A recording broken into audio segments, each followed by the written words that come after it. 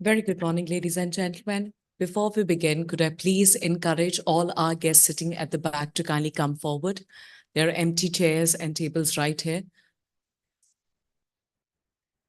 Also requesting everyone to kindly put their mobile phones on silent or vibrate only mode. To our esteemed guests and industry pioneers, a very good morning.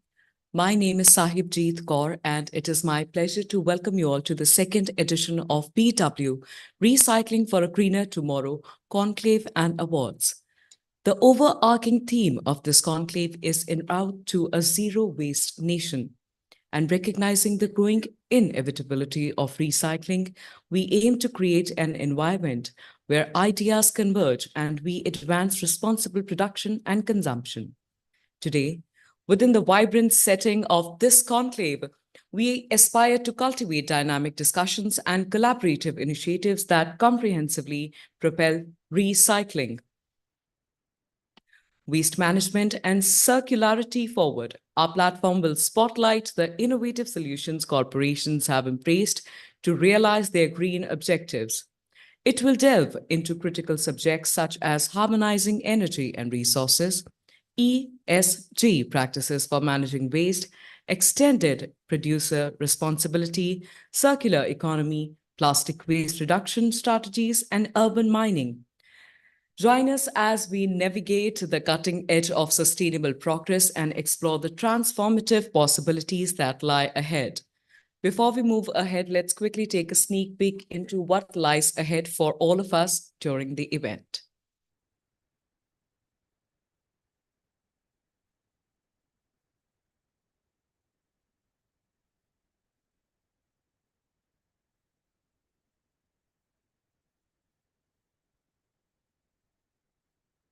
I'd like to be a little bit more clearer. Let's quickly take a look at the AV. And once again, encouraging all our guests sitting at the back. Perhaps this is not a classroom. Let's not be backbenchers for the while. It's time we take the front seat.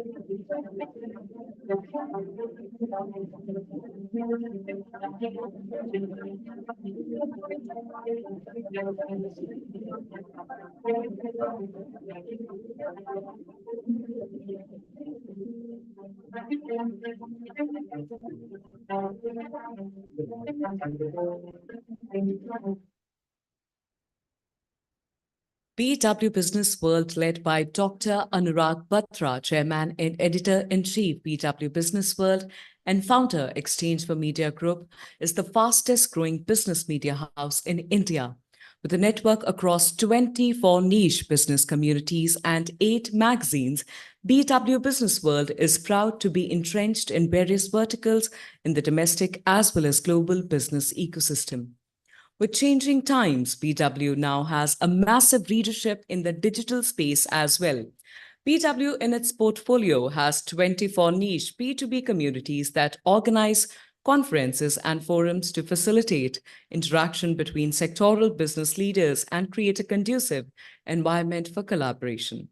Stay updated on development by subscribing to the magazines within the Businessworld Group. Enhance your professional journey for knowledge and insights. Special offers are available for event attendees.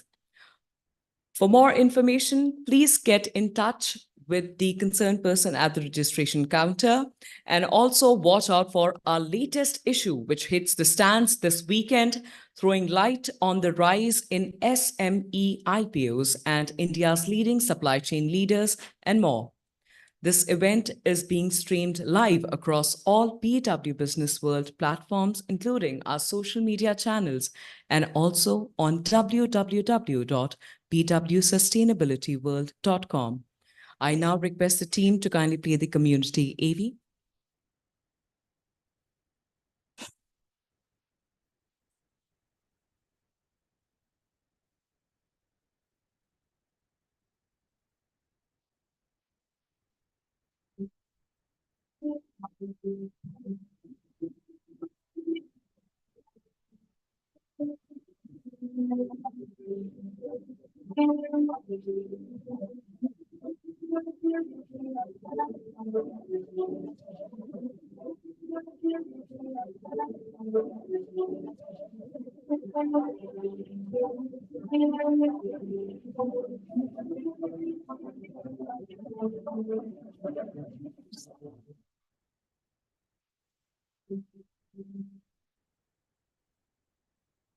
As we commence today's event, I rather encourage everyone to actively participate in the discussions and share their insights throughout the day using the hashtag RFGT and hashtag EcoChangemakers. Before we move forward with the conference, I would like to take a moment and express our deepest gratitude to our partners. Associate Partner, Signature Global. Event Partner, Joy Travels Private Limited.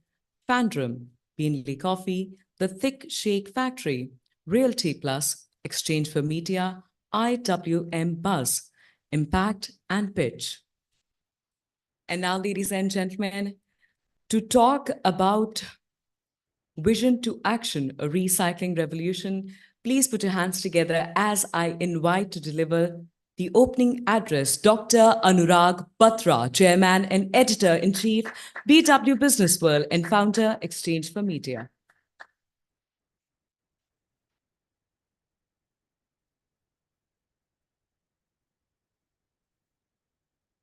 Good morning. It's my honor and privilege to be here at the second edition of the BW Recycling World Summit and Award. This is a young initiative of BW Businessworld. This is the second year. I think we need to put a lot more into this domain to be able to editorially build up this domain and then be able to build a conference or a face-to-face initiative. We did the first initiative. Gauri is there. Gauri was part of the jury both first year and she's part of the jury this year. We did it virtually. And this is the second year. I know that I've seen it with many initiatives. Initiatives grow and they become really big and impactful and they become marquee events. So I'm sure the recycling initiative of Businessworld will also become impactful and big and substantial. The important thing is to keep making progress and to be impactful with whatever we do. Events are like children. They grow up and they do you proud. So I have no doubt that in the third, fourth, fifth years, the recycling initiative, in terms of the number of people participating, the kind of content and impact will grow. I'm not an expert on recycling, but because of what I do read a lot. Because I was coming to the conference, I read a little bit more. And I would rather hear from you. But I just want to say that the climate change is for real. You know that. Like Donald Trump is wrong about a lot of things. He's wrong about climate change also. Climate change is not a hoax. And I just want to say that recycling or the circular economy of which you all are a part and you're trying to make a significant contribution through your own initiatives is an important part in making sure that we are able to be more sustainable, we are able to nurture the planet Earth, and we are able to give back to Mother Earth. It would be a very big statement to say that we will nurture Mother Earth. That Mother Earth is capable of nurturing herself. But the shrinking oceans are a very big cause of worry. As you know, the big mammals in the oceans are able to, absorb the carbon dioxide of the, and really make sure that the carbon dioxide is absorbed and it is better for our planet. coming to recycling, I remember my daughter 5 years back when she was in school, she did a recycling, waste. She was in the Thai Young Entrepreneur competition, and she and her three project mates, or, it was not a company, it was a project, and later on it became a company, did a project in recycling. And I was amazed to see the level of awareness 15, 16-year-olds who were part of her team had, and what they wanted to do with recycling. We know that today, if you have to buy a car, there is a 4-month average wait for certain models. We know what's happening with the air quality. It is about 360, 380 on a given day. If you're green patches, it possibly a little lesser. It is happening because the urban vehicles are going up. Uh, the more I know, the movement to EV is happening, but it's not happening fast enough. I'm going to Dubai tomorrow night to be part of a launch of a company. I'm on the advisory board. It's in the artificial intelligence space, and they do huge amount of computing. They raised $72 million, and they say we've done better than Chat GPT, and they're going to show me the product. They showed it to me 3 weeks back here. But on the back of an AI company is huge computing power, which means huge football fields and that also is an issue with the environment. I'm also involved with a company in the blockchain space, which has its own token, and it operates outside India. And again, when it comes to Bitcoin mining, energy resources are a big issue. So while we are making progress in terms of quantum computing, AI, we're using blockchain to be able to improve businesses and use the efficiencies of blockchain. The resources used by these new advancements and technologies are taking away from the environment. Uh, Also, if you see the stock prices of all consumer goods companies, and there is a rise of D2C brands, look at the amount of packaging material they use.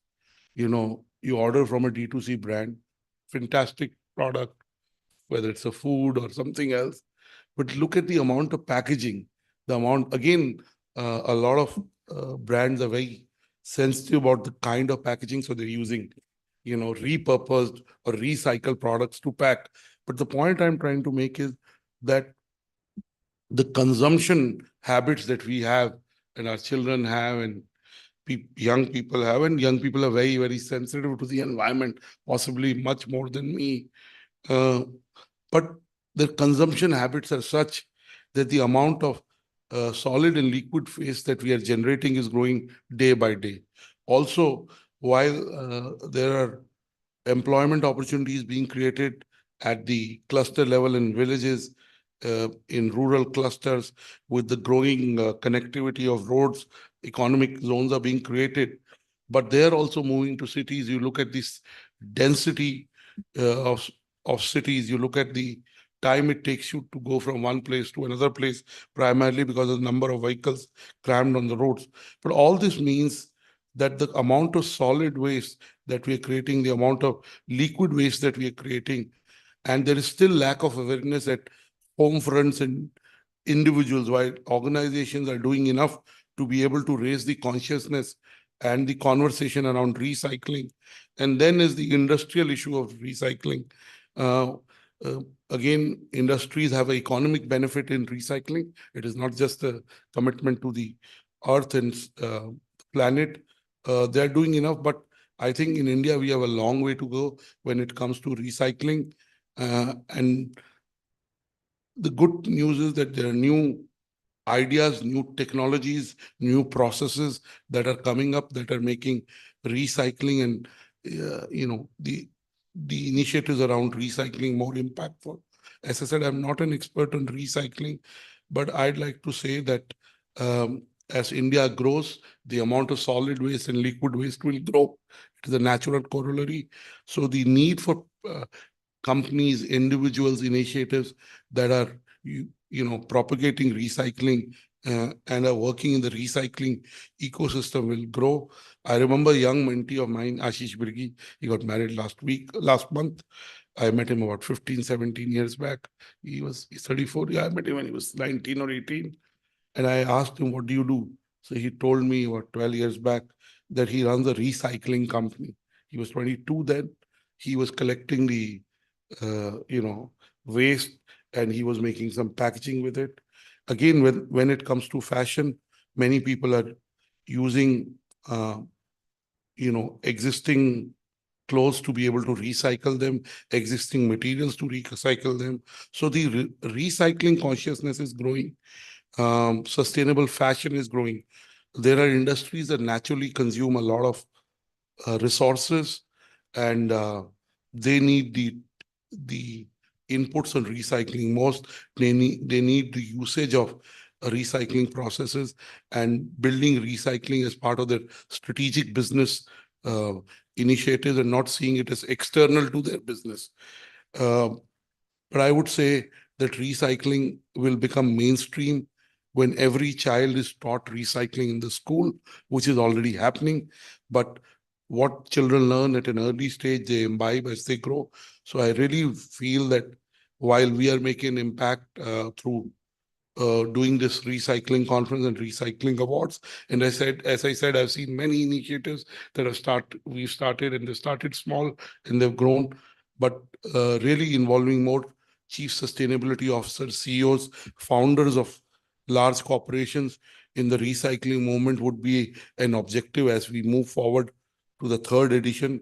And be able to involve them will mean that they will be able to use the thought process of recycling and the ideas and initiatives around recycling to even grow what they are doing, and to be able to help nurture this circular economy and building a sustainable world. I want to end by saying and asking you two questions. One, how many of you sleep more than 8 hours? How many of you sleep less than 8 hours? All of you sleep less than 8. So I'm an exception. I sleep more than 8 hours every night. A lot of people ask me, "Well, how does my high energy come?" Because I don't compromise on my sleep, come what may. And I was 10 minutes late. I apologize for that. I live close by. I slept at about 11:40. I was woken up at 8, and I said, I want to sleep for 20 more minutes. And I did sleep for maybe 40 more minutes. The reason I'm asking this is because as a country, we are low on sleep. Most Indians, a lot of Indians, sleep less than 6 hours. And that's not good for health. So wherever I'm talking about the importance of sleep. And I think, I can do better on movement. I completed my 11,000 steps yesterday. I went for my walk in the morning, and today I didn't go, but I sleep well. There's a book by Matthew Walker called Why We Sleep. There's a YouTube talk. You can watch it. If you watch it, you won't compromise on your sleep. I do my flights according to my sleep. Everything, my sleep has to be between 8 to 9 hours. And there are three fundamental pillars of health. You're all very accomplished individuals, run families, but in the whole hustle bustle of life, sometimes we forget to look after ourselves. Sleep is 60% of the foundational pillar of health. Then is nutrition, what you eat, and then is movement, whether it's exercise, yoga, walking, Pilates, whatever you do. But sleep is the most important. So really, I keep talking about this friend of mine who was the MD of SAP 12 years back. He was about 40. He's thin guy, really thin guy, short guy. Used to go to the gym for 2 hours, but used to sleep 4.5 hours on an average. He died one day of heart attack, right? Young guy. Nobody would call him unfit. Huh? Yes. Sad. Manu was still, he was less than 40. Mr. Ranjan Das was less than 40. So, all I'm trying to tell you is sleep more. It is very important. And the last thing is kindness. We all want to do well in life. We are compromising on some things to be able to contribute in some other area. But be kind to yourself. Uh, there is an Israeli, I have a presentation today, I'm not using that, who in 2012 was at the base camp of the Mount Everest. And then he started climbing up. He was very close to the Mount Everest. On the way, he encountered two of his friends who had started the climb with him. One dead, one almost in a bad condition. So he had a choice either to become the youngest Israeli to climb the Mount Everest or to be able to save his friend's life. Guess what he did? He saved his friend's life. He didn't become the youngest Israeli. Eventually, he climbed Mount Annapurna and so on and so forth. But really, he chose to do the right thing by saving a life in a world where we all want to get ahead. And there's nothing wrong in getting ahead. If you do good work, you will get ahead. If you're focused, disciplined, you will get ahead. And getting ahead by the right means is not wrong. So being ambitious is not wrong. But the fact is that we've become too me. Leaders have become too me. Everyone is too much of me.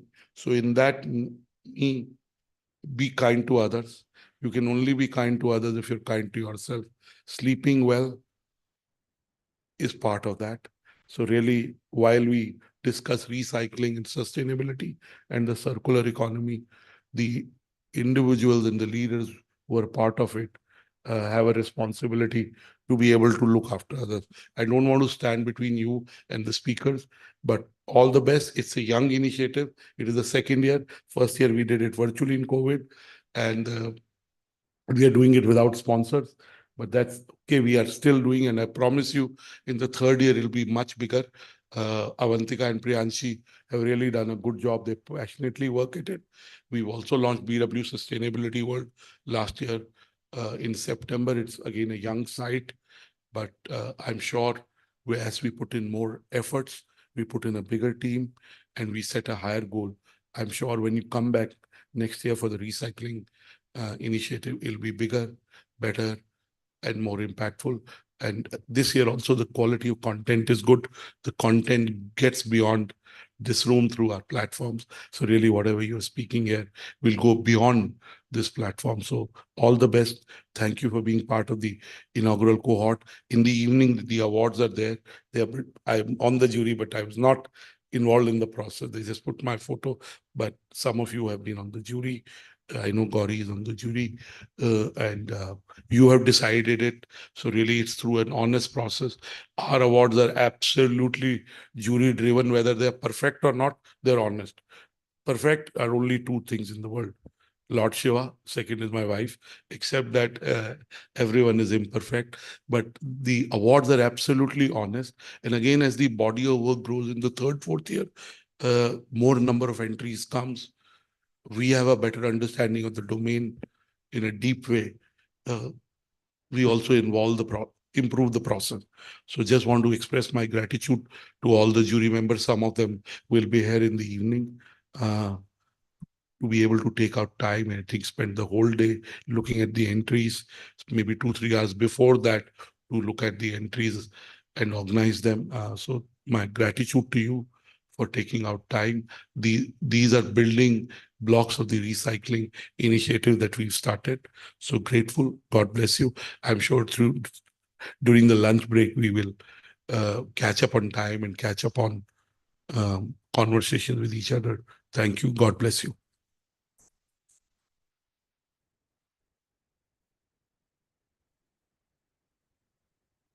Thank you, Dr. Batra. This brings us to the first panel discussion of the day. ESG in waste management, aligning environmental, social, and governance practices. Ladies and gentlemen, I must encourage everybody to offer their loudest round of applause as we welcome the panelists. Please give it up for session chair Gauri Sareen, founder, Making Model, Gurugram, Bhumija, and Living Without Medicine. Let's welcome Avinash Kumar, Executive Director, Earth Hood Services. Joining us virtually is B.K. Soni, CMD, Eco Recycling. Please welcome Varun Chopra, Executive Chairman, Gemini Equipment and Rentals, with a round of applause, of course. And completing the panel, let's give it up for Gayatri Chauhan, Founder and CEO, Bus on Earth.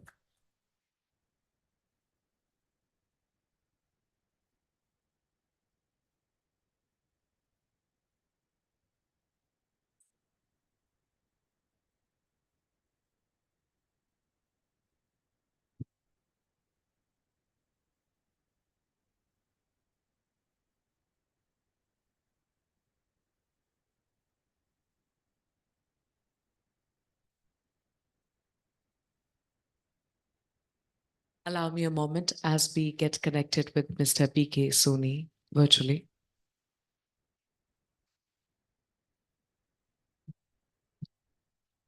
Yes. Please continue.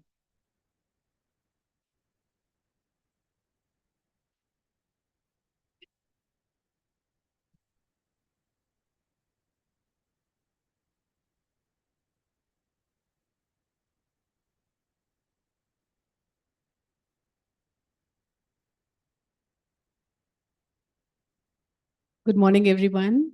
It's a pleasure and honor to be here. And it's especially a pleasure and honor because one is always so enthused about an area which is affecting each of us in a very significant way today. Anurag talked about sleep, and health does affect us. Health and wellness, last 4 years, I think it's really grown as a huge area.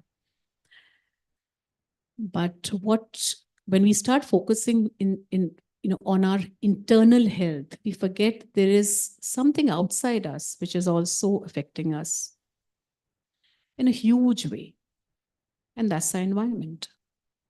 So while we can take care of our internal health, we are in control of that internal health. To some extent, we're in control of what we eat, how we sleep, how we physically exercise, and how we keep ourselves stress-free. But are we really in control of what's happening outside us?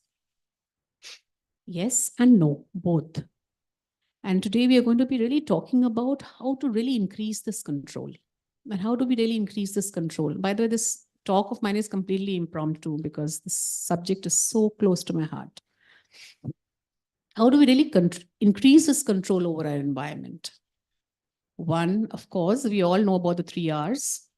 One is, of course, by reducing consumption, doing more responsible consumption. Second is reusing. And third is recycling. There are several other R's now. I'm sure you know about them. But these are the three, mantras which were given almost about 2 decades ago. Where are we on these mantras? And, Anurag, my request to you would also be that, while we call this recycling for a greener future, I loved we were having this conversation yesterday with the panelists, and I loved what Avinash also mentioned. And BK, you remember we also talked about responsible consumerism. Yeah. I think the time has come for us to not just talk about recycling. It was a great buzzword about two decades ago. It still is extremely relevant and very important today. But we definitely need to keep emphasizing back into reduction and reuse. So somehow, I don't know how you're going to add the 2 R's here, but please do add those 2 R's because the world has started accepting that recycling is okay, right? And I loved again one sentence which was said yesterday, which is that there was a time when too much development led to climate change issues. And now it's climate change, which is, affecting development in a huge way. So till we really incorporate the first 2 R's, recycling itself is like a crippled, dog, if I may so. So just a couple of quotes which I felt, are relevant for us to share. And, every time I open Google, I keep getting shocked. So I thought it's good to always start with a shocker. 100 companies in the world today are responsible for more than 90% of all global plastic waste. According to a new research from the Plastic Waste Makers Index. And 20 of those companies are responsible for a whopping 55% of the world's plastic waste. And if this is not shocking us, then I'm not sure much more will. What it does to us, we all know already because it's all over the place. The good thing is that India is moving forward now. We are moving forward on our net zero goals. The first time we actually talked about was in 2013, when the Companies Act introduced one of the first ESG disclosure requirements for companies. Section 134M mandates companies to include a report by their board of directors on conservation of energy along with annual financial statement, right? And the latest development is from 1st October 2024, an ESG scheme will be required to invest at least 65% of its AUM in companies which are reporting on comprehensive BRSR. Now, what is BRSR? To make it very simple, I mean, the long form, business responsibility, sustainability reporting. So we are now getting serious because this reporting framework for the top 1,000 listed companies in India is actually mandated. So we are now moving to a space where we're not only talking about individual responsibility, we are not talking about city responsibility. I'm already, very, very active in the city front. We have developed one of the first urban forests in Gurgaon, in the middle of the city, where the temperatures actually fall below 4 degrees. If you walk in, even in the middle of summer, and you are at 40 degrees, you actually experience not more than 35, 36 degrees there. So that's happened. I mean, you can see that happening in front of us. You see a lot of initiatives being taken at the residential level in terms of segregating of waste and all of that. Not enough, but yes, those initiatives are being taken. They're policy level initiatives being now considered. But what are we doing at the industry level, which are the real producers of all this waste? So are we introducing each of the speakers? Are we going to, yeah, you all are going to introduce yourselves? Okay, great. So I have 3 wonderful panelists here. One is Avinash, second is Varun Chopra, and Gayatri Chauhan. And then we also have online Mr. BK Soni. I think he's visible at the back right here. I'm going to, first of all, ask them to introduce about themselves. It's a very eclectic panel, very diverse, and what they're bringing to the table is really worth learning from. So Avinash, over to you. Yeah, hi. Very good morning to everyone. I am Avinash, Executive Director and Partner with Earthwood. This is my own startup, almost 10 years old, and we work in the space. We are the world's leading carbon validation company, and we used to work in ESG advisory and assurance. When I say carbon validation, we used to validate the projects which can generate the carbon credits. Last year, we received the world's best verification company in the carbon validation by the Environmental Finance Singapore. And we work in more than 65 plus countries. And in last 10 years, we have executed more than 2,800 projects, mostly in Europe and Latin America. Thanks to Gauri, and I think Dr. Batra also said, some very few critical points on climate change, sleep, and ESG. So the touching upon, should I continue? So maybe I can ask the first question, Yeah. and then we go on like this. So you've seen his background. It is in an area which is now a very critical area, which is ESG advisory and also carbon credit. So my first question to you is that can you explain to the audience, and for our better and deeper understanding, how is ESG working today globally and in India? Is it being taken seriously? We have a whole regulatory framework around ESG now. Where do you see us at this point of time, Avinash? Okay, so ESG in recent years, it has gained a lot of momentum, especially I think post Paris Agreement. And when India made a commitment, not only India, but all the countries made a commitment in UN that they will set a net zero target to become 2050 or 2070 or 2060. India has a commitment to become net zero by 2070, and most of the Europe 2050, and some GCC countries 2060. Although it's not a new term. It's in market from almost early 2000, like the environmental, social governance practices. But nowadays it has gained a momentum, and every country they have made a law that ESG report is a mandatory. In India, SEBI has also made a law that top 1,000 listed companies in terms of market capitalization, they will have to report their environmental social compliance as per BRSR. And now for 250, the assurance is also mandatory. Now, when we talk about this ESG, environment components touch upon, talks about the greenhouse gases, biodiversity, climate change, water, waste. And social components touch upon social practices, health and safety, how inclusivity, diversity. Then governance about the transparency in reporting, top-down approach, the governance structure of a company. In terms of a circular economy or in terms of waste management, ESG play a key role.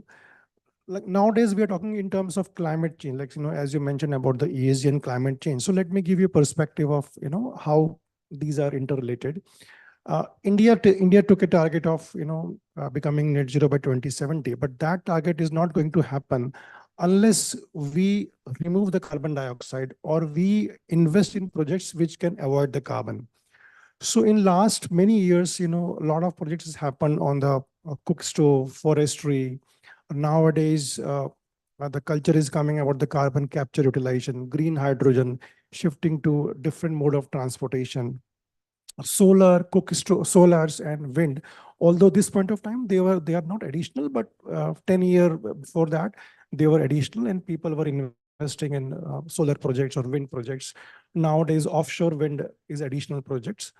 So in terms of carbon credits, so the project which can either remove the carbon dioxide from the atmosphere or which can avoid the carbon dioxide, they are eligible to get the carbon credits.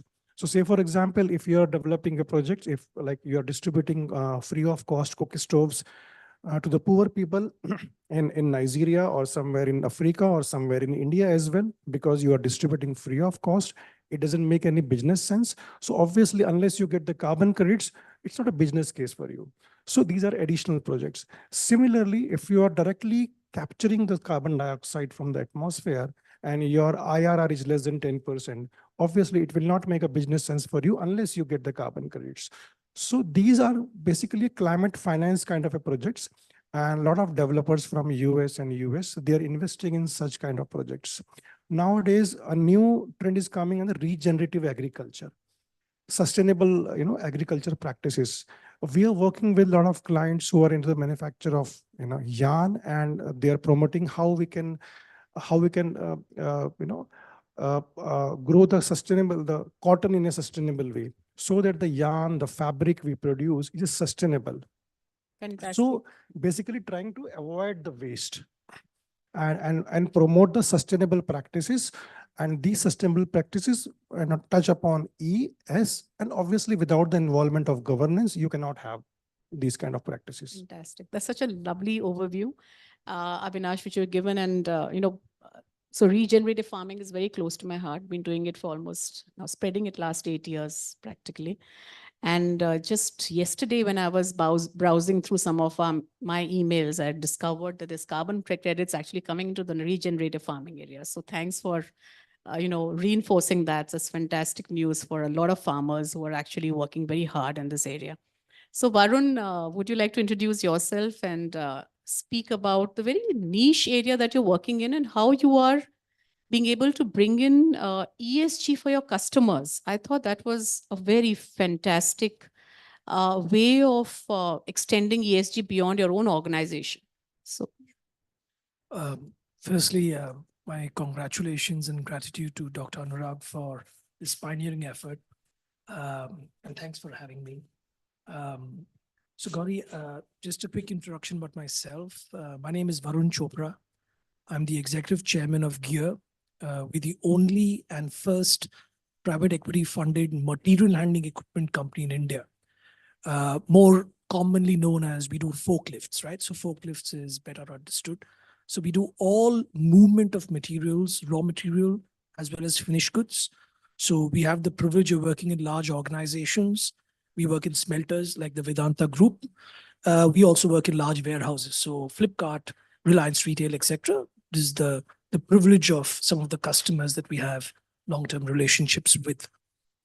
Forklift cemeteries are fairly innocuous looking equipments, but when they don't work, raw material and finished good movement stops and business stops. So it's a critical cog in the wheel.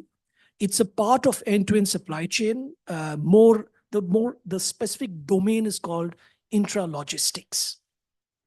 We have about 1,150 plus employees, and it gives me great pride to share that 900 plus Gauri are my forklift and MHE operators. We keep them on our rolls.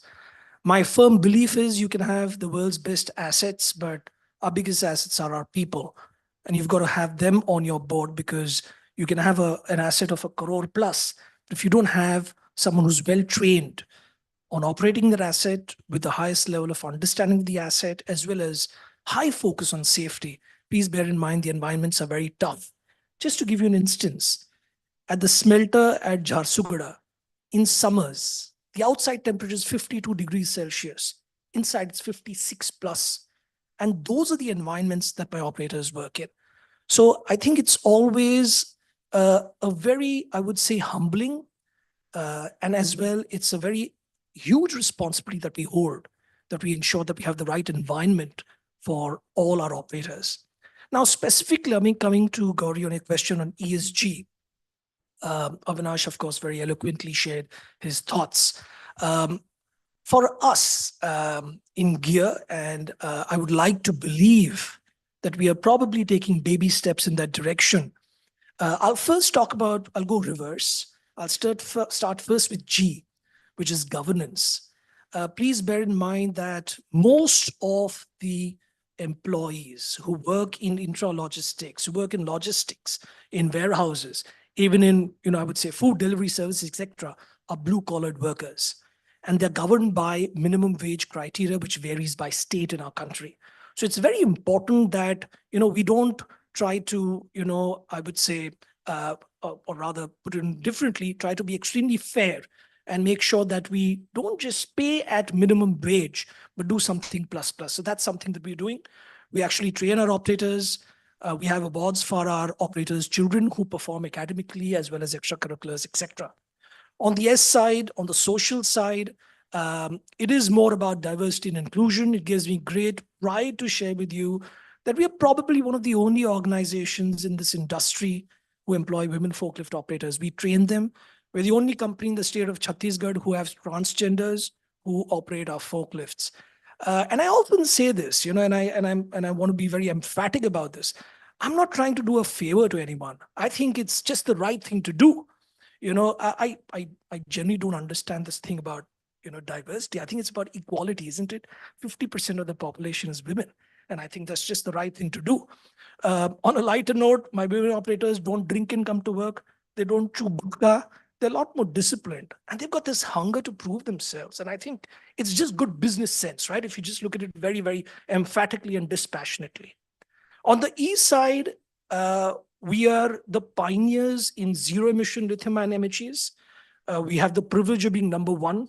We've deployed 900 plus assets, ranging from very simple equipment, which is e-HPTs, e-hand pallet trucks, right up to going to a 10-ton lithium-ion forklift, the first in the history of India, which we've deployed at Vedanta Jharsuguda. In the next 2 months, we'll be deploying the first kind of VNAs. These are the highest and most technologically advanced, very narrow aisle trucks at one of our leading automobile customers. Again, these are lithium-ion. So these are zero emission, and I think that's the key point. As to how do you drive the context, these are much more expensive assets, but we have a way of engaging with our customers to show how it makes economic sense to engage with these assets. That's fantastic. That's absolutely fantastic. You've really touched a different angle. We were talking about ESG advisory here, and then you're talking about actually bringing it to your customers in a sustainable manner. So I'm now going to turn to BK Soni here, who's online with us. And BK has the accomplishment of running one of the largest, please correct me, BK, BK Soni here, largest e-waste recycling company. And it is, if I'm not mistaken, again, the number one listed company in this space in the Bombay Stock Exchange. So first of all, congratulations. It's wonderful that recycling is really come of age, and what you're doing in terms of scalability is absolutely fantastic. So BK, over to you. Want to understand from you, what exactly are you doing in the e-waste space? What does your company do, which is a unique proposition for its customers? And how does what you're doing, yesterday we were having a conversation of mining versus recycling. And I think that's something which the audience may want to understand, that how do your organization use ESG to really redefine how recycling should be done versus mining, which is still being done in the unorganized sector. So over to you, Vike. Thank you so much. It's a pleasure to be here, and good morning, everybody. Thanks, BW, for inviting me to speak on this occasion. One more feature you can add to me is that I can be safely blamed to start this industry in India. As simple as that. So we started the journey almost 19 years before, in 2005, as the first e-waste recycling company, and was first registered and authorized e-waste recycling company by the authorities. So it's a very long journey. We are a listed company, as you mentioned. Yes, we are the only listed company in the segment of e-waste management on the BSE. So what we do is we recycle the electrical and electronic equipment, medical equipment, lamps, fused lamps, all these items we recycle at our end to recover different commodities out of this, primarily metals, plastic, and glass, and which is being redeployed for the remanufacturing of the either the same product or the different products out of the same. So this is what we do. And as far as the industry is concerned, it is about 4 million metric ton of industry size today, which is 40 lakh tons. So that is the available material as an urban mine or on the surface. We need not to go deeper into the mines to get that 4 million metric ton of material into the mines to reproduce, versus we can utilize the recycled material to redeploy for the manufacturing purpose. As far as ESG is concerned, so in any case, recycling is environment friendly, more environment friendly than probably the mining. This is one significant difference between the two. As far as the social is concerned, obviously it is being done in an informal manner today. Before 2005, almost 100% was done by the informal sector. Gradually it is reducing, and thanks to the regulation is e-waste management rules, which is primarily around EPR, Extended Producer's Responsibility, which is based on the principle of environment protection responsibility. And today about 4 million metric ton, which is worth about $4 billion to $5 billion. And if the producers decides to spend just 1% of their sales value, which is about $375 billion worth of electronic they are selling in India every year, if they just decide to deploy 1%, that is $3.75 billion for collection to recycling and disposal of hazardous waste, believe me or not, we can achieve 100% success in this area over a period of time. With, of course, self-governance is one more important last element of the ESG. Thank you so much. Thank you, BK. That's very the kind of figures which you're talking about. They're phenomenal, and this is really the kind of scales we need to be focusing on in the years to come. We will come to the challenges later, because they are obviously challenges in making this happen, so to speak, but we'll come to that the next. So I have Gayatri Chauhan here from Buzz on Earth. And Buzz on Earth is a sustainability hub which looks at 4 broad areas. I will, of course, let her explain about Buzz on Earth. She's doing some really cutting-edge work, again, in the space of ESG and sustainability across organizations and sectors. So, Gayatri, over to you. She has a lot of accolades behind her. So do touch upon that too, Gayatri. Thank you, Gauri. A very warm welcome to everyone here, and thank you, Business World, for the invitation. It's my, privilege to be here among you all and share some of the work that we have done. And of course, recycling and waste management is one of the most important topics to be touched upon in today's day and age because of the rapid pace at which we are all growing and the urbanization which has become the talk of the town, and almost every single nation in the world wants to actually live the kind of life the America has. The same journey is being traversed all over again. So it's important for us to ensure that we do not repeat the same method of development which was taken up by the West. So it's important that we are really conscious of that, and we do write our own script of development. So just to give you a bit of introduction, I run these two organizations called Buzz on Earth and Gaia the Earth Foundation. Buzz on Earth is a sustainability hub, as Gauri mentioned, and we focus on helping corporates on converting their aspirations on sustainability into action.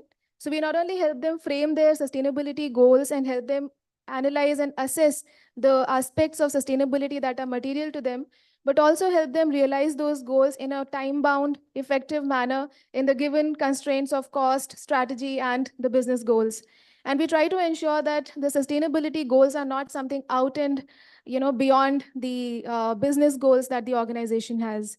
That is one thing we do. Apart from that, we also have specific programs under the realms of innovation, regeneration, and youth, which I personally really believe that these are the three areas that have not been tapped into much.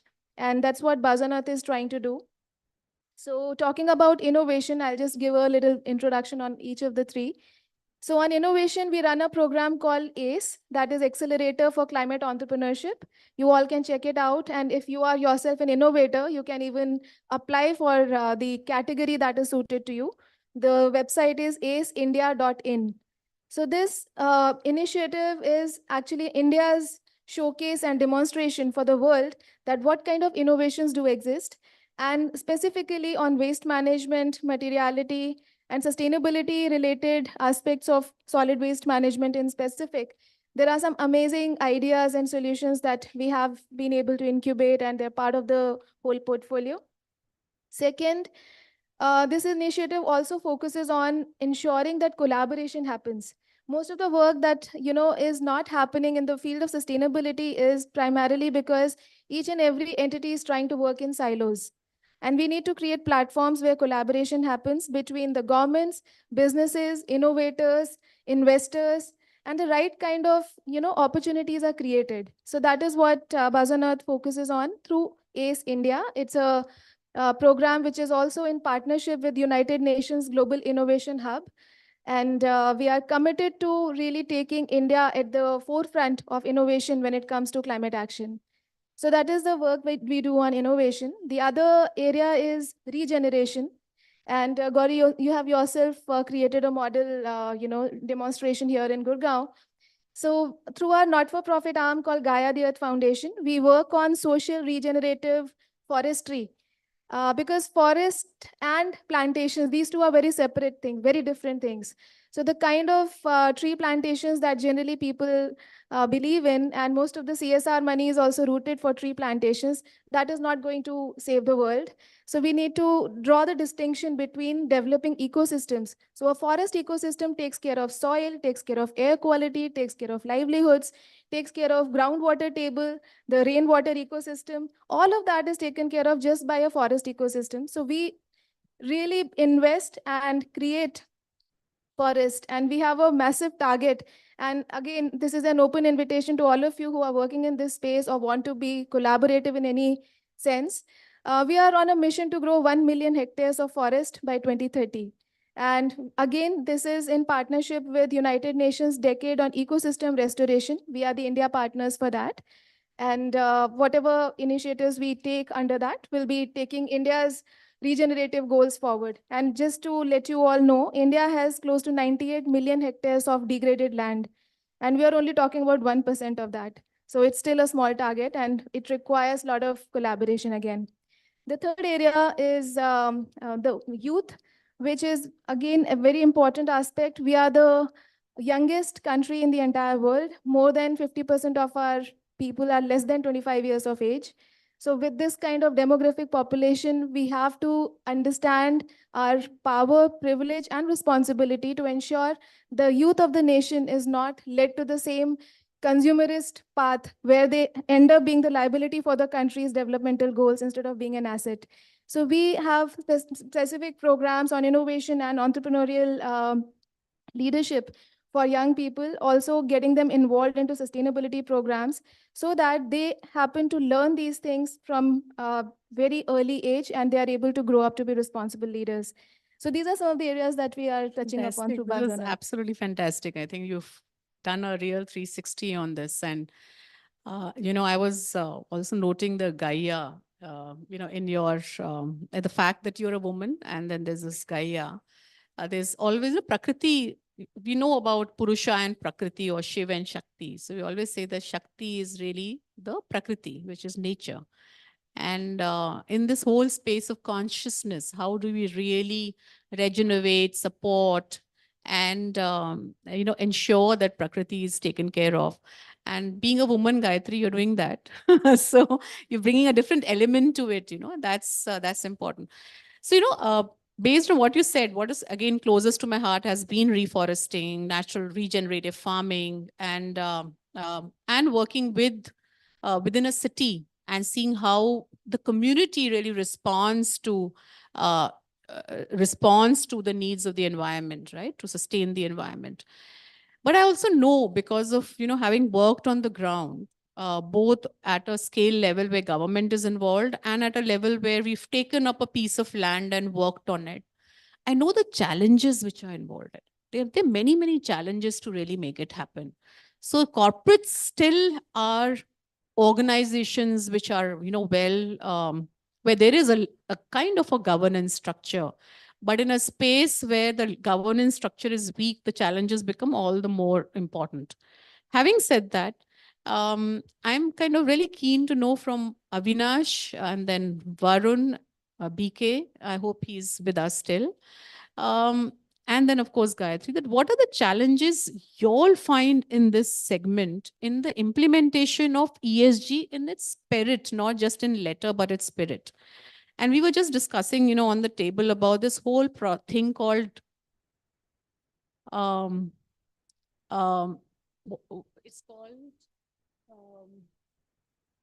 when you are going on the wrong track, so to speak. So, for example, the whole carbon credit business, right? The whole investment in carbon credit. It's a huge investment. I mean, when you talk about climate change, capital coming into, climate change area, it's a huge area really. And I think it's still evolving. But there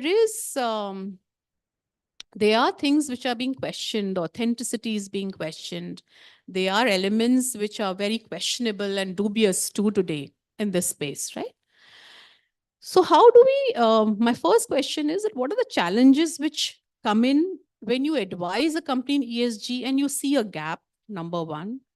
Two is, what are the trends? Are there certain industries which are catching on to ESG better, where say the whole carbon credit trading is working out more authentically?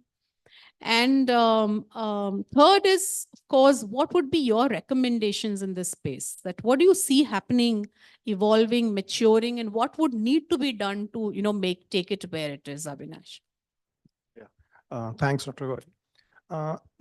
So there are challenges, yes, of course, in terms of ESG, because I travel a lot, and based on the kind of project we are doing across the world and the work we have done in last 10 years or so, I think biggest challenge in terms of implementing ESG or implementing net zero or in terms of carbon credits, the awareness. Obviously, CapEx is also a challenge, but that comes secondary. Once you have a sufficient knowledge or sufficient awareness, of what should I do and why should I do? So once that is sorted, obviously the second thing is about the CapEx. Now in India, most of the greenhouse gas emissions, they comes from the scope 3 side, or close to 70% emissions comes from this side. And the problem is that all these big shots, big companies, you name any company from Tata, Mahindra, and all these Reliance, Adanis, they have taken net zero commitment, they have taken ESG commitment even before the SEBI made them mandatory. You know, they have a lot of funds and they want to do it anyway. But their upstream side suppliers, they still hesitate to take the commitments because they according to them, because based on my experience and I have my discussion with them, they say that we struggle in paying GST. How can we think about decarbonization? Yes, we are happy to do that if the government can incentivize us, or our buyers, they can give us some sort of funds. They're happy to do that. Now, coming back to the carbon credits, there are a lot of sectors who are getting carbon credits, like in the waste, because the topic about the waste and circular economy, companies like Biofuels Private Limited, companies like Biogas, Ramkey, they have diverted a lot of municipal solid waste from the landfill, and they are developing projects, waste to energy project. Even in Gazipur, ILFS has gained the carbon credits. So a lot of these, Ramkey, biogas, biofuels, they are getting a lot of carbon credits by developing a waste to energy projects.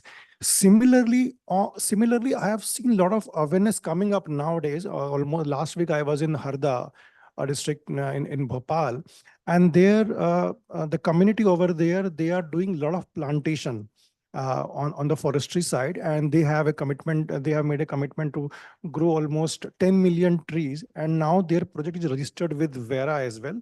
So there's a famous tagline over there. The name of the NGO, I'm just forgetting the name of the NGO, and their tagline is that "Tum mujhe bed do, main tumhe ped dunga." So farmers, Bhopal, Harda. So they have a community program, and the bed of the khet and farm. So every farmers, they are going to every farmers and they're saying that you please give us your bed, and we will plant a tree on that particular bed. The only purpose, the only role you will have to play is that just make sure that nobody destroy those beds. No animal, or just nurture them for 3-4 years, and once they achieve some momentum, then they will self-sustainable growth. So with that sort of efforts, they're going to plant on 10 million trees. So nowadays, a lot of knowledge is coming up, but for a country like India, it will take some more time. On the other side of challenge, as I mentioned, the awareness. If the mainstream buyers, mainstream companies, they can take the onus on themselves, they can take the responsibility that we will fund our upstream side suppliers. We will give them some advance money so that they can set the decarbonization approach. They can, whether they achieve the carbon credits or not, that's a different thing altogether, but at least they play some role in the decarbonization, which is the important part of the E, S, and G. Because I have seen companies like Tata, they are hiring a lot of transgenders, they are hiring a lot of veterans. I have seen the store like Karoma. So a lot of the companies, these are propagating this kind of a culture. So ESG is coming to the practice, but yes, still long way to go for a country like India. And what I want is that from mainstream clients to the upstream side suppliers or MSME sector, if they can increase their awareness, they can come forward, they can openly talk to their buyers that yes, we are ready to move forward, we need some funds. I think the speed will be Good. I think good. you mentioned MSME. That's another big area. But I was very keen for you to share, and since we are specifically focusing on the E of ESG right now, and even more specifically on the waste aspect. So would be very keen to know from you whether you have examples of companies that you consult which are doing a great job when it comes to the E of waste recycling, and we're doing a better job in that. So any examples which you would like to share? That's number one. And two is, are there any trends worldwide on a industry basis that this is the industry where really the practices are not just evolved, but they've matured? Just a couple of short example I can give. We are working with a company, a Vardhman Group in Punjab. So what they have started is that instead of using the fresh cotton, they are buying the recycled cotton from the market, and they're using them to for the yarn manufacturing process. So initially, they asked us to conduct a study of a life cycle analysis on the basis of LCA, how much greenhouse gas emissions or how much embodied energy or embodied carbon it will save if we, instead of using a fresh cotton, we use the recycled cotton. So this way, this is a good example how the company is, going forward on the responsible consumption. On the market trend, there are like banking sectors and the renewable energy sectors. Their speed in terms of ESG is more, and I think beyond that, the manufacturing sector is also coming forward. I think in the next 1 year or next 3 years, I see a health sector is also coming up very fast on promoting E, S, and G. And because nowadays, after the carbon border tax, launched by European Union, the 6 sectors: cement, steel, fertilizer, aluminum, hydrogen, and electricity. These sectors are anyway, because it now has become mandatory for them. So they are, gaining a track on developing a ESG framework. So I think these sectors and some more sectors on the banking plus the renewable energy sectors, they are the good hotspots working on the ESG side. And I gave the example of, Vardhman. I think similar kind of example, a lot of other companies are also coming up in different So sectors. very hopeful on this. I mean, you sound very hopeful. And I think the regulatory framework is actually supporting this. But the word I was looking for at that time was greenwashing. And we see that greenwashing is become the trend. Worldwide, today, the carbon credit market is being discredited because of something called greenwashing. And how do we really ensure that the carbon credit market is actually a market that doesn't really fall apart? Any quick word on this before we move to Varun and then to BK and Gayatri? Yeah, so unfortunately, obviously greenwashing is there because we do a lot of validation on carbon credits project. The problem comes when in case of cook stove projects or RED Plus projects. RED Plus is basically you are preserving or conserving the already forest which is already existed.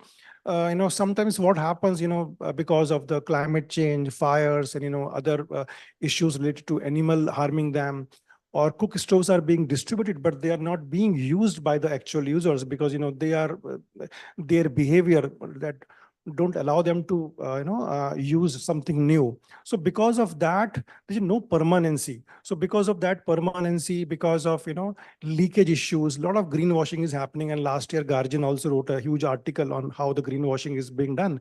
Because, when you estimate the carbon credits, that, we have distributed 1 lakh cook stove or, 1 million cook stove. But out of those 1 million cook stoves, how many are being utilized on the real-time basis?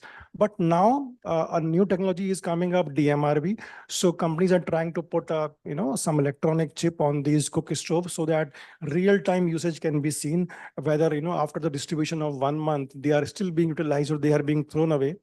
So even the same is coming up in the forestry also. We will be putting a chip and we can see the real-time growth of the forest. Great. So Varun, in a very short, maybe in a minute or two, if you can just give one specific challenge that you face in implementing ESG for your clients, and E, of course, in particular. And 2 is, what would you recommend to any of the stakeholders? I think first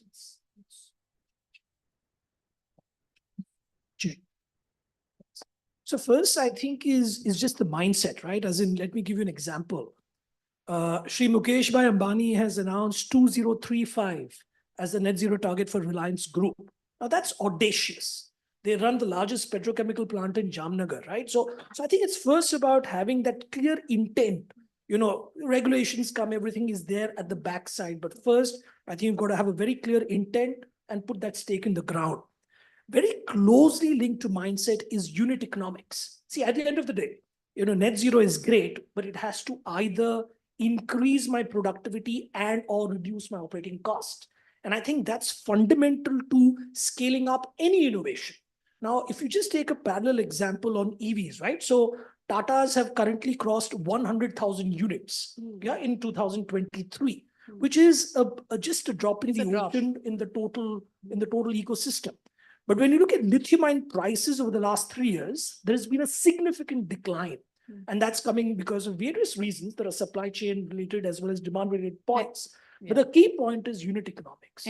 Fantastic. I think the takeaway for me is that yes, the operating cost needs to be seen by the company, And if it can, and so we're talking about sustainability in a sense of that entire process. absolutely. And that can only happen if operating costs in the long term are seen to be coming down. And if I can very quickly make this point, please. One has to look at total cost of ownership versus just acquisition cost. So when you do a TCO is where you look at the lifetime of the asset, whether it's a passenger vehicle, it's a commercial vehicle or a material handling equipment. And I think that's the trick, right? You've got to demonstrate operating cost benefits to end customers to actually get this done. Sure, that's wonderful. And BK, over to you now. Is BK still there with us? Yeah, I'm there. BK Soni ji hai hamare saath? Yeah, I'm there. Hello.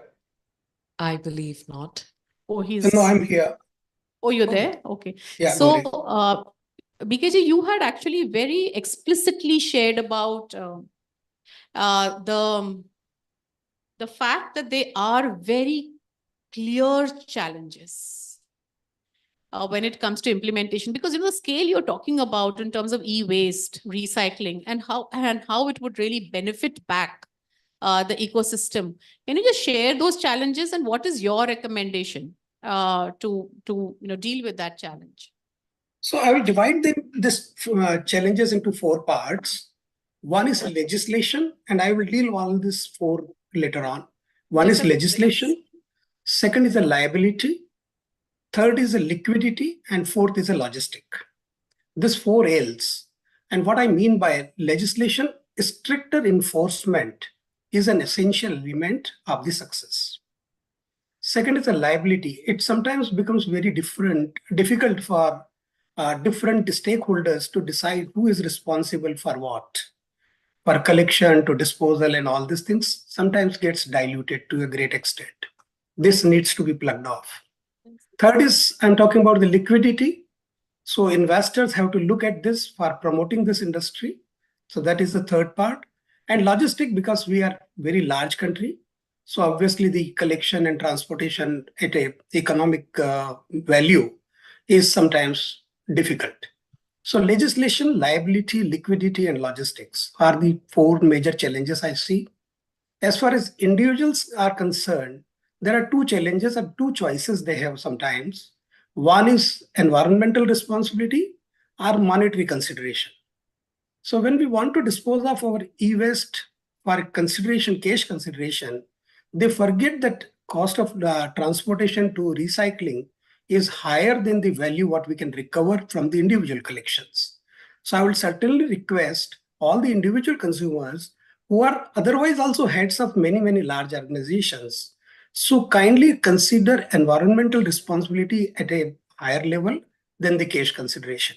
Excellent. So we started for the benefit of these individuals, we started a mobile application in the name of Book My Junk, which has been admired by the Prime Minister himself in his Mann Ki Baat last year in January. So I will appeal to all the individual consumers to kindly come forward and avail of these services. This is called Book My Junk. Yes. You might want to, spread it. It is an app which is being spread by Modi ji, and basically the idea is to promote individuals to become more responsible in ensuring that it goes to the right recycler. Absolutely. Recycling cycle rather than going into the mining cycle. I think yesterday you were explaining beautifully about how the mining which happens in the unorganized sector, that is actually bringing carbon back into the cycle. So, it's far more harmful. So just in order to make some cash out of it, we are really, harming the environment back again. So thanks, BK. I think that's very well taken. And we hope that at the public awareness level and also at the policy level, maybe the government needs to bring this forth. Thank you so much. Gayatri, over to you. My questions to you really are again, what are the challenges? You worked with several organizations, I'm presuming.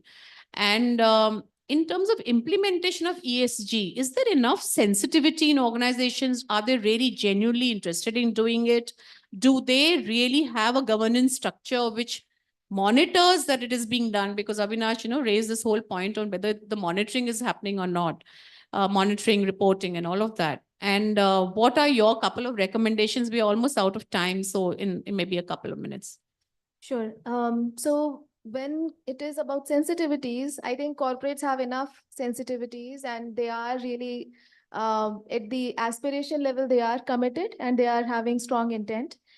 Of course, some of them do not, and that is where greenwashing happens, where it is all about creating a PR and branding, propaganda. So I'm not talking about those corporates, but then rest of them, including those that are not yet listed, there is a very clear intent. We are already working with some of the organizations that are not listed, but are preparing themselves from now itself to be GRI report ready, So that kind of intent is there and that commitment does exist. The challenges where we see most of the problems arise, of course, awareness is the most important one, because even those who are aware about the climate change as a problem do not know what I'm supposed to do.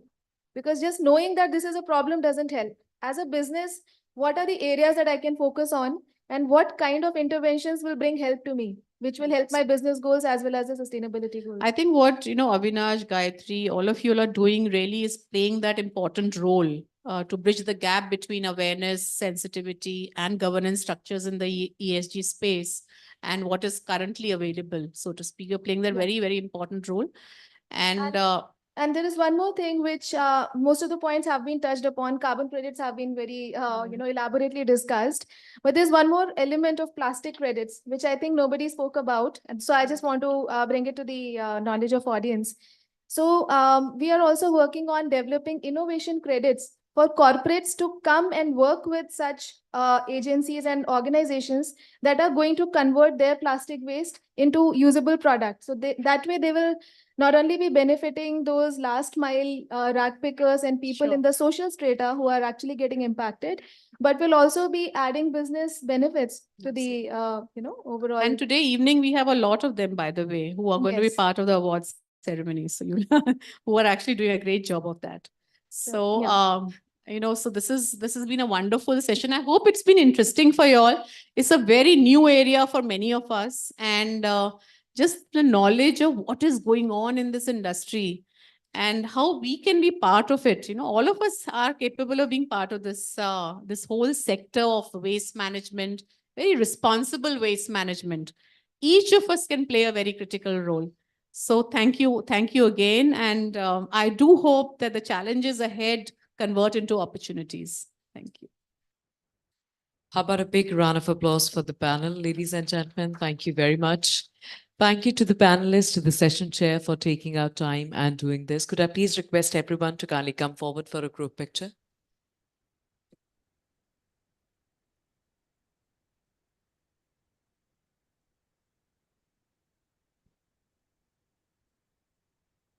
I think there's enough space. Yes.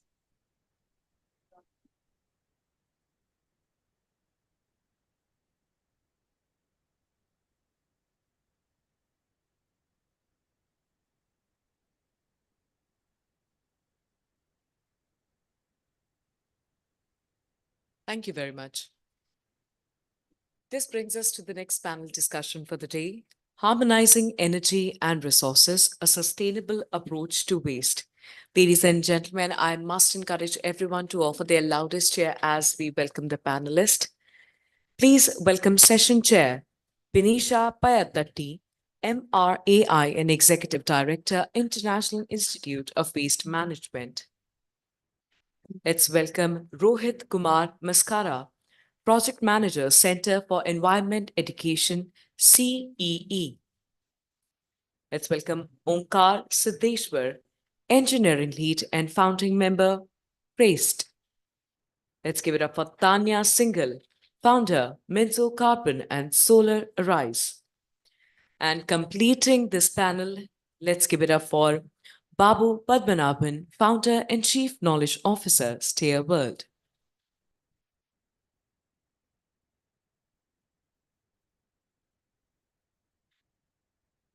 Now, before we start, there are two advantages of clapping. One is energy, and the second is it prompts blood circulation, helps you focus better. So how about a quick round of applause before we start with the next panel discussion? Thank you. Over to you.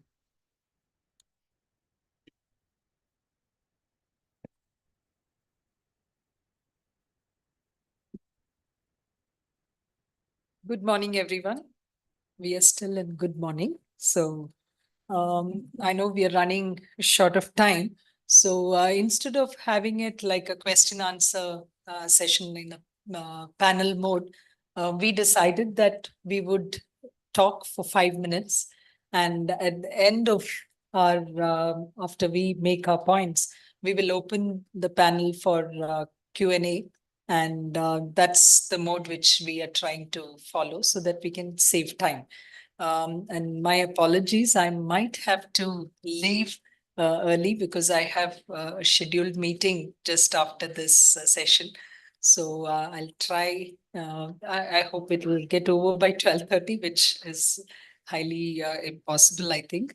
But however, the panelists are here.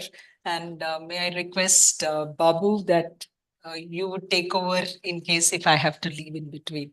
So thank you. And I should thank the organizers here for this opportunity because we have some real stalwarts here in this field. I have been working in waste management for the past 28 years. So it's really nice to see that, you know, we have so many people in this field now. So with that note, let me get into the session, the topic. Namaste and good morning to all of you.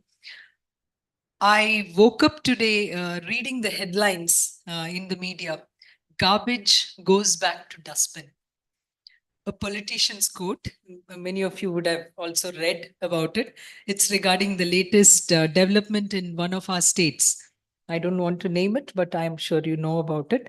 What is the missing point here is the reference to recycling and circular economy. So I hope the party takes a cue on this. Anyway, politics aside, let me narrate two stories to all of you in the context of recycling world. The first one is of plastic recycling. So to make 1 ton of PET plastic bottle, energy expended is 30,000 megajoules, which includes calculations from the formation of enthalpy of polyethylene from naphtha, transportation, packaging, etc. Once it reaches the customer, that is you and me, and we discard it, then bringing it back to a PET bottle manufacturer, which we now call it as circular economy. The story is it saves 21,000 megajoules, which is 70% less energy. But this does not include, that is in the recycling sector, it does not include transportation, packaging, and other resources which are being spent. So that is the reason why in Western countries, the logistics and the manpower costs, which are very high there, recycling is not economically sustainable. However, in countries like India, wherein manpower costs and a decentralized approach is existing, this becomes profitable. To make it more sustainable, we have to add a cost to take care of the environment and the health impacts. I mean, that's what we need to do. Even after taking care of these trade-offs, an educated guess is that circular economy of PET bottle recycling, that is cradle to cradle approach, is about 30% less energy consumed. So this story can be repeated at least 3 to 4 times when it comes to the PET bottle recycling, whereas up to 10 times if it is downcycled, because in circular economy, it has to go back to making the bottles itself and not a bucket or a toothbrush or whatever. Now, but the story is not the same for other plastics, especially when it comes to single-use plastics. Now, let's go to the second scenario, which I would like to highlight is about e-waste recycling, a very high-tech centralized formal e-waste recycling unit with state-of-the-art crushing and sorting facility will save only 5% of energy, which does not include collection and transportation of the e-waste, which means it is energy negative. However, we are not including the resource recovery part of this exercise here. We are running out of rare earth metals, all of us know, and other precious metal resources. And we are now also looking towards Mars and Moon to fill this gap. However, the scenario is different when we look at less technology dependent manual dismantling methods, which is labor intensive. This makes it 60 to 70% more efficient, both energy wise and resource wise. This is the reason why our informal sector is thriving in almost all the recycling sector. However, here we need to be cautious about the health impacts and also the environmental impacts. This is the reason why most of the developed countries are weaponizing the metal resources. We have seen this happen even when we had this war between Russia and Ukraine. And also for the strategic development of a country, it is important to recover the rare earth and the precious metal resources. Here, the most important aspect to be taken care of is that we need to keep in mind what is the need of the society. That's the reason why when we draw parallels, we had people moving away from kerosene as an energy fuel, which was then transferred.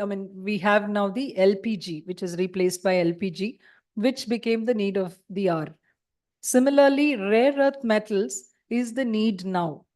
So harmonizing with this need, if there is no need, then what happens is it is only environmental cost. And that's the reason why we see hazardous waste, which is being landfilled. And there it is only the cost of landfilling, that is environmental cost.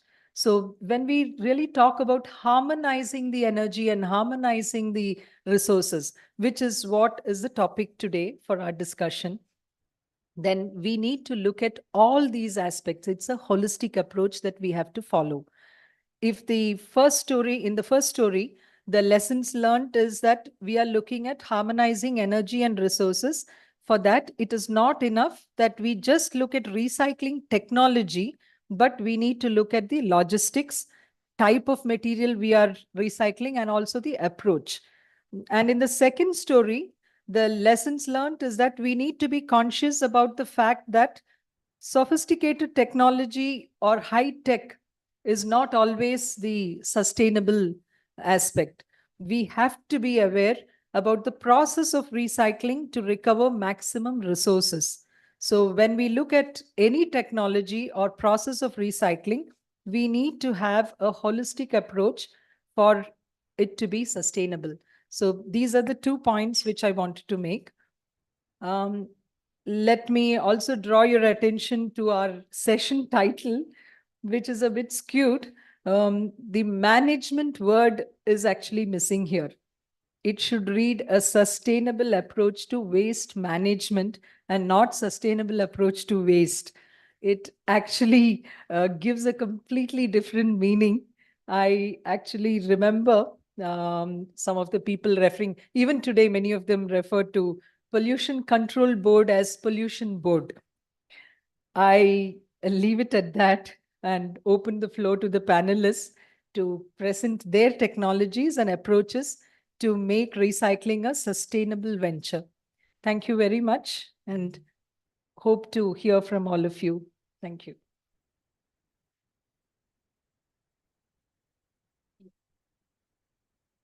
Good afternoon, everyone. I'm Rohit Maskara. I'm the project manager at Center for Environment Education. Most of you must be knowing Center for Environment Education was established in year 1984. as Center of Excellence for Ministry of Environment Forest.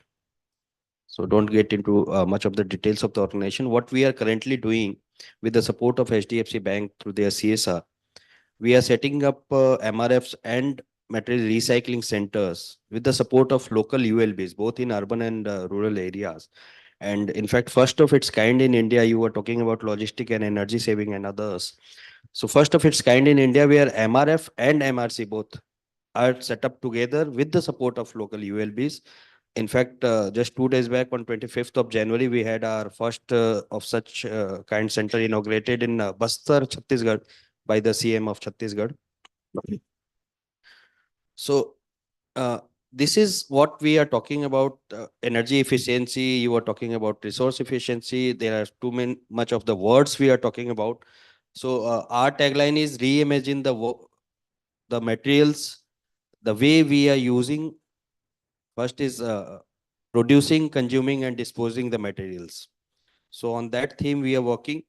So our idea is not to set up any parallel system in the ULB or any location or any city what is there in the system.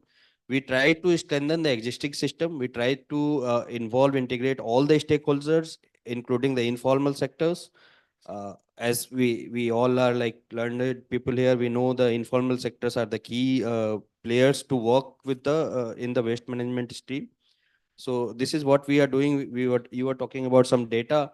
So the per acre extraction of material in India is 1580 tons compared to world's per acre data is 450 tons. So this is what we need to work on. Our recycling rates are still lower. We are working on that. While you are extracting from the ore, the material extraction is lower compared to while you are extracting from the recycling process. So this is what we are supporting, and this is what we are doing across locations. Thank you. Yeah. You made a point saying that India's recycling rate is low, but that is in terms of the numbers which are out, because otherwise India's recycling is the highest. If you agree with that, I don't know what. Yeah, because we have most of it in the informal sector, and we don't have the numbers, and that's the bane of our country.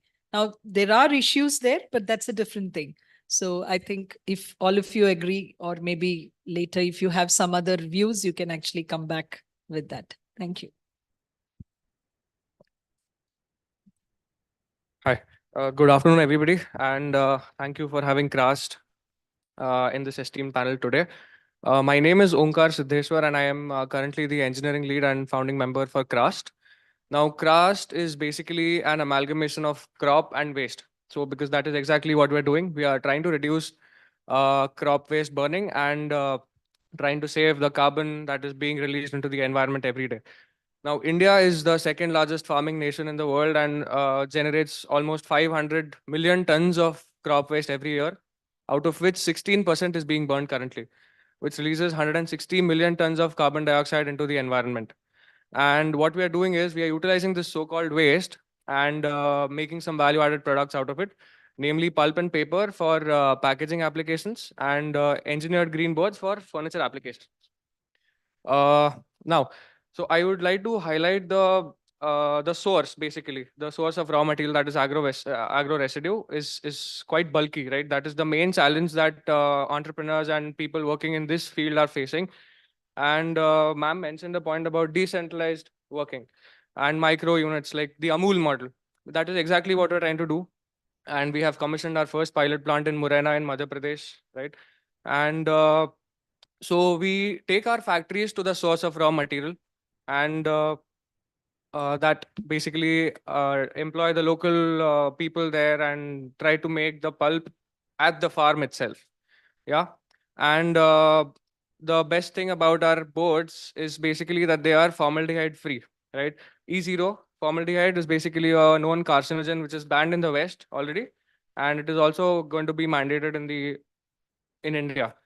Now coming to the next point about circular economy, I mentioned the formaldehyde-free adhesive that we make. Basically, it is extracted from our pulping process. So pulping is basically a biomass fractionation process. If you No, there are three components basically: cellulose, hemicellulose, and lignin. And lignin is basically a natural binder which comes out in the form of black liquor when you make pulp, right? And conventionally, it is just a waste for the industry, and we extract that from the black liquor and use it as a bio binder in the engineered green boards. And yeah, that is all. We're trying to make an impact on the grassroots level. We're trying to make the farmers a part of our team, because that is where it all starts. They have to be enlightened. They have to be motivated to not burn the crop waste. Yeah. And that's all. Like we aim to have almost 100 decentralized facilities all over India. Right. Currently we have commissioned a 10-ton per day plant in Morena. And yeah, that's all. Thanks. Thank you. Usually when we talk about recycling, the agricultural waste recycling is not really thought of. And that's the need of the hour today, especially in India, and especially places like Delhi, because it's also leading to other issues like our air pollution. So I think very good that I know. Of Yeah. course, yes. So everybody knows about project Haryana of- because that is yeah, paddy. Paddy. Morena is basically a mustard belt. And it's been 2 years that we've been there, and I don't see mustard being burnt anymore. Like, Hmm. yeah, it's that good, you know. Yeah. We have plans to go to Haryana and Punjab, just setting up supply chains with the help of government there. Because I was also involved in several innovative projects where these stubbles were taken out and then you do certain recycling. But all that failed only because here what we require is in situ Correct. and decentralized. Yes. Because otherwise logistics is a big issue in this. So I think that is a good point what you are doing. Definitely. Next. Good afternoon, everyone. Good afternoon, everyone. Okay, perfect. So I'm Tanya. I'm an entrepreneur. I started my solar energy firm in 2010, where there wasn't even a solar sector in India. And with a vision of saying, will there be a day that solar power or clean power will be cheaper than conventional fuels? I'm very proud, and I don't know how many of you know, today we generate renewable power at sub coal prices, actually cheaper than coal. And almost 40% of the Indian electricity, this power that you're seeing here, the light that is running, actually comes from renewable sources, which includes both solar, wind, biomass, and stuff like that. I want to challenge and ask a few questions here before I start. How many of you actually measure your carbon footprint? How many of you measure your carbon footprint? Okay. Yeah, right. So in an evolved group of us, people who are genuinely concerned about sustainability, we're talking about it, we barely measure our carbon footprint. How can we reduce something we don't measure? जब हमें पता ही नहीं है problem कहाँ है तो हम उसको रिड्यूस कैसे करेंगे, right? That's my first argument that I ask people. Awareness is the first step to do this, right? We heard Omkar say that they are bringing their factories closer to the source. We generate so much waste at home daily. How many of us actually sort it or, segregate it? India is very lucky in the sense that you have cheap labor who does a lot of this hard work for you. But sometimes we disregard the value of small actions, and sustainability is all about those small actions. Boond boond se bharta sagar, right? What if each one of us takes that limited small role? That small role can be anything. It can be segregating your waste. It can be saying, I'll put a solar rooftop on my roof. It can be, I'll carry a biodegradable bag when I go around to the market to not take a single-use plastic. All of those small actions can make a much larger impact. The second point I want to argue and ask is, there is a notion that sustainability is always expensive or cannot yield results or value. We just heard Benisha say that when you recycle, you actually consume 30% of the power you did, which means you saved the cost of 70% power. So you saved money. Circular economy is not just about CSR or saying that, how do you get something for free? It's about creating value. Sustainability can create value. Let's take solar as an example. There was an era when solar prices were 18, 19 rupees a unit. Today, it's 2.5, 3 rupees a unit.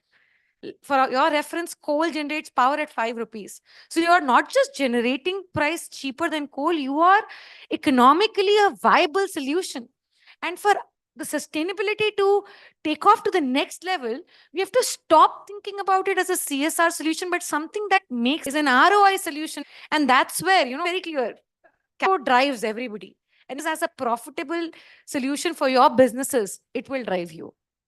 The third and the last point that I want to raise about is how do you make these things mainstream in your life, right? Not just talk about it as a report that happens year end on ESG, or if I'm thinking of something good, but how do you make it a coffee conversation? And unless you do that, unless each one of us participate in it, educate a younger generation, make them more mindful, how can we have a sustainable approach to both waste management and energy? I'll pause here. We'll look forward to answer more questions. Thank you, Tanya, especially because you brought in this point of how aware we are. Let's, calculating the CO2 and the footprint is a little higher level. But if we are talking about how much waste do you generate, we don't have a number. And we are actually very bad in the number, crunching, or even at least finding out how much we generate. We claim ourselves to be mathematics genius of the world. But when it comes to, counting the numbers, we are so bad. And that is why we have all these problems in our country. And that's the reason why although there are in recycling, we have been doing really well. We have not been able to showcase that to the world. And so data is a major issue. And when it comes to solar recycling, again, we have a good, saying that so many acres or this much is our solarizing and it's a sunrise sector and all that. But about the recycling aspect of it, we still don't have an answer. Yep. So, and Manisha, I'll add 18 gigawatts of power can be made out of just biomass. Exactly. But today we're not even generating 20% of it. So that's the stat. Yeah. Babu. Right.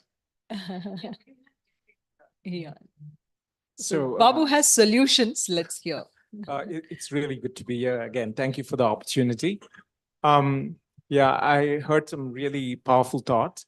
And continuing on that particular statement you made, a sustainable approach to waste management, I was also reinterpreting the title of the session, harmonizing energy versus harnessing energy and resources. And we heard here, I think it was Omkar who talked about harnessing a resource, not so much as recycling the resource, but it's a resource that's available as a plant resource, normally wasted or not used properly. So I come from talking about mathematical genius, a school started by a sage Apastamba. He comes from that Baudayana school. It's WhatsApp University knows that he squared the circle before Pythagoras. So fortunately, that kind of school existed in India. Those sages built the temples and created the geometry almost 300-400 years before the Greeks. Fortunately, I happen to come from that family, but the West has really helped human progress. I want to start by sharing what a kinematician like I transform energy into work. That's my primary undertaking. Like Archimedes created those 5 simple machines. How can we efficiently use energy and do useful work and not wasteful work? But before I start there, just on this harmonizing thought, it was Adam Smith who wrote this book, The Wealth of the Nations, which started this aspect of what we call the free market economy, as opposed to Das Kapital by Karl Marx, which is now written off. But the approach that Adam Smith proposed is still valid as per Western thought. And what that does is focus on one aspect called specialization. So if you want to make progress, you better specialize. And today, if you talk about what we do, somebody creates a product and for which you need something like a packaging perhaps. And who cares about disposal? It's a specialized job to dispose. And you don't have to worry because somebody else will do it. So this particular model that Adams has proposed, and it's been a recent progress, as a problem, it not only results in, which is the example I shared, that no one cares to look at fundamental problems the world faces, including human problems, but also overexploitation. So the consequence of high level of specialization is this. But to the point of defining recycling a circular economy, I also have a thought to share with this group and the audience, that Adam Smith's model not only creates this need for specialization, but again, which leads to alienation and overexploitation, but also there's a need for refining. And our entire education model is structured on it. And the entire allopathic medicine is structured on it. If I were to take a medicine for treating myself, I have to take that particular ingredient. It could be paracetamol. And that's what's going to fix me.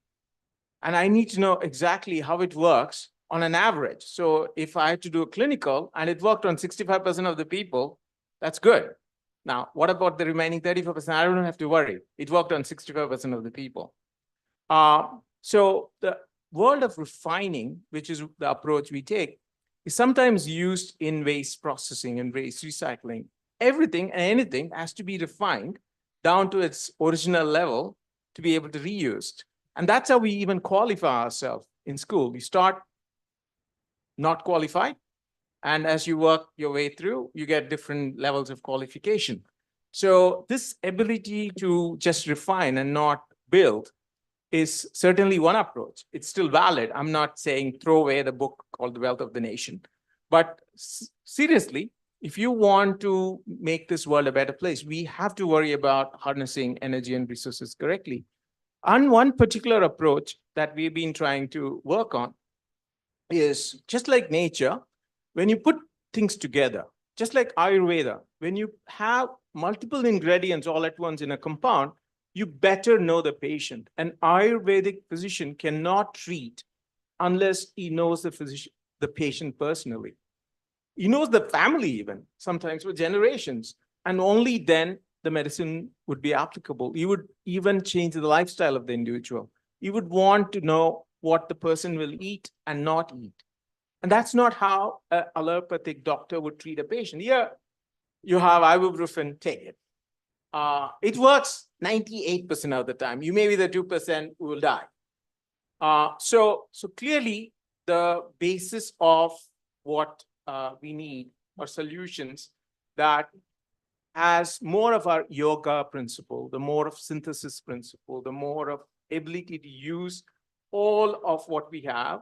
And it is possible, and to Anisha, your point, that even with waste management, if we not only do monostreaming, that is, if this bottle has to be recycled, we can isolate everything, clean it thoroughly, and use the polyester to make a fiber, and even the Prime Minister will wear it as a vest. And all the different components can go, but all together with least amount of energy and resources. So the first pass, it's like our Indian system of rebirth. Yeah. So in the first pass, this is a bottle. In the next pass, it's a wood substitute. Yeah. So it keeps rebirth. And that could be a solution to recycling. Back to you. So it's like prevention and treating the root cause. So that's the approach. You're trying to draw a parallel. But I would also like you to highlight on the technology which you have invented, especially because that's something very innovative. Right. And taking this approach is how you have done. So maybe that would be interesting. Absolutely, especially for recycling, when it's unqualified and multiple material. And we heard this point of decentralized. You're a big believer in that. So if we need to capture all of this material, especially flexible, dirty, contaminated, sometimes it's pathogen ridden. And how do we at source, the origin. It could be a hospital, it could be a community, or it could be children coming to a school with a bag every day. And if they throw it in, that treatment needs extremely powerful technology to nano compound and nanofibrillate every material except the matrix material, which means there is a polymer which forms the basic substrate, and everything else becomes a fiber in it. Just like when we ultimately convert that into a wood substitute, those will create the required strength and stiffness. So that's the first step in a decentralized equipment, which can run on even solar power, the point you were making. And that is the first piece of technology. And the next piece of technology would be to intelligently run it, although a large portion of it is this material, but with artificial intelligence available today, sensors available today downstream. So every piece of log that's produced qualifies. Yeah. Thank you. So the floor, any one of you want to add something, or shall we open? Yeah. So we open the floor for Q&A, and yes, please. Yes, sir. Maybe you can just introduce yourself, a short introduction, and directly into the question. Yes.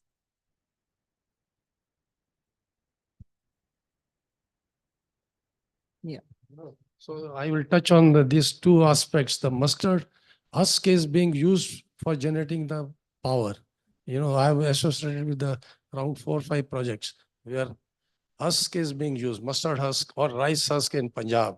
They are being used for generating the power, number one. But as you have very correctly said that the logistic is very, very difficult to handle those things because you need a large area for storage purpose and then carrying it to the boilers for burning.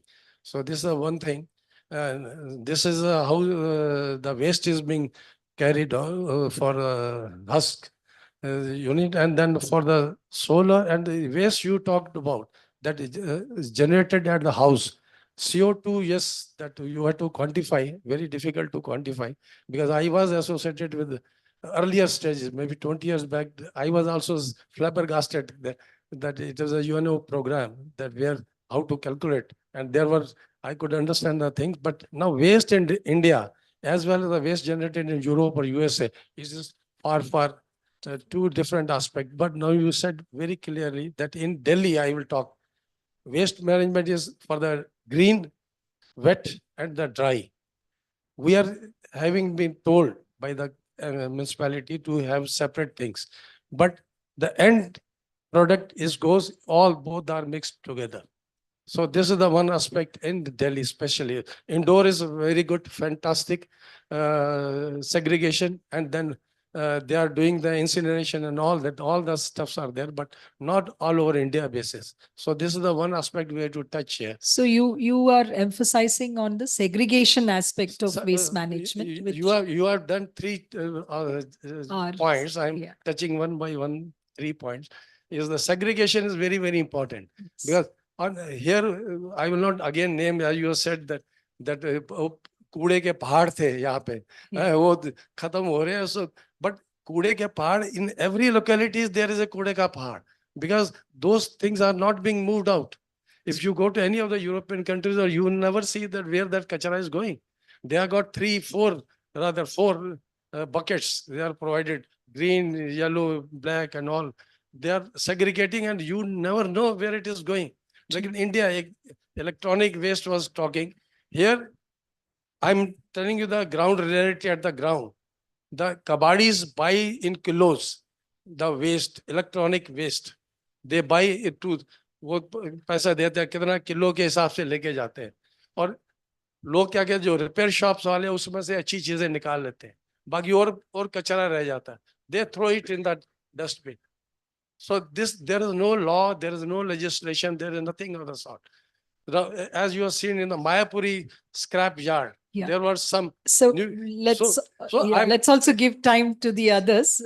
Your point is well taken. In fact, segregation was an aspect which none of us touched upon. I will touch the last point, the solar, because we have so many gigabytes, gigawatt power we are generating. Now, except that solar disposal, because now the life is 20 to 25 years. So I've yet to see where the solar panel are being segregated or being thrown out. There So are recycling units which it are will coming take- up, it but will we take- still need Yeah, a we lot need, of cutting edge lot of things. No, technology for no, it. to cut short everything, I want that there has to be a legislation, there has to be a public participation like this. This is a Yeah. very important event we are having and discussing. Thank you. Yeah, Thank you. we do have good legislation, but we need to get into that implementation Participation. mode, which, participation from the Participation. community. Yes, Mr. Thank you. Thank you so much. Yes. Before we Okay. move on to the next question, I must request the audience to kindly ask questions and not to Not state to s- opinions as of that's- now. Thank yeah. you. Please.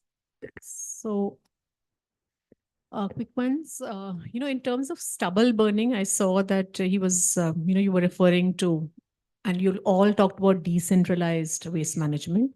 So there are technologies available. There are mobile technologies available which take you right to the stubble, and you can actually help, process it and make it happen. Why is that not happening enough? What is the challenge of really converting stubble into 100 products, which I can personally think about? Correct. That's something I've never understood. So there are two major challenges here. Firstly, the mobile machines that you're talking about, it's called a thresher, basically. And it addresses the removal of husk, which sir mentioned, right? Husk and stubble are two different things. Husk is basically the thing that encapsulates your grain, right?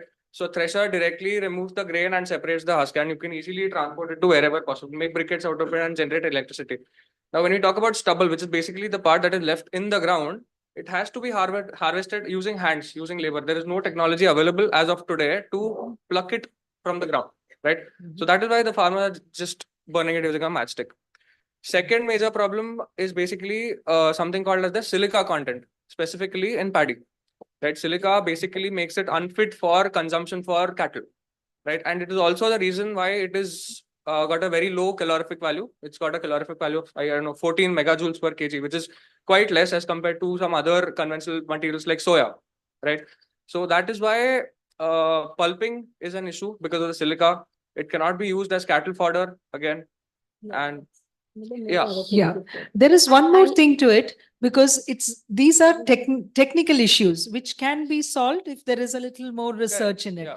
But one of the major issues here is regarding the seasonality of or availability of the material, because you don't get this throughout the year. So it is not economically feasible many a time.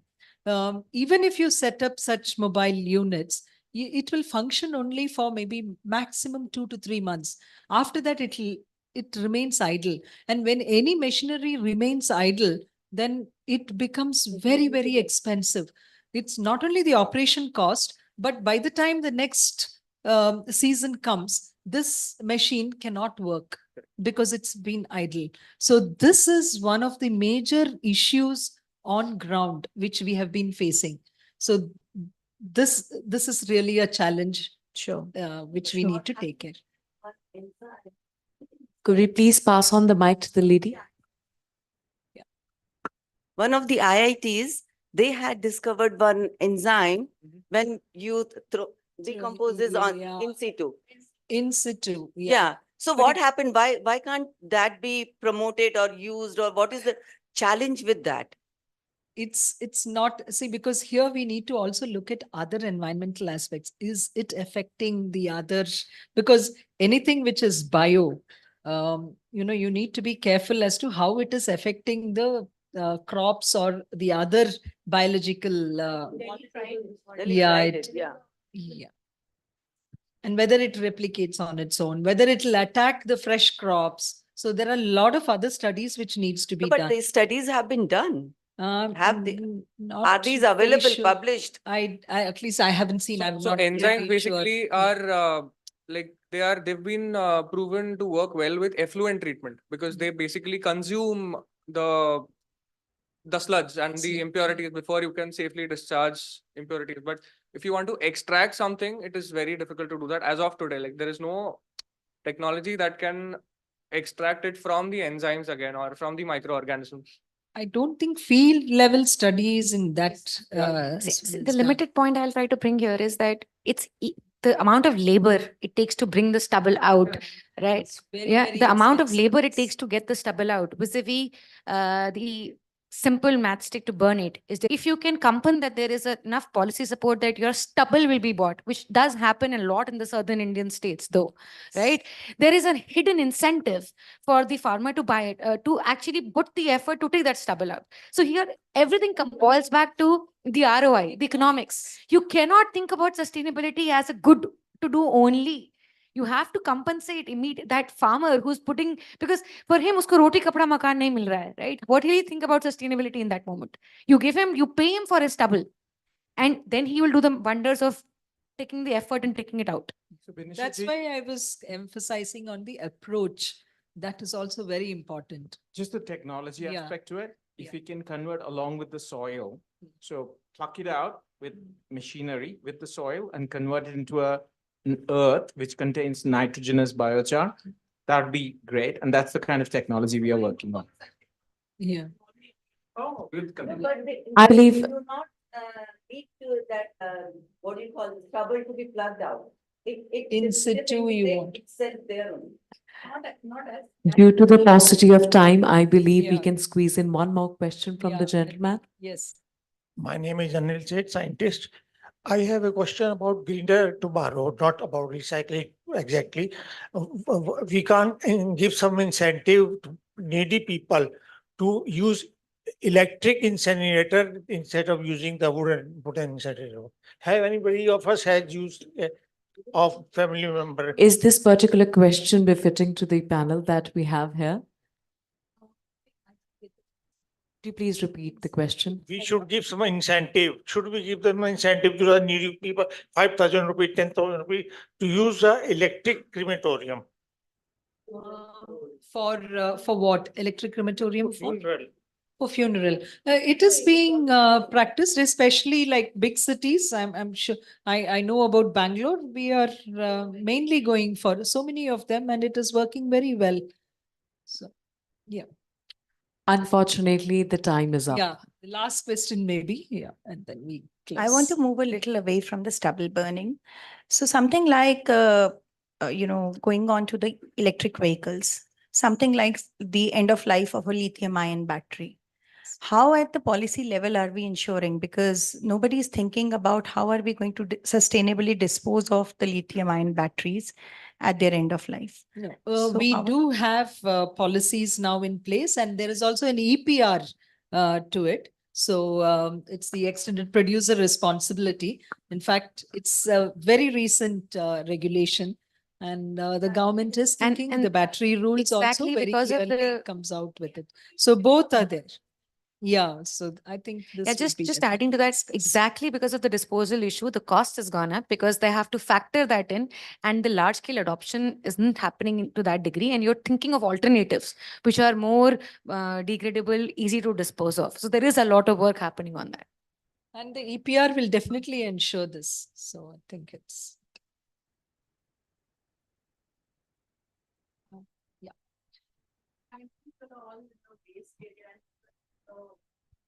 Was energy. And it was touched in my session, so, but we couldn't address it. Thought I should really be taken up. There is this whole lot of debate upon waste to energy and waste to energy plants. And I think Avinash or someone mentioned about Ramki and ILFS and XYZ. There is an Enviro plant in Indore, which is really touted as a model, which is a bio CNG plant. It is not a waste to energy plant in terms of inert waste. There is enough and more data, and I really wanted to share this, openly. There's more than enough data to share that waste to energy is actually throwing back carbon emissions in this thing. And even in Delhi, there is data showing that it is actually polluting the environment rather than helping helping the solution. So we really need to be very conscious about what solutions we are talking about when we are talking about this. Yeah, that's all. Yeah. See, here it's not the technology which is bad. We always end up, blaming a technology or a process, but it is how we have utilized it. Because waste to energy in many other countries is working well. Because what is the utilization of the energy? Is it needed?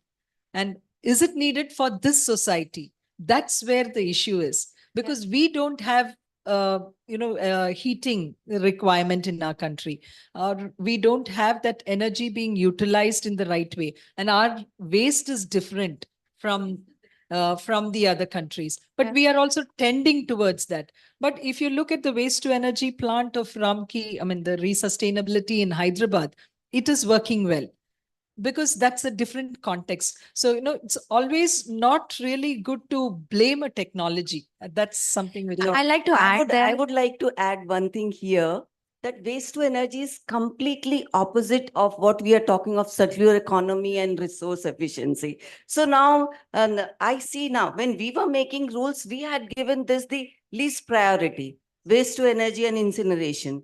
And we had emphasized more on recycling, reuse. And you can see that these are all decentralized, and these are all evitable in the EPR rules. But waste to energy should be only taken for the residual waste where no solution is there. There is no recycling that can happen, for those only. But I see everywhere, all the states are giving waste to energy without any segregation. So that means the segregation goes to the toss.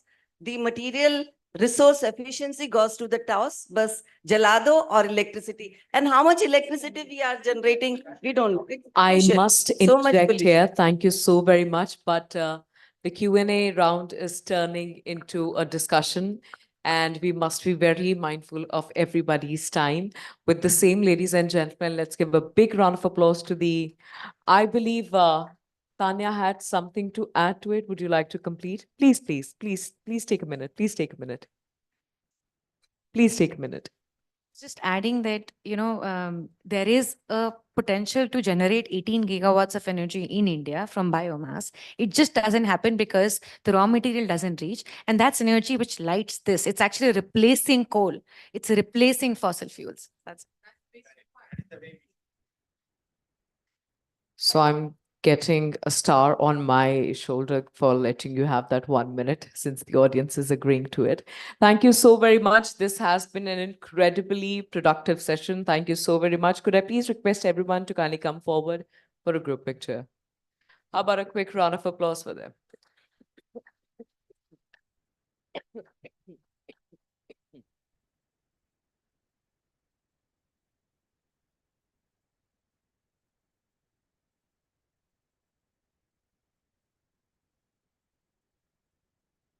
Now, I don't know how many of you follow Big Bang Theory. It's a sitcom, American sitcom. Now, there was this episode wherein the three scientists were asked to influence women to pursue a career in science. Dr. Sheldon Cooper, played by Jim Parsons, tells that the problem is at the grassroots level.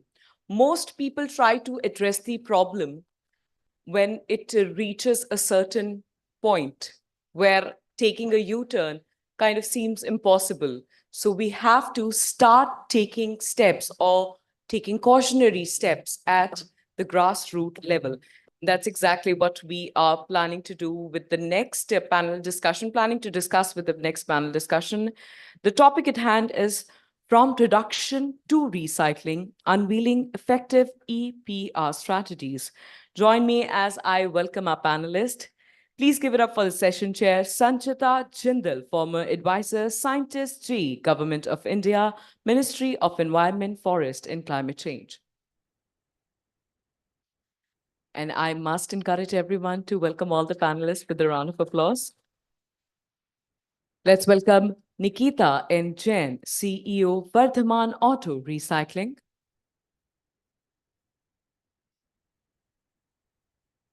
Hitesh Sharma, South Asia Lead, Sustainable Impact and Compliance, APJ Region Domain Lead, Circular Economy, HP Inc. And completing the panel, please welcome Ashish Jain, Director, Indian Pollution Control Association.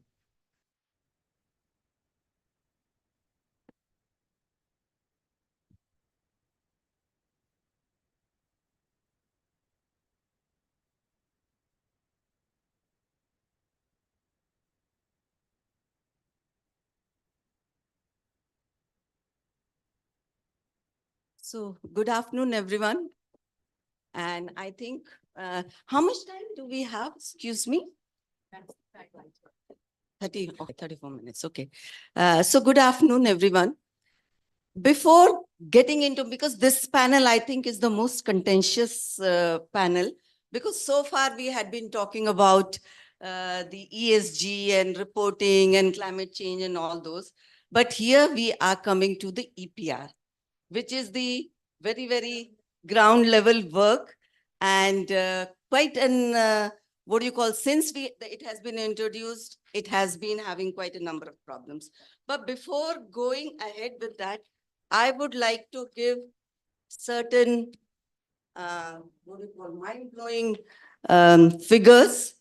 We all know that our I think you all agree that our whole environmental problem is because of our consumption patterns. That's true. Don't you agree, everyone? So basically everything, whatever we are discussing revolves around that. But before that, I would like to give you the mind-blowing waste generation figures. So you know that waste in India, I will talk only about India, because so in India, we produce 68 million tons of waste. This figure has been going on since we started making rules. So yeah, first, let me introduce myself. I'm Sanchita Jindal, as she told, and I was with the Ministry of Environment and Forest for 28 years. And I was involved with quite a number of areas, basically environmental impact assessment, where I give the environmental clearances to quite a projects. But before that means whatever rules you come across on the hazardous waste and chemicals, I was involved in those. And all the 6 waste management rules of 2016, I was involved in making those. In fact, solid waste management rules, we have written every line of that. We have written, me and my colleague, we have written by ourselves. And thanks to Ashish, that time he helped us in compiling the comments which we received. So waste we generate is 68 million tons of waste, which we had been saying since ages. And I completely, as the earlier panel chairman, that we are a data deficient country. We do not have anything authentic data about any waste. This guesstimate or whatever is going on. So very first thing is, as she was telling the girl, I've forgotten the name, that unless we know the problem or magnitude of the problem, how we are going to solve it? Tanya. Yeah, Tanya, yeah. So the same thing, like we keep having so much discussion about the waste generation, and over the last 5 years, I had been listening to so much about the plastic waste only, and the whole emphasis is about plastic waste. I don't know why. Because beside plastic, we have such bigger problems, surmounting problems of other waste also. So we generate 68 million tons of waste. Plastic waste, 9.8 tons, which as per the CPCB report, has reduced. And I find it difficult to digest that it can reduce plastic waste, because more and more people are going towards throwaway culture. Using it, yeah. Use is also increased. Use is increased, Yeah. throwaway culture, packaging. We see the packaging is so much, like I got something recently, itna sa card, uske liye they had this thing, and they had such big box. So what was the great need of having that box in fact? Everything. I don't see, despite rules, I don't see that we are really reducing the waste. Plus the increasing number of People and everything. Food deliveries and home Exactly. So plastic waste is increasing, and 9.8 tons when we were considering is way beyond. People say that 12% is the, percentage of the share of the plastic, but I think it must have reached 14 to 15%. We generate 3.2 million tons of electronic waste. We have become the 3rd largest country of generating electronic waste in the world. Tire, we discard roughly 275,000 tires each year, and 3 million tires are being imported. Solar panel, we are the fourth largest producer of solar panel waste.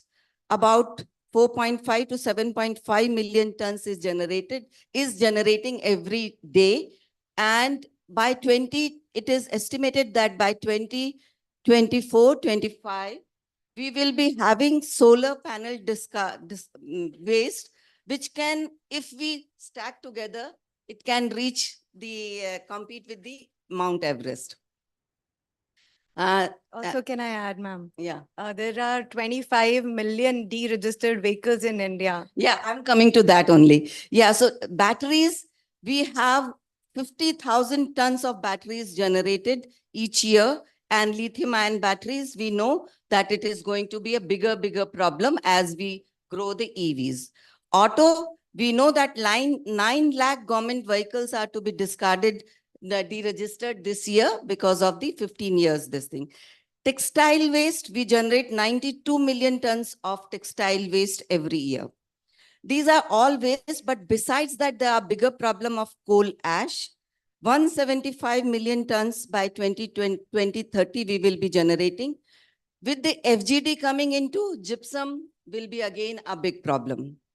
So we know the magnitude of the, what you call, the waste. And when people talk about against the regulation or against the EPR, I would like to ask the August gathering as well as the panel that could this waste be handled by the government alone? Can anyone think of it that government can handle this magnitude of the waste which we are generating every day? And the title of this is From Production to Recycling. I would like to ask how many of you understand what is the really meaning of production to recycling? What is your understanding? I'll go ahead, I think. Yeah, so I'm Nikita Jain from Vardhaman Recycling. I'm the first woman recycler in India who's handling non-ferrous waste. And I'm also quite keen on investing into ferrous waste as well. We have e-waste facility, we have automobile waste facility, and we have specialized non-ferrous waste facility in which we are focusing on recovering around 98 to 100%. Right now, our recoveries are 98 to 99, but we are focusing on getting into more recovery. Nikita, we'll come to that. My point was just a brief asking intro, yeah. only that what is the Let me get to purpose that. of this session, that recycling, production to recycling? Let me get to that, ma'am. So the production to recycling means the producers now getting into the shoes of recycler. And how they get into the recycler shoes? Through EPR. Yes. So the purpose of this session is to discussing EPR.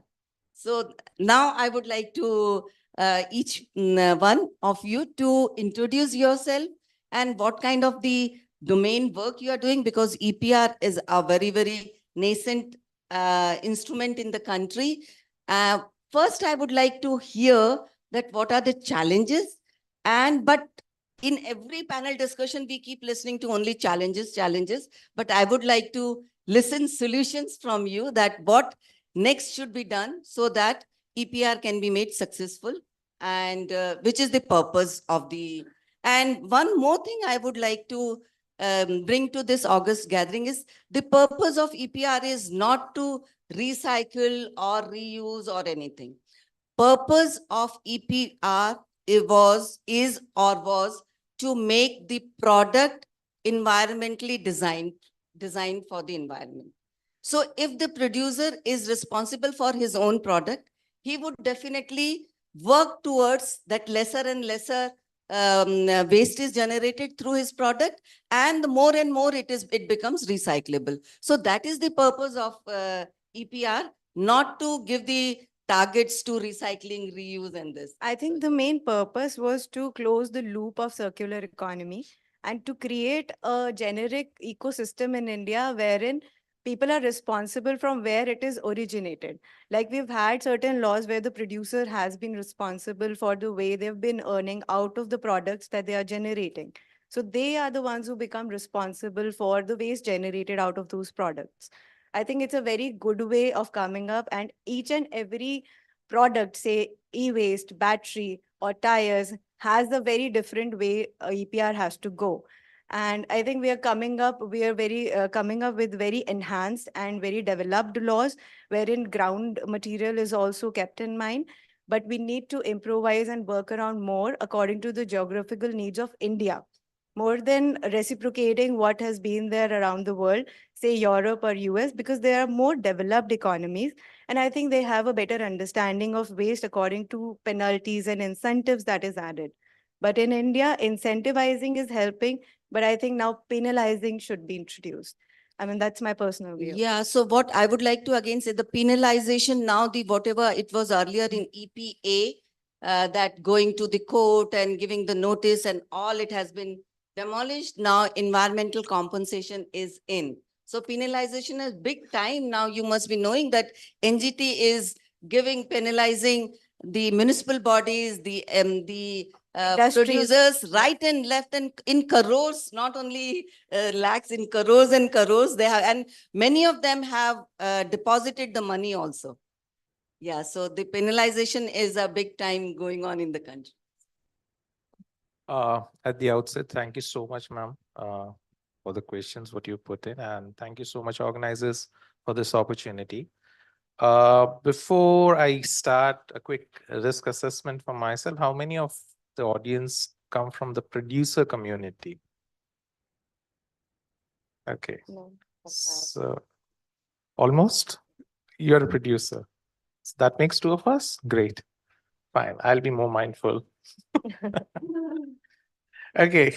So I think, and thank you for that, hinting the effectiveness of EPR to be more on the side of circularity than anything else. And what we believe, and first a quick introduction, I come from Hewlett-Packard Incorporated. I manage their sustainability operations and compliance for the South Asia region, and also look after the circular economy business modeling for the Asia Pacific Japan region.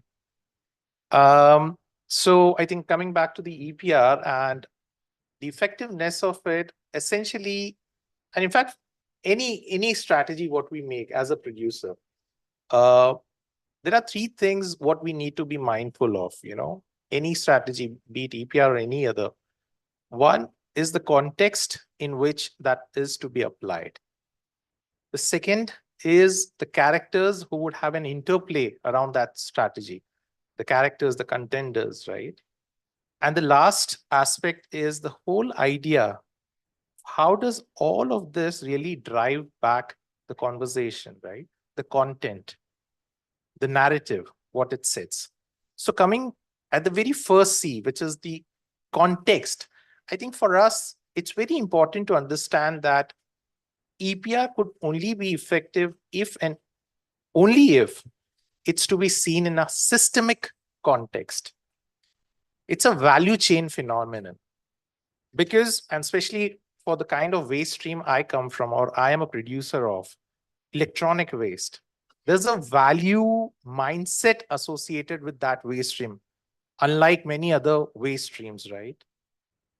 And hence, the need is to see this context in a more value chain phenomenon rather than seeing it or reading it literally as an extended producer responsibility. Yeah. The second important thing, the characters. The characters, and thank you again, ma'am, for setting the narrative of the responsibility what consumption patterns play. I keep saying that we are not producers of e-waste. We are producers of technology. Whether it gets designated as a waste or a useful resource is at the hand of the consumer and not defined by us as a producer. Hence, there has to be a narrative of shared responsibility, a responsibility where a responsible production is matched with a responsible consumption on the other side. And lastly, segue to the third aspect of the narrative, the content. I think what needs to be done is shifting this whole narrative from one-sided to a more multidimensional one, multi-stakeholder one. government alone can never do anything of that sort, or can never tackle at that scale. But then producer alone cannot do it. It has to be done as a multi-stakeholder approach. And that's where we need to shift the narrative. We need to bring in more content and talk about it in different forums, like what we're doing at this forum. I think that's how we could really tackle it well. I think I'll take from that point and say that it is widely understood that EPR becomes producer's responsibility. I think we're more talking about financial aspect of it rather than the moral aspect. And you're absolutely right that the moral aspect or the ethics has to be shifted to both the consumer and the producer, plus the recycler who's involved as doing the service. So as a recycler, I think that I take it as my responsibility personally as well. But yes, there is a lack of awareness in the public and morality has to be passed on. Yeah. So before Last proceeding, thing, yeah, I I would. differ from what you said, ma'am. I don't really read production to recycling as producers stepping into the recycler shoes. Exactly. That is what I was. No, we could coming. never do that. Yeah. So why would you like to get into the recycler's shoes? No, Yeah. no. We Yeah. can never ever do that. Yeah. It's not as linear or as simple as it seems to be. It's as good as saying that, the farmer coming to the doorstep to pick up your kitchen waste. Yeah. It's as fragmented as that. We could best take care of our own products when it's within our premise. So design for environment is something which we could do. Reinventing our business models to ensure that the product or the product what we pump into the system is held captive through service-led models. So rather than me selling computers, if I'm selling computing, which we're doing, or instead of selling printers, if I'm selling printing, I'm holding my products captive to be brought back to myself. Yeah. It's much easier done that way than really stepping on into a recycler's shoes. No, absolutely. For that, we are there. We are closing the loop and we are giving services to the community and the producers as well. Yeah. So that is what I would like to bring to that for that also. The world over now, the community is coming towards right to repairability and right to refurbish, which we have already introduced in our rules here. And what I was think that we in our country, this is repairability is not an issue. There's so much is being That's already done. already being means हर एक चीज repair होती है हमारे यहाँ. But I would like to understand from you that what is that which you are doing towards it, that people have said that now you have to make the parts which can be instead of discarding the whole mobile or anything, you need to make parts which can be replaced. Yeah. So are you? You want me to answer that? Yeah. Oh, Mr. Jain. No. Okay. So quickly, I think at least I could speak on behalf of HP. We are publicly committed with clear commitments of 75% circularity across our products and packaging. Now, when we say 75% circularity, this is impossible unless we have embedded repairability, modularity across our value chain. Not just our product portfolio, but across our value chain. What would that mean? That when we give to a recycler any product of ours, we need to ensure that the recycler ends up becoming a material provider to our part supplier. So that's the kind of, we call it the cycle, the HP cycle, that everything actually has to be within the community, within this closed loop. So across stakeholders, in fact, we are now reinventing these supply chains where we are bringing in used cooking oil, waste cooking oil, creating biopolymers and bringing into our product portfolio. So that's a very different supply chain. We are trying to reinvent a new supply chain. Yeah, so EPR has brought down quite a new innovation in every field. So that is the success I would say that the EPR has. So now I would like to ask Ashish, to introduce yourself, the kind of work you are doing, and what are your views towards EPR challenges and maybe solution we will come here. Thank you very much. Good afternoon, everyone. And So since I'm representing Indian Pollution Control Association, which is working in the field of waste management since 2001, when the first rule came, first rule notified by the ministry.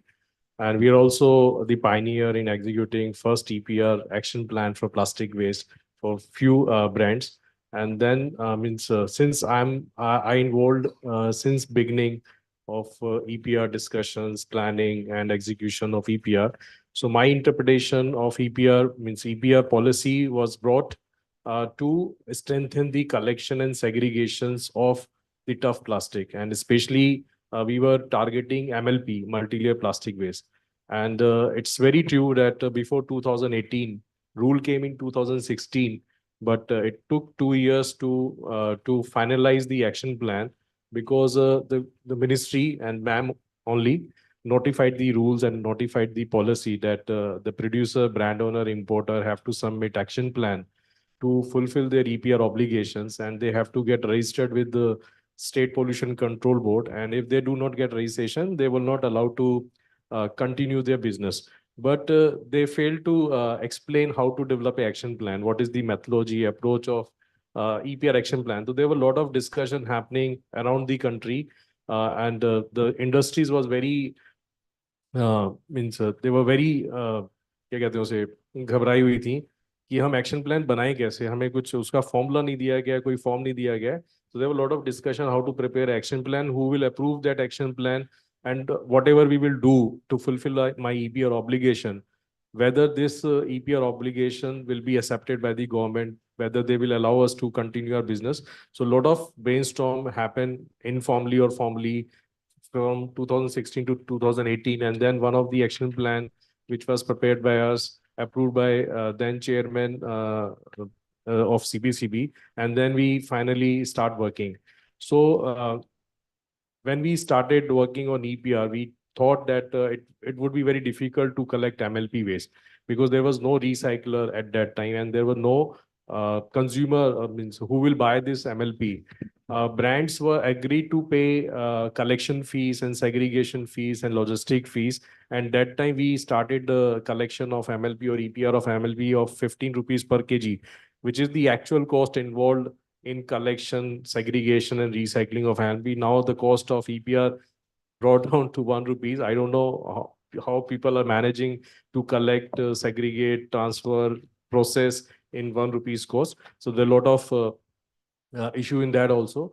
So we actually, I'm also working with the community, waste picker community, and I know their mentality, why these people are working in these sectors. They are working only for one reason, to earn money, because waste pickers can collect anything. They can collect this, they can sell to kabadiwala, and they will get money. I got the feeling that the waste pickers is also segregating hairs, because they know the price value of hairs. The price of hair is 3,000 rupees per kg. तो वो check quantity उसका बहुत ज्यादा नहीं है, but उसके दिमाग में ये पॉइंट है कि ये 3,000 किलो का आइटम है, मैं इसको वेस्ट नहीं जाने दूंगा. So I have never come across any waste picker who is not collecting hairs, and the monthly collection of hair is only 50 gram 40 grams.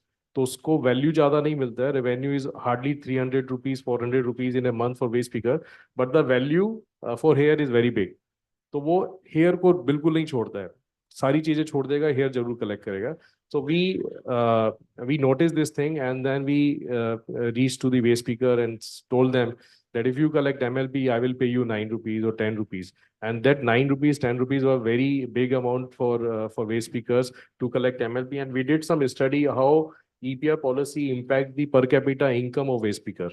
So we studied through this EPR policy, we have increased the per capita income of waste picker from 2,000 to 3,000 rupees per month, which is good amount for them.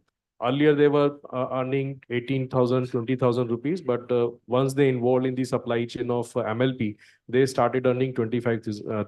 So my first project of EPR, I was given target from 5 brands to collect 430 metric tons of as a pilot project in 5 cities. But we ended with 650 metric tons of MLP. And then we asked brand owner to provide additional funds to accommodate this additional quantity.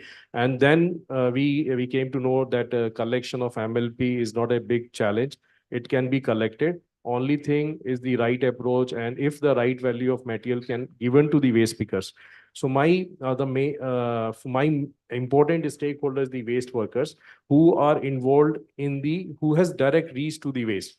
They are the people who are collecting waste from different sources: household, factories, industries, educational institute. If we can incentivize these people, they can segregate any waste item. They can segregate food item also. They can segregate MLP. They can segregate electronics. What they were not segregating, they were not segregating only those commodities for which they are not getting any value.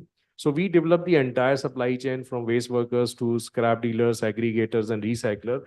We approach to cement co-processor, waste to energy, and we have also set up our own recycling facility for MLP. And one thing I learned that if we want to have a sustainable supply chain, and I would also like to comment on production to recycling title of this. If we really want to have a sustainable supply chain, it should be production to consumer. Recycling will not solve the problem. The consumption of recycled product will actually solve the problem.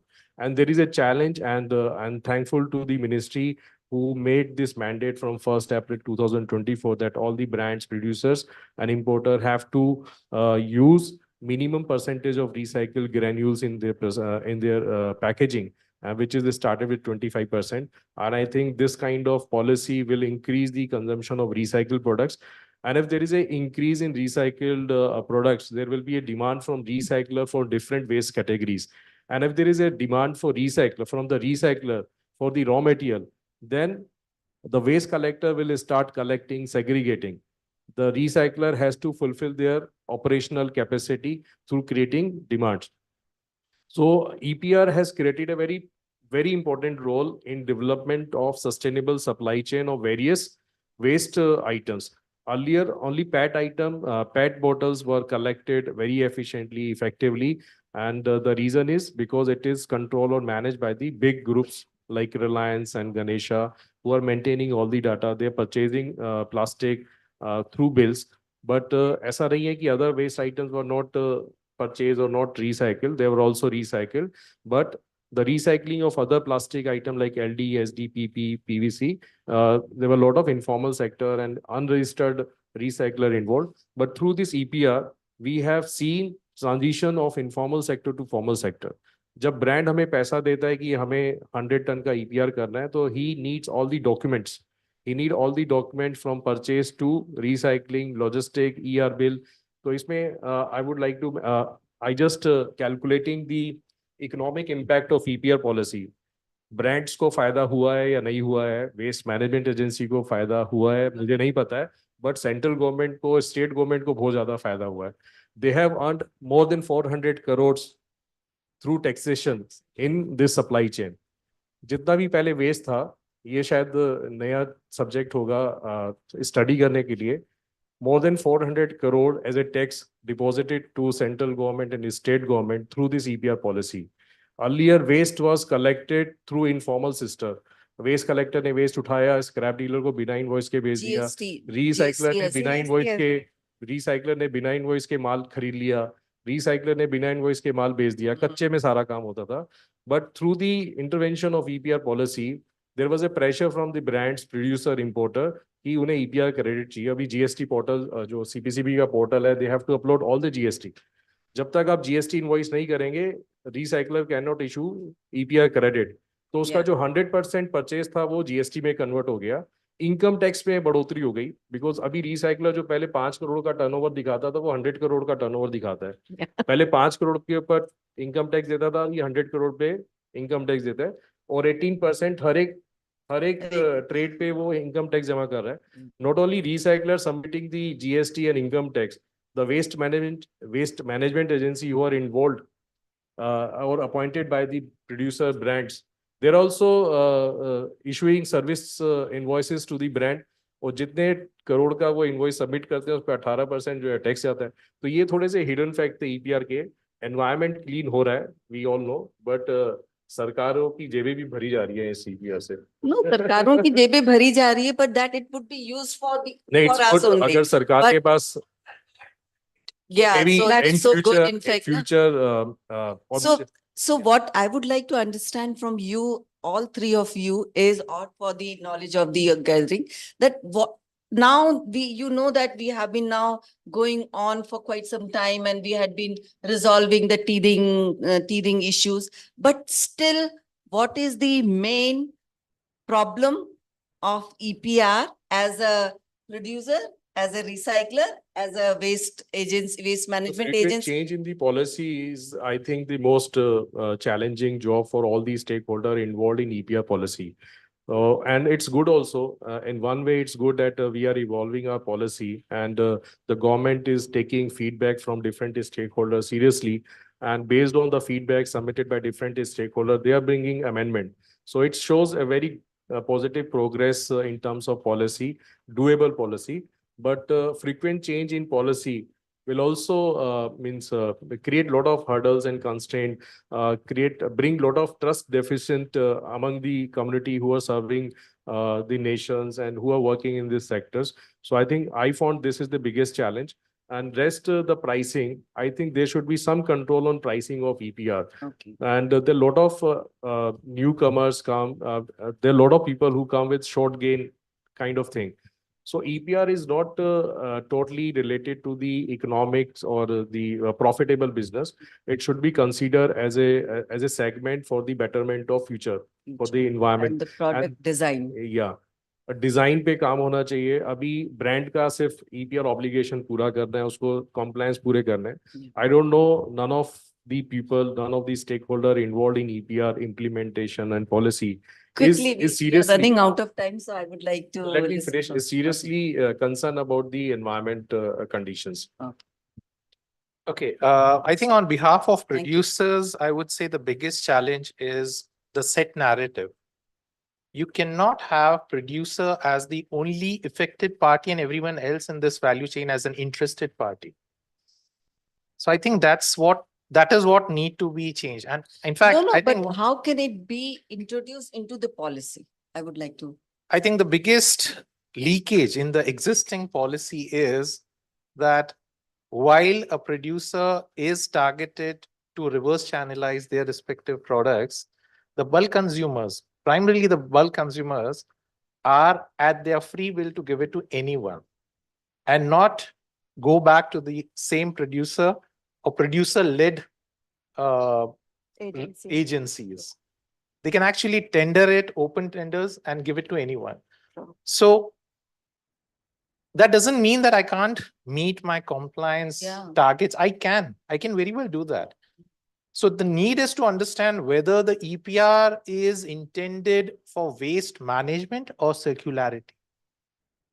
So when I meet my compliance through purchase of an aggregated waste from a Selampur, I meet my compliance. I somehow tick that EPR, EPR obligation of mine. But am I doing justice to the environment and the intended outcome of circularity of material? Because I could do that best if it's my own product coming back to me.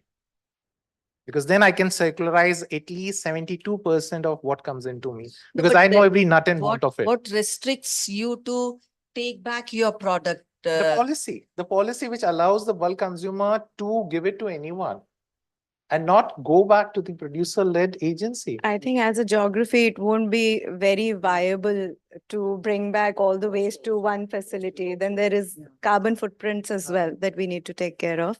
From the recycler's point of view, I think the biggest challenge is about awareness and the collection mechanism.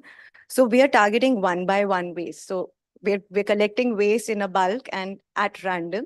There is no pattern of doing that. And there is no pattern of collection in the country.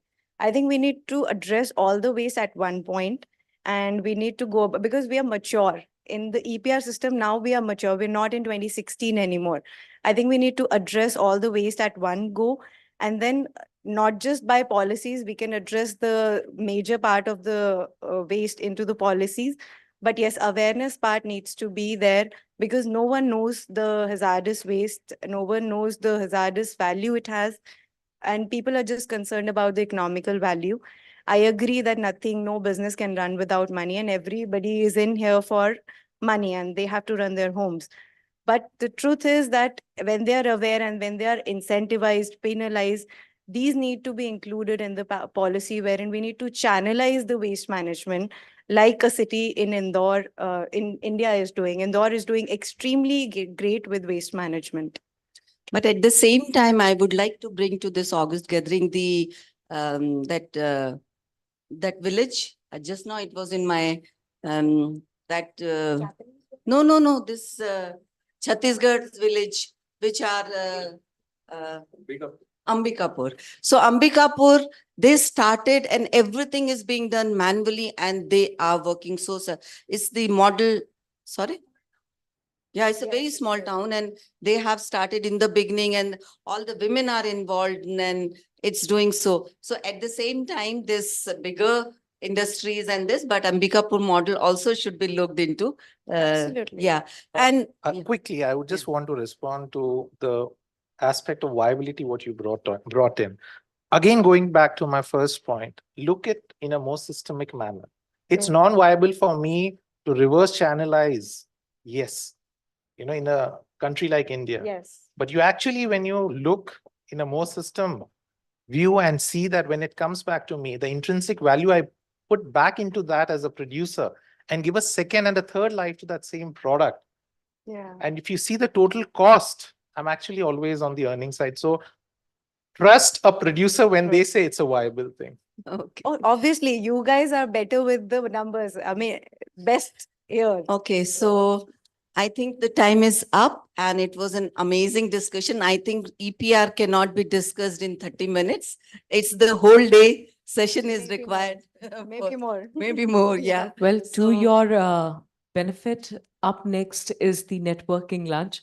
Maybe we can continue the conversation over there. So, but quickly, we can have 1 or 2, 3 questions. One question. 1 or 2, if anybody has any questions. Because this is a complete informal, impromptu panel. We did not meet before. I did not know these two. Yes. I knew only Ashish and Mr. Parveen also. So I thought half of the panel I know, so I will manage somehow. So I did not prepare anything. It was completely Yeah, it's very prompt. Yeah.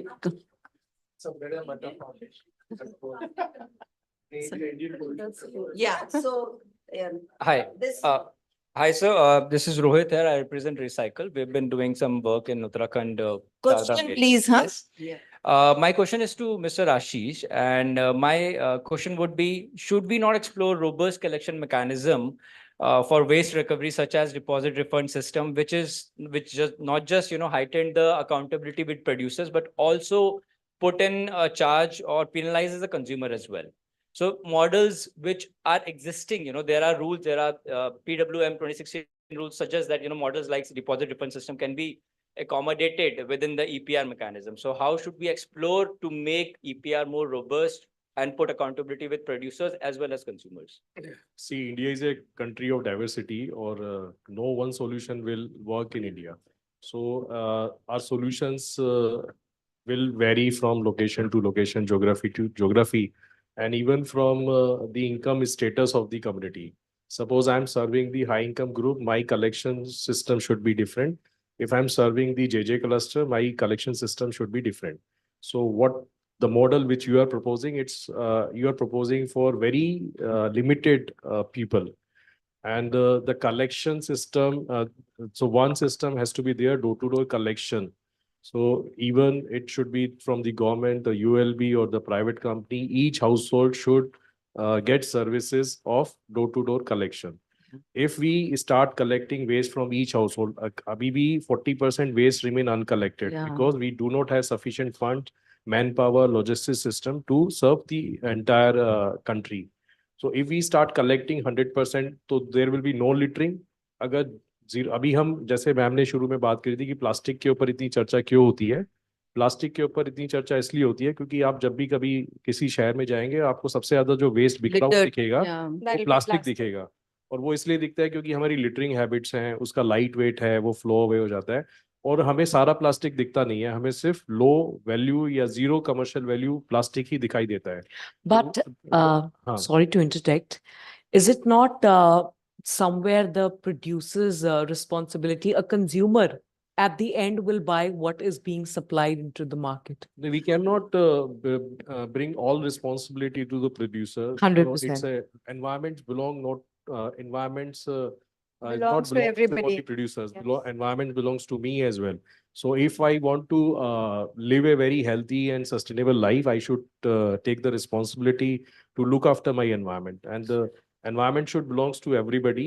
वो हम अभी concept क्या हो गया है कि जिस माँ के 2-3 बच्चे होते हैं ना, उस माँ की सबसे ज्यादा खराब हालत होती है, क्योंकि वो कहता है ये इसकी जिम्मेदारी है, इसकी जिम्मेदारी है.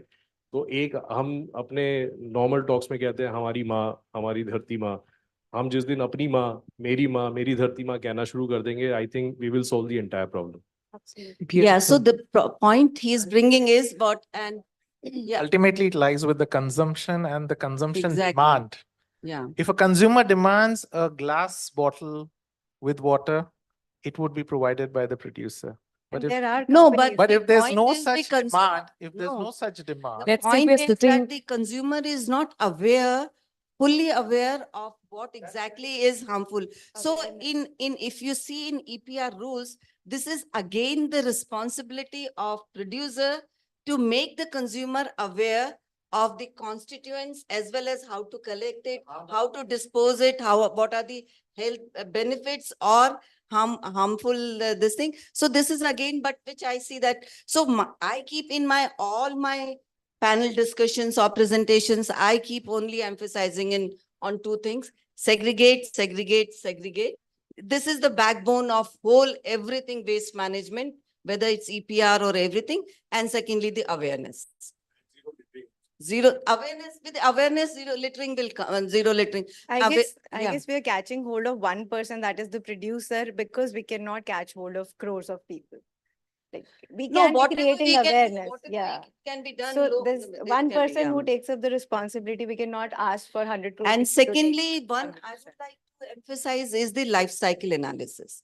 Like suddenly there was a movement against plastic and people have shifted to glass bottles without knowing the carbon footprint of transportation and everything of the glass bottles. So we do not know exactly. People have shifted to paper bags. Paper is such an water intensive industry, such a chemical intensive industry. How do we compare plastic and paper? So we have to have a complete life cycle analysis with change of mindset. Thank So you. with awareness, it will come. So thank you very much. And thank you, Business World, to give us the opportunity to be here and to be the part of this August panel. And thank you very much for the audience for listening us patiently. Thank you. I Thank believe you all. you, Thank you, ma'am. as I can sense, you have another question brimming up. I'd suggest that you take it up during the networking lunch. Could I please request everyone to kindly come forward for a group picture? How about a quick round of applause for such an eye-opening session? Thank you very much for all the insights. And Hindi में कहा जाता है पहले पेट पूजा फिर काम दूजा. So now we are headed towards the networking lunch, but I must request everyone to kindly join us back in the hall at sharp 2 p.m. so that we can begin with the next session. Thank you.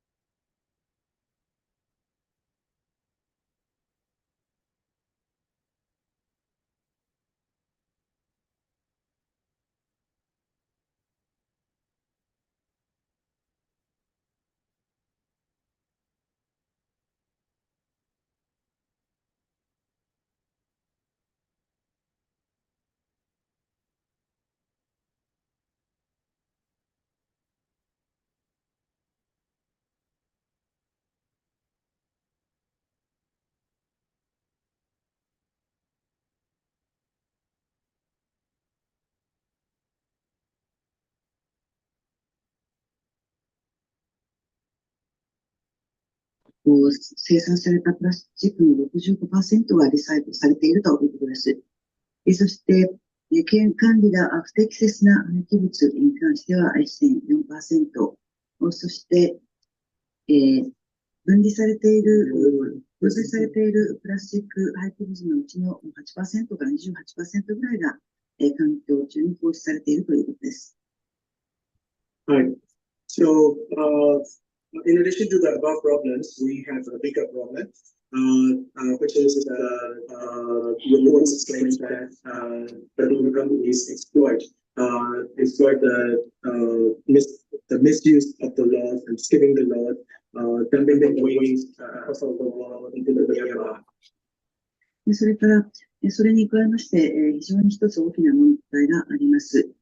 でグローバルな企業というのが、法律をかいくぐって、そして、この国境を越えてミャンマーに、このような廃棄物を投棄しているという問題があります。Right. So this is the background picture shows the huge dumping site, which is sub-urban area of Yangon, the most American developed city, and you can see some labels, the label of some brands, which are not even used.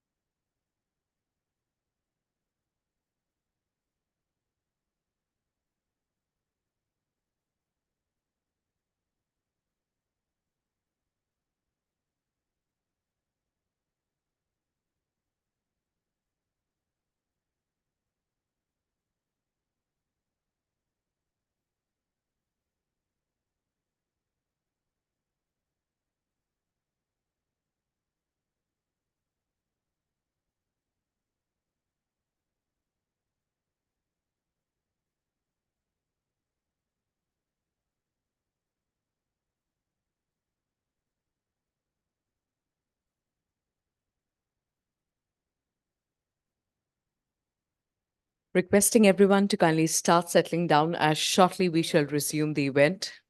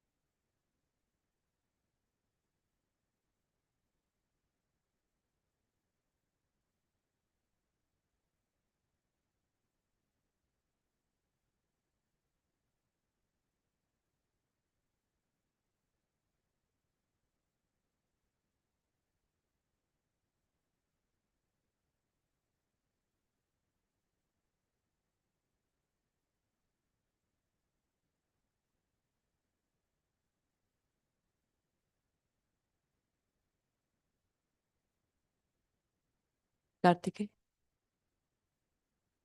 Thank you.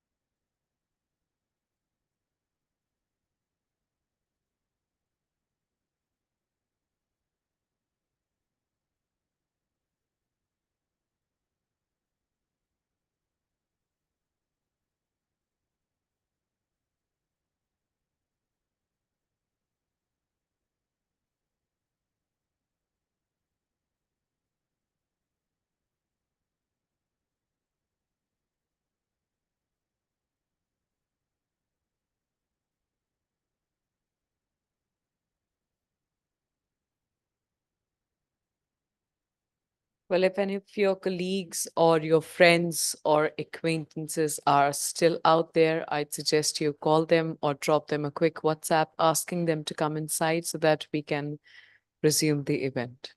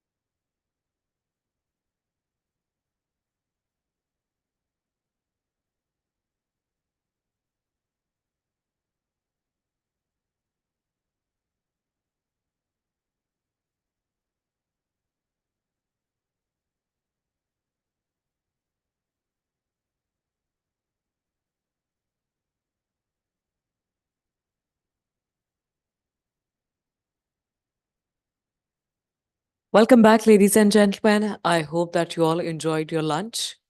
Could I please request everyone to kindly stand for the next 30 seconds? Please make sure that your hands are empty.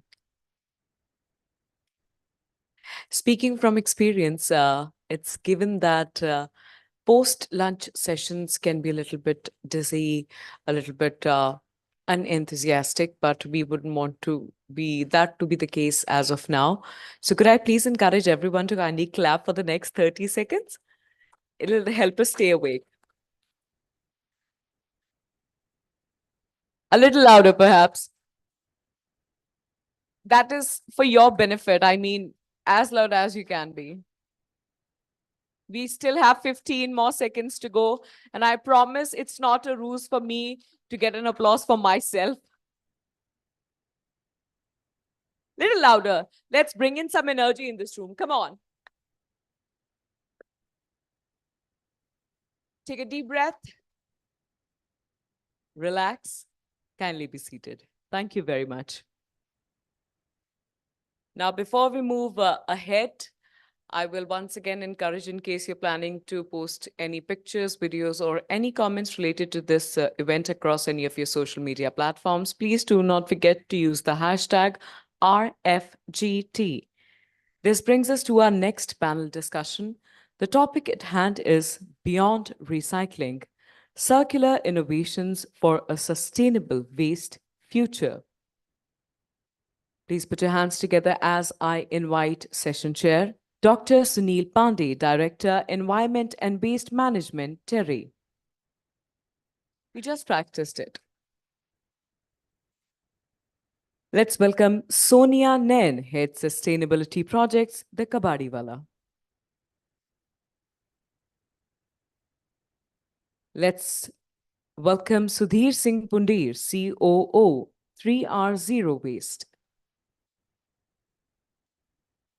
Let's give it up for Shalini Goyal Phalla, Managing Director, International Council for Circular Economy. And completing the panel, please give it up for S.R. Pijawar, CEO, Zekmi. I hope I pronounced the name correctly. It's Zekmi or Zekomi? Zekomi. Well, I've done my bit to keep the audience all energetic. It's in your hands now. But before we begin, I'd like to remind everyone to kindly put their mobile phones on silent or vibrate only mode once again.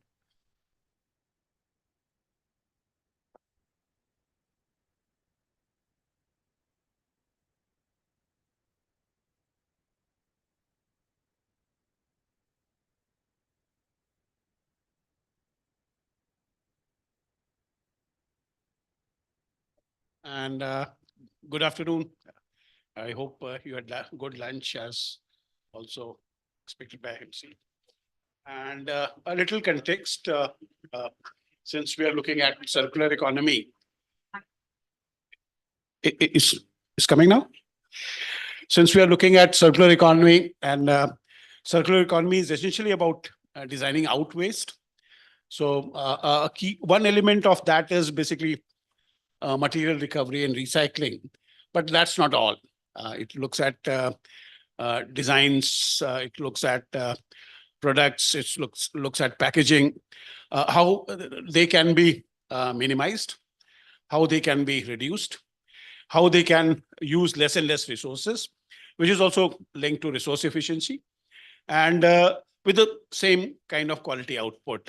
And also, in the longer run, looking at if you want to link it with SDGs, it's about adopting sustainable consumption and production, which is SDG 12 in the SDG list. So with this little context, what I'll do is we have 40 minutes and 4 panelists. So initially, we have set of questions. I don't know if you want me to repeat those questions or you have those questions in mind. I can quickly refresh you on those and pick up whatever you would like to and deliberate for, 5 minutes, 4 to 5 minutes or so. And then we'll see, if time permits, we'll design the rest of the session accordingly. So it's looking at, session theme is looking at beyond recycling, circular innovations for sustainable waste future, and how circular innovations go beyond traditional recycling, as I said, transforming waste materials into valuable resources. Discussing cutting edge technologies, driving sustainable solutions from upcycling methods to advanced sorting techniques. Highlight the role of consumer awareness and participation in embracing circular innovations for waste reduction and sustainability. How can industries integrate circular practices, which is also one of the important aspects, into production, contributing to sustainable future and waste minimization. And discussing the need, lastly, discussing the need for supporting policies, fostering circular innovations and encouraging circular businesses and communities to adopt circular waste management practices. And I mean, last point is about your pitch to policymakers and government. So I'll start with Sonia, since we'll start in the same order. So Sonia, your floor is yours. Am I audible? I would like to thank BW World for connecting us all together so that we can have the discussion about circularity. So we'll give you a small brief about the Kabadiwala, what we do as a platform, and then we'll try to touch upon each and every aspect of it. So currently with digitalization, we have seen that buying any product online is very easy. Within a click, you order food. Within a click, you order your clothes, groceries, everything. And but when you have to get rid of those products, it's not, or the packaging waste, it's not that easy and convenient in today's world, across the world. So that's why in 2014, we came up with an idea that there should be an application so that, like a Zomato, like you order food, you can schedule a fee pickup for your kabad or scrap or dry recyclable, you can say. So we have got a Kabadiwala app, which is running in 5 cities currently in India, which is Bhopal, Indore, Lucknow, Nagpur, and Raipur. We have mostly targeted initially the 2 tier cities because setting up a Kabadiwala infrastructure and vehicles and providing your own fleet requires a lot of funding, and it's very complicated because you're directly dealing with the consumers over here. So we have got different, we wanted people to not see it as kabad or scrap, but something more. So what we have done is that in our app, you can actually see the different items, 50 plus categories of item actually that you can sell to us and schedule a free pickup for that. From plastic to paper to hair, you can see the current market rates, and you can just click on the product and you write down your address, schedule your date on which you want us to pick up your kabad or recyclables, and then our executives go there. And after, once the consumer is done selling the kabad, we share an impact report with him with a notification saying that, it's not just kabad that you have sold us, you're actually contributing towards the environment by saving so many trees. For example, Sonia has sold 10 kgs of plastic, 5 kg of paper, and 3 kg of e-waste. So we tell them that, Sonia, you have helped us save so many trees, so much of water, so much of energy, and all of those things, because it's important that they realize by selling their kabad, because kabad abhi tak unhe lagta tha ki hame paper plastic bech ke paise chahiye. Like they never saw it from that perspective ki yaar environment bhi save ho raha hai, then we are saving our resources also, and it's very important to recycle things. And so we started with this service. And at each level, I think in this value chain, waste management value chain, what we were missing was traceability and transparency. Like in the last session, Ashish ji said that there is 400 crores of revenue which is being earned because everything is being done on bills and with GST. So most of the 80% to 90% of the payments we have achieved, they are done through UPI so that there is transparency. And at each step, we have a application. So when the consumer when Sonia has sold her kabad, I get a notification on this date. I have sold so many kgs of scrap, and this was my impact. And this guy came to pick up my kabad, and this is the amount that I earned from it. At pickup executive who go to collect the kabad, they also have an application. So they put in all the data from Sonia. I have, collected plastic, e-waste and all of those things that we did because initially what we realized was that the pickup executive on the way to the segregation facility, they'll sell off some waste themselves to earn more money. So just to fill the gap, we did this thing. And at our segregation facility also, so all the collected kabar from the household, from the retail, from hotels and from different sources, it goes to our segregation facility in the city, and where we try to employ most of the people who are from bottom of the pyramid. So they do the segregation work for us over there. We train them, we provide them safety kits and everything, and that is how, and for whatever they segregate, we pay them accordingly. So at the segregation facility also, we have got an application. So for example, from Bhopal city or from Lucknow city, X kg of waste was entered in the warehouse. This is what we have segregated till now. This is what is unsegregated. And this is gone to this authorized recycler, and this is left for recycling. Now, this is how we maintain the transparency and traceability in the value chain. Apart from that, what we noticed that in the last 3 years, circularity has become a hot topic everywhere. Everybody is talking about circularity and all of those things. But unfortunately, I just read 3 days back, I read a report from Circle Foundation that we are actually going reverse in circularity, because in last 6 years, our circularity rates across the globe has dropped from 9% to 7%. Maybe because there is more need of funding, there is more need of actions. So a lot of brands who are actually worried about sustainability and waste management practices and are involved into the take back or reverse logistics system, they do approach us with the brief that you are a kabadiwala, you have got resources to collect back particular waste from consumers directly. So why not do this take back program? So we tell them that we need to start with identifying the sources from to awareness campaigns. So for example, we recently started a DRS campaign in Ayodhya, which was launched on 22nd January. It's in a very niche stage, but I mean, we made sure that we market it so well, because I think awareness के लिए marketing करना बहुत ज़रूरी है. I mean, brands do sell their USPs like say, after COVID, especially, that this will make you healthy, this will make you increase your immunity, and they publish it very in bold and on your face. But similarly, I feel brands should also use catchy slogans and publish all these data on their packaging, on the newspaper, maybe with a QR code so that consumer can dispose it off. Come back to you. And regarding circularity trends, we'll do again fact check with Shalini when we come to her. Mr. Shivrao, what would be your take for next 4 to 5 minutes? First of all, let me give you thanks for Businessworld put us in such a wonderful gathering and give us an opportunity to address this wonderful subject. As regard to 3R is concerned, we address how to reduce the waste, and then how to reuse the waste, and how to recycle. Basically, our focus goes on reducing the waste, because let's eliminate the cause and optimize it to the extent we can with the respect of our knowledge or our awareness. And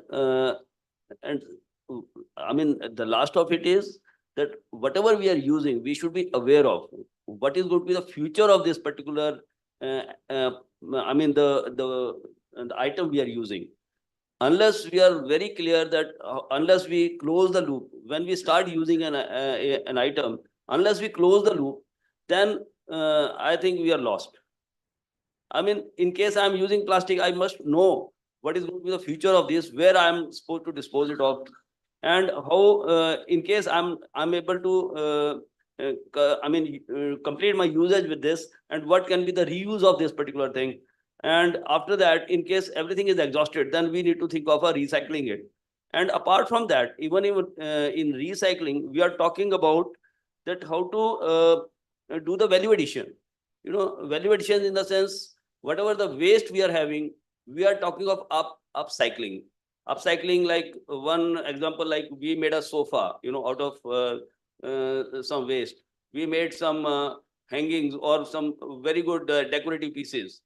And we are trying to give a vision that if you put it on a social media, No, today world is too vast. If you put it on a social media, somebody is going to pick it up, same taste people. And it can be a very good vertical across the globe that if you are making something upcycling after doing, so that is the reason we, put our team with the waste management professionals. We took waste management professionals and we have given them a vision that, okay, you do whatever in the upcycling you can do. And we are conducting many workshops pertaining to this, so that tomorrow it becomes a habit with the people that you use all these usables from the waste products. I remember when in 50s the one experiment was done by Mr. Nekchand in Chandigarh, this rock garden. So he was the one who initiated this upcycling from the waste. And it was a wonderful experience when we go over there and see that particular thing. But today the technology has come.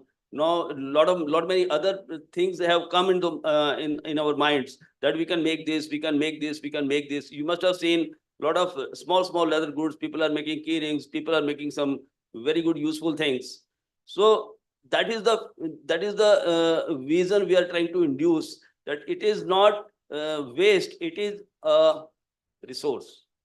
So let's we are trying to put the whole this particular concept into this stream. So and as far as the industry is concerned, I am from an industry. So in industry particularly, we need to understand how we can make the industry green. Green in the sense, how to use the biodiesel. In one of my plants, I started using the biodiesel and fossil fuel instead of fossil fuel. So it was another direction we can go ahead. And recirculation of the packing material. And even from the recycled plastics, we started making pellets, which is a wonderful innovation, because otherwise wooden pellets, metallic pellets, it is a crime if we still use this type of product even for export purposes or even for domestic applications. So with this concept, I'm very sure that the type of awareness we are trying to give to the society, we are going to hit the targets. Thank you. Yeah, welcome. We're very happy that some of the recycling challenges, because when you start recycling, one of the stumbling block is to find a market for recycled products, and a market which can compete with products, otherwise products which are in the market. I'm happy by you that you're trying to address that problem as well. Moving next to Shalini, and key question here is circular economy plateauing, as concern pointed out by Sonia. And with that, another 4 to 5 minutes to you. Thank you, Dr. Pandey. Thank you for the organizers for inviting us here, and I'm very honored to be sitting around along with the esteemed panelists. One good thing, so International Council, I think first let me brief about the work that we are doing. The Council, being the first pioneer body in India working on circular economy, largely focused on enabling circular economy in policies, in industrial development, in education, in research. But 3 years down the line, we do understand that we have a huge responsibility now to see how the dialogue move forwards with action. And it's very nice to see the discussions today. I was listening to the first 2 panels, is moving from downstream to upstream. The focus from recycling to designing, and that is the need of the hour. How do we look at making something? Someone was saying production to recycling, then someone said production to consumers. I would say production to production. When we talk about material recovery, when we talk about resource efficiency, the idea is to reutilize the material, the components that we are extracting and using it in an endless manner, so that ultimately the burden on extraction is reduced. That's the objective. So when we talk about innovation, startups, entrepreneurs, and even the existing industry plays an extremely important role in making that transition. We are completely aware of that fact and being cognizant. The council is now moving towards the training, industrial training. We are working with textile, one of the biggest Indian conglomerates in the fashion industry, also in the pharmaceutical industry, to see how their entire supply chain could be actually changed from the working model can change from the linear take, make, waste model to more circular models. And one very good thing that we see coming in, and this is from my own personal experience by talking to them one-on-one, is to see that most of the solutions lie within the different compartments of the company itself. So if you make your supply chain sit together, the designers, the quality analysts, the warehouse guys, the storage and designers, most of them will have a lot of solutions that they are aware of and could be then brought towards to make it more sustainable. Only today I'm reading that Sprite has done away with that label, the label on the bottles here. So they say we are going naked. So that's the campaign they have started. And that's so wonderful thing, because when we talk about PET recycling, these little design changes are the one that impact completely the kind of recyclability and reusability of the product. So these innovations, and another thing that I learned was a lot of organizations, including one of the textile brand, is doing away with the packaging. So what they said that in a shirt, they would use 14 components, little components from all pins to proper plastic. 14 components were involved in their packaging. They've done away with 10 of them, and only 4 of them have left. So a very important aspect of looking at circularity is reduction, which is now gaining importance, is now gaining at least some attention. And while our policies mostly, we were discussing about the EPR in the morning, look at end of waste management, I think equal focus is required, if not more, towards the production and the design cycles. As I write my second book, which is on circular design, again, concentrating on the fact that now the industry needs to look at circular designing, I give a 3 mantra for the industry, and it's called MAD, going mad, I would say. So first is modularity. How do we include modules? How can we modularize the components, the entire production? The second is assessment, assessing through the life cycle assessments, data analytics, collection of the right data at the right time to come to the conclusions that are more sustainable.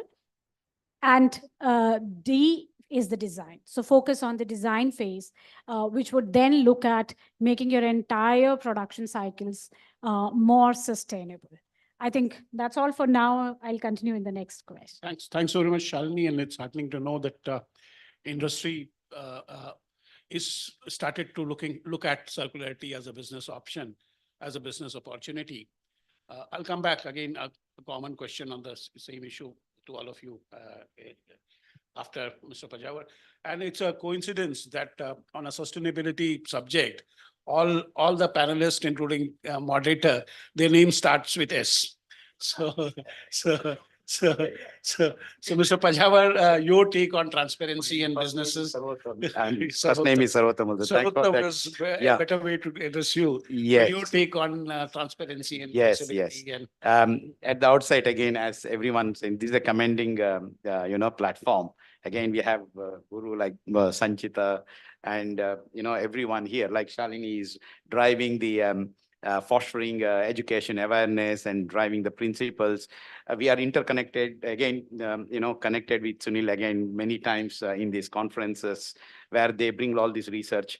I'm very interesting to connect with the 3R because they are again driving what you call research and development and upcycle, as Miss Shalini also spoke about, and Kabadiwala, where Sonia, am I right? Sonia is talking about how make a click of the button, picking up the waste.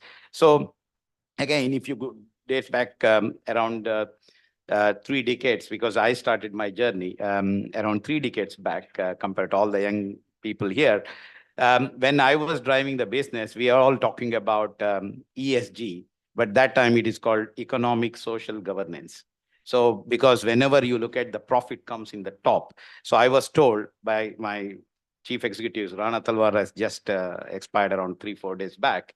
I was with Standard Chartered, so I was a CIO there. So that is where I want that, the top line to be done, beating Citibank, HSBC, but go local. Local means do some CSR. That is the mantra. It's just to show, do this, that.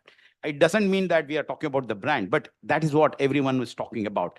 Governance is the key, because otherwise you can't. But if I look at it, if I came out of this corporate world around a decade back now, this is where I was looking at just a big transformation for 5 to 6 years. He has changed it to environment. So that means everyone has a respect. You have to give respect every stakeholder. It is not just human beings, everything. It's a green planet here. So that is the mantra today. We have to call it as a major shift. Again, if you look at from the perspective, there is no change in economics. You are still looking at the top line, but how you improve your business, that itself will bring your top line and as the bottom line. This is how, as Ms. Salini talked about, very nice, production to production. We call it as economics is there. You improve your production. You improve how your product gets into the market. So, by the way, I'm Pejawar. I floated my company called Zikomi. It stands for Zero Waste Economy around 6 years back. It's a clearly like what Sonia talked about, click of the button of Ola or whatever. We are a Make My Trip. We are now operating in a B2B space, providing a complete AI and blockchain-based technology for B2B clients across India. We have more than 100 B2B, 90% of them are blue chip. We drive all type of waste, whether it's a e-waste or a battery or a plastic or oil, any type, through our partnered recyclers. 600 recyclers or co-processors across India who are gone through our compliance, due diligence, and intelligent tool, and they are onboarded, and they are now partnering through us with these MNCs to provide a one-stop solution where anywhere in India, if you want to dispose, the client will initiate through our SaaS product, where the recycler will understand what is coming up, and then they will pick it up. There is a complete transparency and traceability throughout the value chain. Not only that, we keep human, what you call regulation, respect for social value, where without PF, ESI, it will never be allowed. The second aspect here is to talk about even embedded carbon footprint. So we provide that report to the customer. So this is where the customers were earlier, before implementing Zikomi, they had a lot of challenges because they are segregated across India, decentralized disposal, informal sector. Someone comes and say, I have the license, but he may not have the plant. So this is where now everything is going through a compliant way, sustainable way. At the end of the day, price discovery is also a very key part of that, because resource efficiency is another mantra. We are not reducing the resource efficiency. So this is where we do a waste mapping and making sure that the right buyer comes and gives the price discovery to the client. So this is the way we bring the complete production and consumption, the life cycle to the client, who can really go into the zero waste landfill certification journey or including net zero journey. Just to touch upon this, why we look at this aspect, we are integrating our product to their design, their complete operation. What we call it, there are two models. One is called, the configuring or redesigning their operating model. That is nothing but our hierarchies, from reuse to reduce to, which is all part of the design design longevity or design out waste or resource optimization. We look at that hierarchy as part of the solutioning. And then we also work with them, something called configuring the business model, which is, it can be a lifespan increase through our product, where it can go as a reuse. it can be recycled, it can be refurbished. So we have various type of buyers who can pick it up and really, adopt that R in the hierarchy. So that's what I would like to conclude before we continue with our case studies, which I can share with some of the case studies, how industry are now able to adopt the sustainable business practices. Thanks. I'm not sure if we'll have time for case studies, but interestingly, around resource efficiency, some of you might know that CSR has had a DG called Dr. Mashalkar, and once on a foundation day, he said that production mantra should be that creating more and more from less and less. How you can do that? So, any quick question from our panelists? Any comments which you would like to have? So, I thought in a second round, what I'll do is I'll give you 1 or 2 minutes, 2 minutes each. Circular economy is something which industries need to embrace. Not only industries, but everyone. Even other service providers in a social spectrum or any spectrum. So how do you suppose we measure circularity, that a particular entity is 100% circular or 50% circular or 25% circular, or compare them, who is more circular, who is less circular?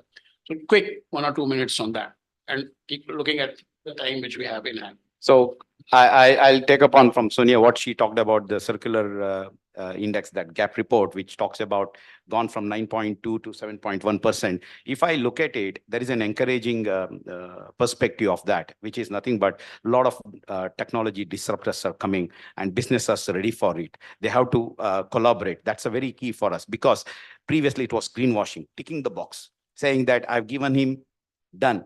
And now when we are entering, there is a lot of surprises. This is where I think one way of looking at is how they can get into a zero waste landfill certifications, or which can be a enabler for net zero. Second, upstream. As Shalini also talked about, how can we look at the decarbonization of their supplier, whether they bring the virgin or whether they bring the recycled product. Just to quickly, I'm not bringing a big case study. Let me tell you, when we entered into an auto component manufacturer, one of the biggest challenge for them, they are not getting a better price for metal, which is boring chips. What we found when we look at their design, we did a pilot with them. We clearly look at actually the cutting oil. What happens is in the metal, that is where it gets into the machining as well as boring chips, which the foundries will give a less price. Now, if you look at, there is oil, we worked with their team only to get that squeeze out, which means that oil can be recycled again within their organization. At the same time, material will go with a better price, where foundries will pick it up in a better price, and then they can directly get back to the steel as a production. So if you see, this is a simple one where they have not even looked at, but through a lot of research, they were able to increase the price by almost 15 to 20%, but the same oil can be used back in the organization. Again, ETP sludge, that's something which we started working with pharmaceutical. It's a clear waste to energy. Again, when we talk about, there is a concept, but there are a lot of energy can be generated through this. So this is something which we all need to think. It's all available there. Why can't we reuse it, regenerate, rather than use the virgin supply? Thank you.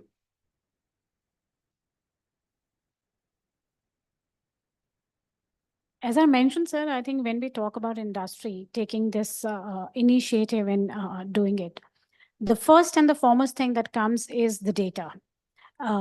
Most of the times when we work, I mean, n number of reports, ESG is there. There are multiple kind of the business responsibility report. The point is, are we collecting the right data? So the traceability and transparency in the supply chain, either through the digital interventions or through self-discipline, is very, very essential. And once we have the data, I'm sure a lot of things would emerge. The second thing that we see is definitely the leadership.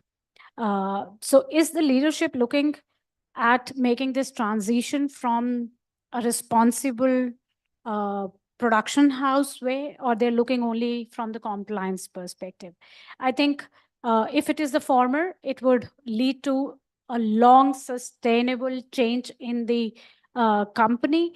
But if it is only the compliances, then it will be a very short-term benefit that we are looking at. The third is the consumer awareness and the consumer demand, and we all have a very important role to play here. What are we asking for? What are we wanting? Are we aware? A lot of discussion on that, but I believe metros are more educated. People here would talk about environment and understand, but what about the rural India? And since India lies in the rural areas, are we taking this awareness to them is equally important. And then comes the understanding. So it could be the circularity gap report. It could be any number of circularity indices. The important thing is to understand that we collect the relevant information and convey the relevant information to the one who's consuming it. With this, I think the entrepreneurship, the budding startups and entrepreneurs, the digital intervention has a very, very important role to play in the transition. They bring companies like Zecomi, Kabadiwala will bring a lot of transparency in the entire chain, and will also, I see, gradually will help in making and creating an impact, not only for the production houses, also for the consumers. Like they said, that we are telling them what impact have you made in terms of trees, in terms of water, in terms of reducing the greenhouse gas emissions is extremely important. And last but not least, I think one parameter that none of these indices cover is the green jobs. How much jobs, how much skilling are we doing to enable just transition? None of these reports I see, they do lack this. So if that is included, it's extremely important. If we start doing that, I think all the developing countries will have a very upper hand on the indices, saying that yes, we have the green jobs. And incidentally, any of the indices which I go through does not cover the green jobs. So I think that must be included. There was a report at the FICCI Circular Economy Symposium that talks about the FMCG reporting. Even that lacks this employability and the green job thing. So I think that one point from this panel I would like to raise and bring to the notice, that that's a very, very important thing that we have lagged in that matrix as well. I'm glad that you raised that point. Mr. Shiv? Yeah, actually, I'm representing Mr. Shiv. I'm Sudhir Singh. I'm looking after operations. So just a small clarification. I'm taking you to a different platform altogether, thinking how green we are. See, in our organization, in corporates, people cannot buy anything without an approval. Finance fellow is sitting there, administrator is sitting there. You can't buy anything unless it is approved. But we keep buying for ourselves. Nobody approves our buyings. And a small thing I'm telling you, I was sitting with an MD of a big company, and we were talking of an inventory control, and he was saying, I got 7 suits with me. Every year I discard 2, and every year I add 2, but the total remains 7. And you know, as far as the discard is concerned, my wife takes a decision. And if 2 more are to be added, then I also participate, because sometimes it becomes very odd. So we are talking, whenever we are buying something, let's plan. If I have to buy a shoe, which brand I have to buy, which color I have to buy, which price bracket I have to buy. And then another aspect of it, which is a takeaway from this particular evening, is a feeling of gratitude. You know, when we buy a shoe with a lot of efforts, I mean, lot of planning, and it is admiring us everywhere, wherever we go. It is protecting us wherever we go from a mud or from a different odd things. And it cannot be a one-way traffic. If we are getting services, we must reciprocate. So if we take a principle of reciprocation from this evening, but I mean, if I'm wearing a coat, if I'm wearing a tie, it is giving me a service. So I cannot throw it off once I put off, and I'm not supposed to throw it off. With a feeling of gratitude, I must put it in a wardrobe properly. And let me put it this way: if I'm sitting here, I'm trying to implement how green I am, how, gratitude, feeling of gratitude I am. See, if I take off my shoes, I always clean them before putting into the wardrobe, the shoe row, and not at the time of wearing it next day, because that is the time when you really feel obliged, and you feel have a feeling of gratitude. Yes, you have really served me. Now, what is going to happen in the waste? When you are going to do all these things, the life of the things are going to increase, and you with the planning, you are going to buy the best things suitable to you, and hence you are going to reduce the wastage in the long term. And whenever you are giving to that particular thing to somebody, you are going to give in, yeah, very favorite hai, please sambhal ke rakhna, for a reuse. Very, very important, Mr. Sudhir. And it's important also to realize that if you can enhance, increase the life of the product, certainly. Yeah, because that is eliminating the cost. Once it is scrap, it is scrap. 1 minute for Sonia. Thank you. Most of the points Shalini ma'am has already covered, but coming from the collection and sorting point of view, being a kabadi wala, I would just like to add on few points. Like I feel for any action around circularity to take place, it's very important that we have PPP partnership between public and private enterprises, stakeholder, consumer, and we all are working towards one same goal. Right now, what I feel is happening is there is a very big disconnect between the central, the city, the rural, the industries. Everybody has got different targets. I think there should be a sync between them. Also, but while talking about the technology, I want to say that currently we have a tie-up of more than 500 waste pickers who work with us at the MRF for recovering waste. Now these AI sorters and all of these things are coming. But how many of there are 40 lakh waste picker and small scrap dealers in India. How many of them can afford these sorters? So we need to come up with technology which is scalable, which can be easily be used by these small scrap dealers. And so that it increases their efficiency, we will do the work of upskilling them. So that's how we can manage the gap. And thirdly, I just want to share an example. Like I feel those enterprises are more circular, that without taking the burden of policy, they want to do something of their own self. We started the first mattress recycling campaign in India because Indian Steel Product Federation, they approached us. They said that, we have got foam and we are worried that, foam is non-biodegradable. And the quality which you get, because people use it for 10 years altogether. So we want you to take the mattress back, and we want you to do something upcycling or recycling of the available material. So I did some research. I got to know that in US, these programs are already running because the landfills are not accepting the mattresses anymore.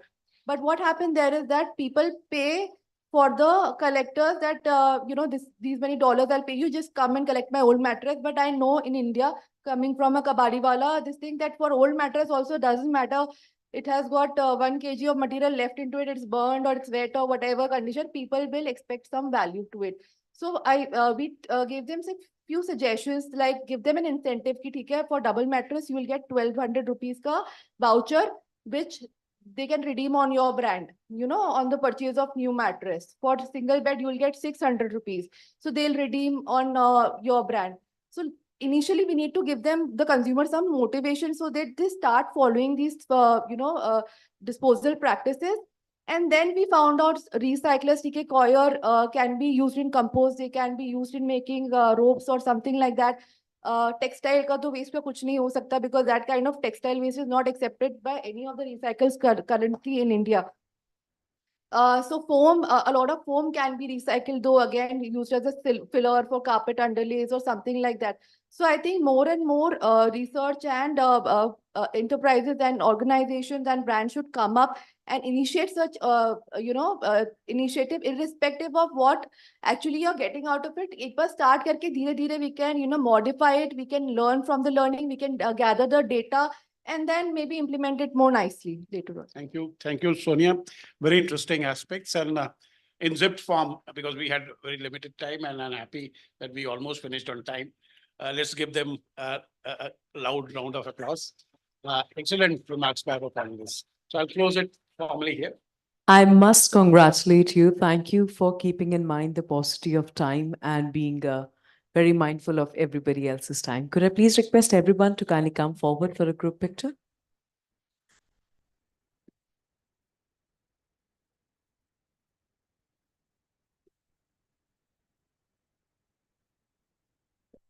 यहाँ WhatsApp कौन-कौन use करता है? By show of hands, who uses WhatsApp? You don't use WhatsApp? You do? Right. Now, this WhatsApp has a very funny thing. I believe everybody has one. It's called the family WhatsApp group, right? What's the name of your family WhatsApp group? Guru Maya. Oh, lovely. What's the name of your family WhatsApp group? Family group. Lovely. I don't know why, but my family decided to name it Family 420. And on this particular group, बहुत सारी अजीब सी photos आती हैं. For some reason, there is a glass, there's tea in the glass, not a cup, I shall mention. A flower blooms from the glass and it says, Suprabhat, aapka din shubh ho. And for some reason, there's a goat, there's a lamp, there's a tree, and behind the tree, there's a baby's face, and the baby's face is saying, Kaise hain aap? I immediately called my mama ji and asked him, please stop sending me these kind of pictures. मैं क्या करूँ इन photos का? ये बच्चे के मुंह से निकल रहा है, ये फूल निकल रहा है, mama ji, please stop sending me these kind of pictures. He said, I'm sorry, I won't. But one fine day, he sends me a picture. और उस पिक्चर में जो लिखा था वो मेरे हर सुबह उठने का कारण बन गया. I would like to share that with each and every one of you since I've been here since the morning and I've been listening to all the speakers talk about all the efforts they've been making. कि जीत मिले ना मिले ये अलग बात है.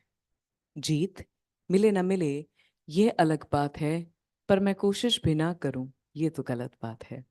So this one goes out to efforts. And talking about effort, this brings us to our next topic to talk about transforming e-waste, India's digital revolution sustainability drive. Please welcome Dr. Sandeep Chatterjee, Scientist G and Senior Director, Ministry of Electronics and Information Technology, Government of India.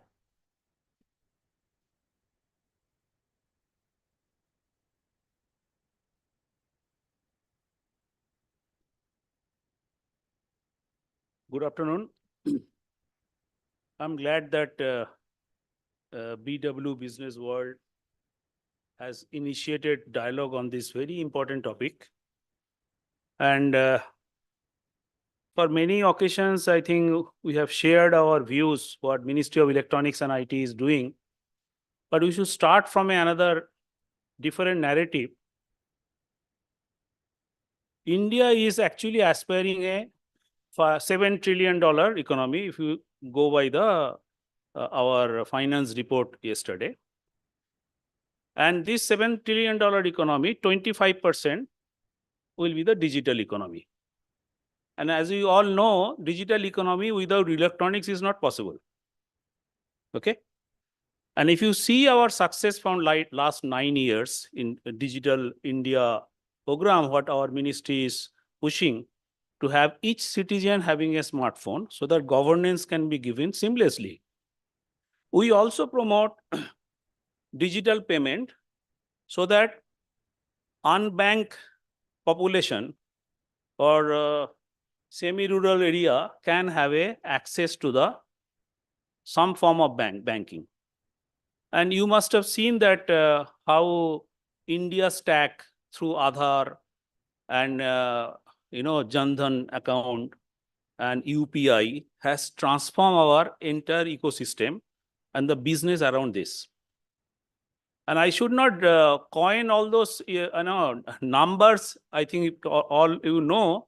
Now the cash transaction in 2021 of 73% reduced to the 16% now, which we'll be proud of.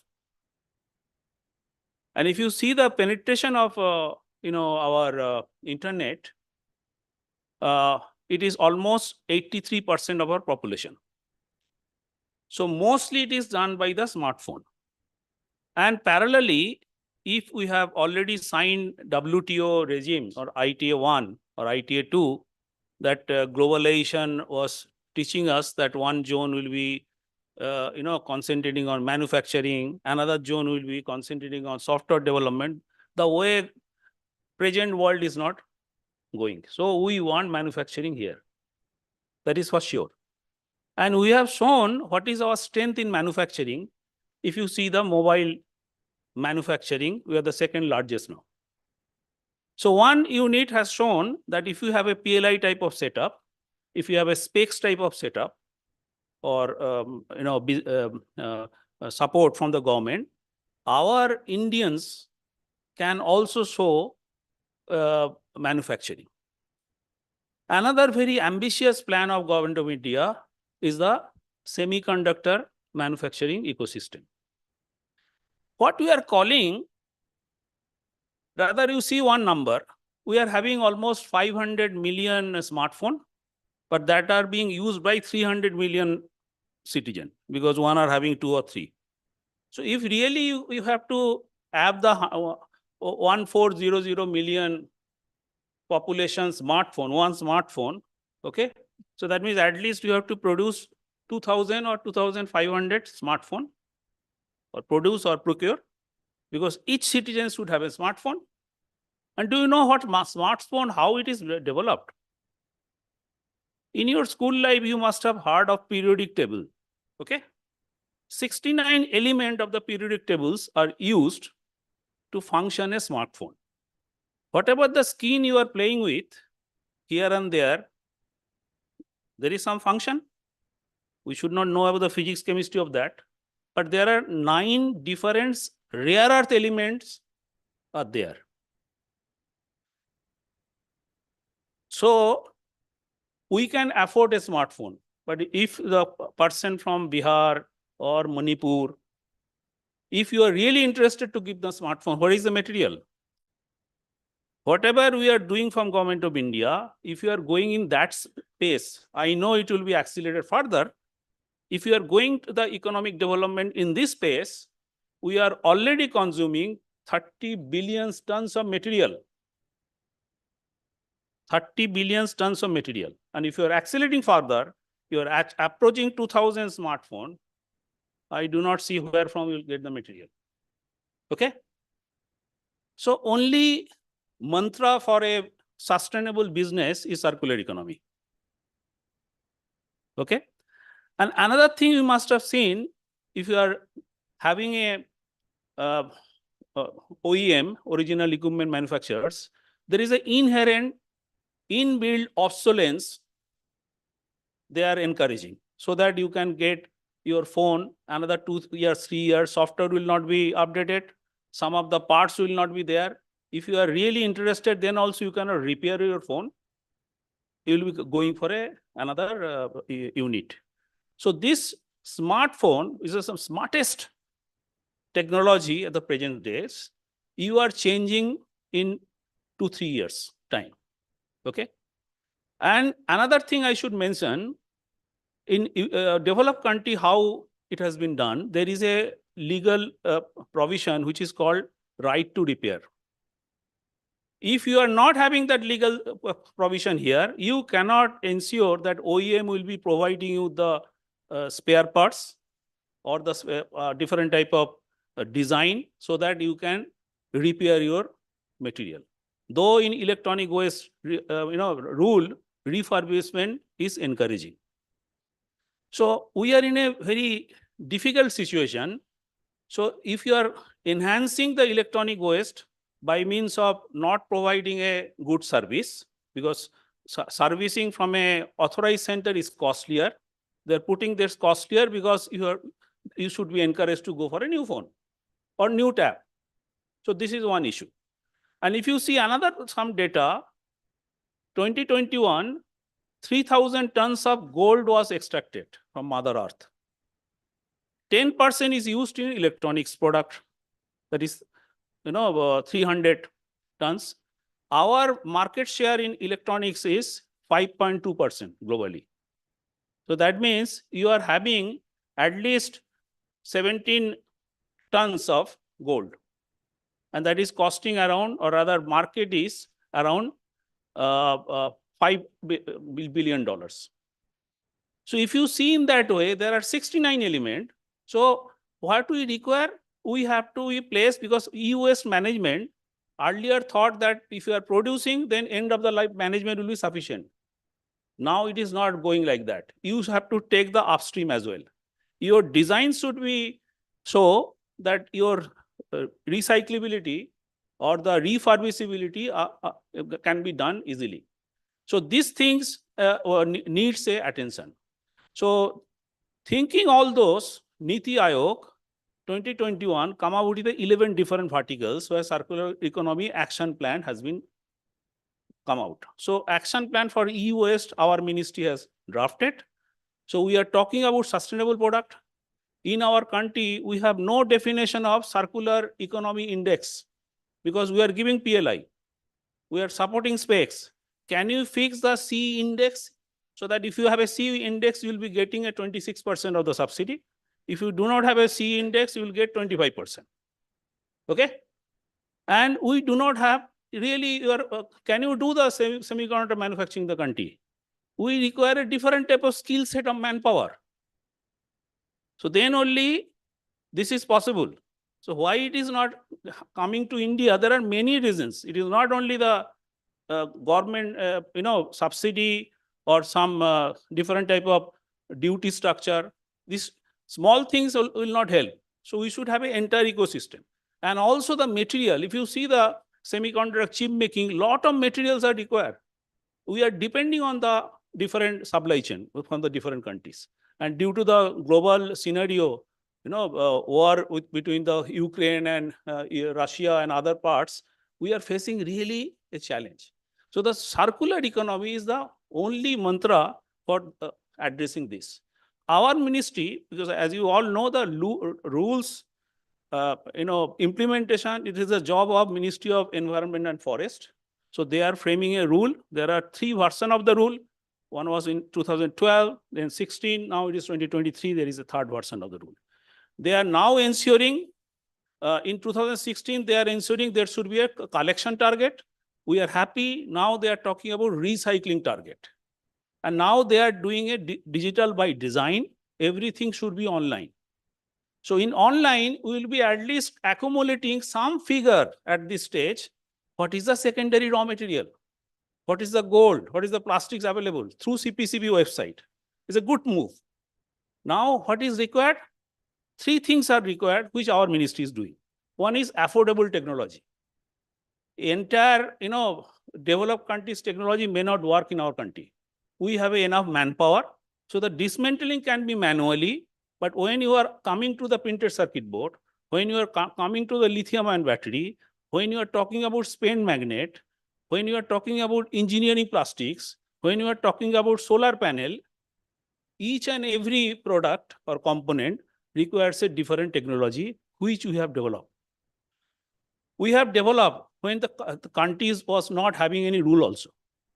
From 2007 till date, we have developed those technology and handed over 20 to 30 companies. But you can say this is not sufficient. Now, what we are doing now, I'll be giving you. First of all, in 2019, with those knowledge base, we have created a center of excellence in Hyderabad, CMAT Hyderabad, and that was co-supported by Telangana government and one of the big company, Greenco.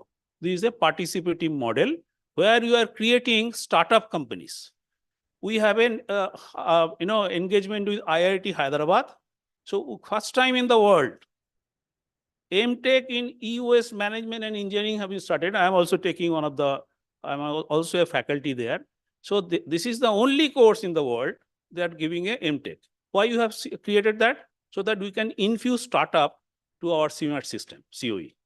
So like one startup is working on the liquid crystal, because whatever we have taken is monetizable component. Apart from that, lot of other component you require a innovation.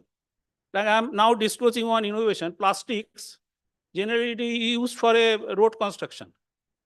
It's an idiotic way of using. You have engineering plastic. Engineering plastic can be converted to 3D printed filament. There is a huge cost that we have developed. And we are procuring from outside India. waste plastic should have a different value-added production. Then the solar panel, maybe they have included for our incidents, but that has been given a 15 years or 20 years timeline. You please record it. But the technology you have, we are all at technology readiness level 4 already achieved. So what I'm saying, we require a technology, affordable technology. And it is not a rocket science. It is mainly taking care of the mineral engineering technology. So we have developed from NML Jamshedpur, few technology we have developed CMAT Hyderabad, plastic we have developed in CPAD Bhubaneswar. Now in that COE, we are now proliferating different startup company with those technology. Last 4 months back, you must have seen that news. Niti Aayog CEO has handed over CMAT technology to lithium-ion battery, 30 companies. So COE, why COE? Because this technology has been developed in IIT Delhi also, Roorkee also, different other places. But if you see the electronic product, continuously it is changing. The gold content in the PCB, whatever you used to have in 1970 is not there. So they are using a different type of alloy. So you have to augment your technology continuously. That is why COE. So we have created that. Now we are working 7 different startup company. We are incubating them. We are giving the training. And after that, this is a technology repository, what our ministry has done. Another thing we have seen, there are 600 recyclers. Where is the skilled manpower? So we have started a program starting from the Northeast first. Then we have done 8 Northeast states we have already completed. Now we have done one and a similar project in Punjab University for Chandigarh, Haryana and Punjab. Another we have done in our CMAT Hyderabad Center for Telangana and Andhra Pradesh. Already 1,200 skilled manpower we have created, which we are giving an entrepreneurship, so that there are schemes in the MSME like CDP, SPICE. They should obtain that fund and start a different, recycling. Because whatever recycler you see, so-called recycler, they are not extracting precious metal in the country. For that, they are sending the thing to the Umicore, Japan or other suppliers. If you are not extracting your material in India, how will you see that you will be successful in semiconductor manufacturing? You're going to fail. So what I am saying, I'm happy that this forum has been given to me. What I'm saying, you require a sustainable recycling, business sector, and which will be giving a majority of the GDP contribution in the coming 1 decade. So this is my last big, point, and happy to be here and sharing my view. Thank you.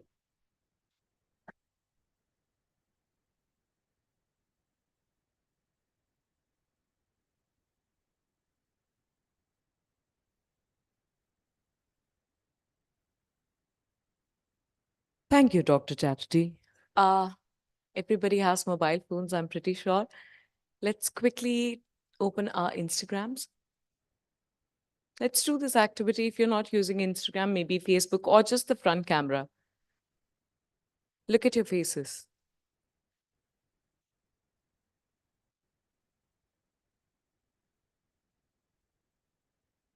Take a picture. Don't worry, I'm not going to ask you to post it. Some might want to use a filter, so I'm not going to be interjecting on that part. After a couple of months, maybe if some day, some night, when you're lying on your bed and you're getting bored and you scroll through, just if you ever come across this picture, take pride that you were here, that you were at the turn of making a big change in this society. So congratulations to each and every one of you.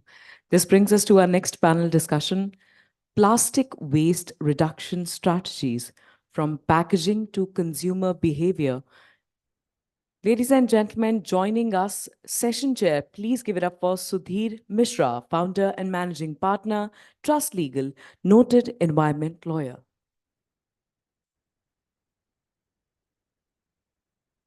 Let's welcome Angad Khanna, Waste Warrior, Waste Warriors Society. How about a quick round of applause for Angad? Let's give it up for N. Raghuram, co-founder and director, Green Recycloplast Solutions. Recycloplast. Oh, my sincerest apologies. Please welcome Nitin Agarwal, Chief Strategy Officer, Pashupati Group. And completing the panel, Sharang Ambedkar, founder and managing partner, Feel Good Eco Nurture LLP.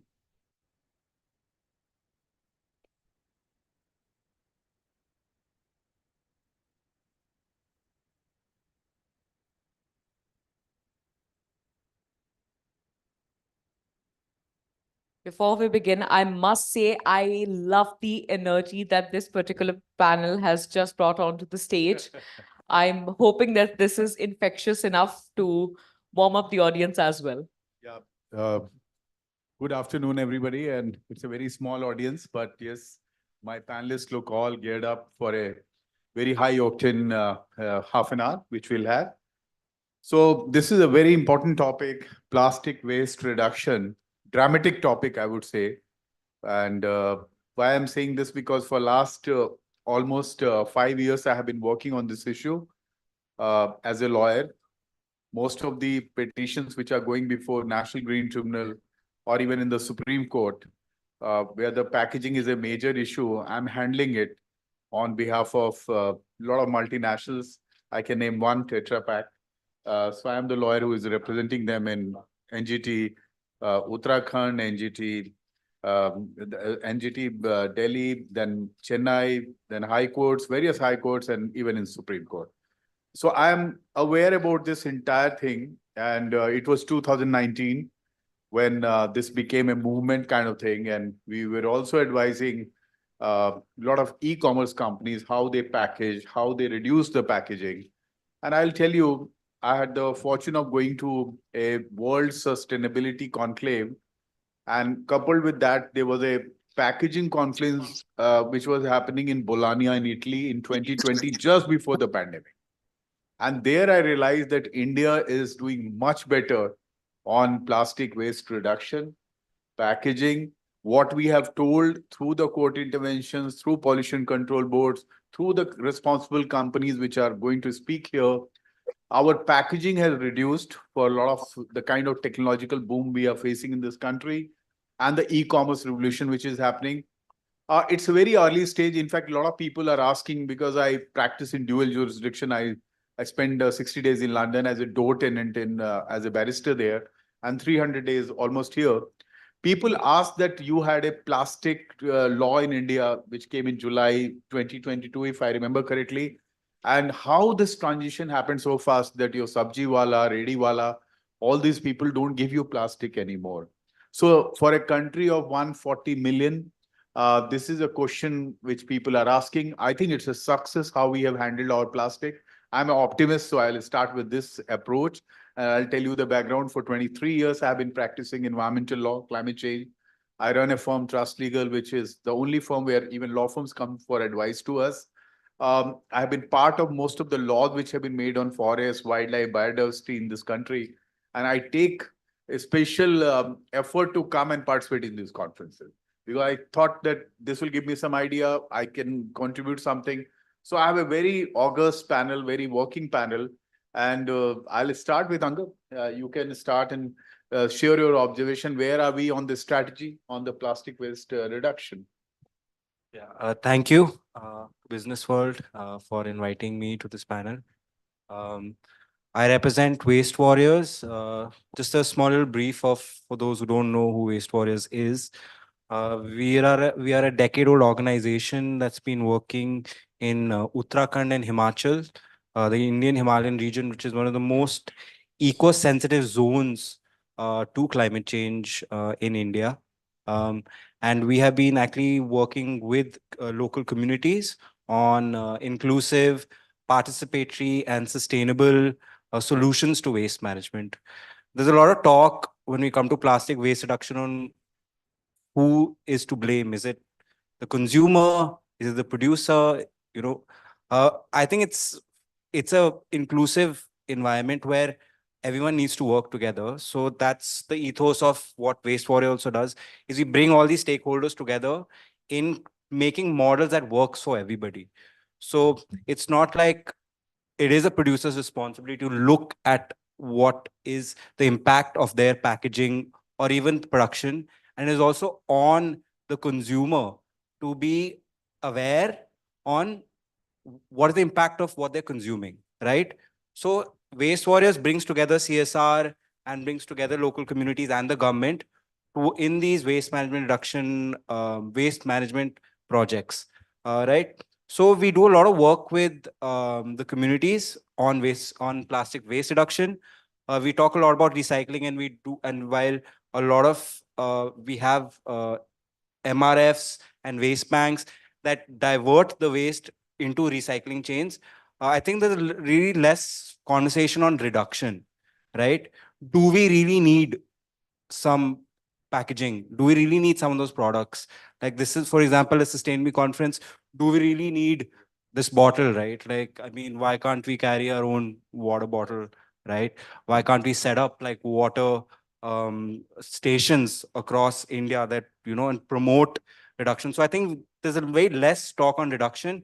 And that's what in wastewater is also we work with our communities to have them understand, like, you don't really need to carry a panni. I think if you've gone to like a vegetable market, you must have seen like a person will go buy like 5-6 different vegetables, and each vegetable is in a different panni, right?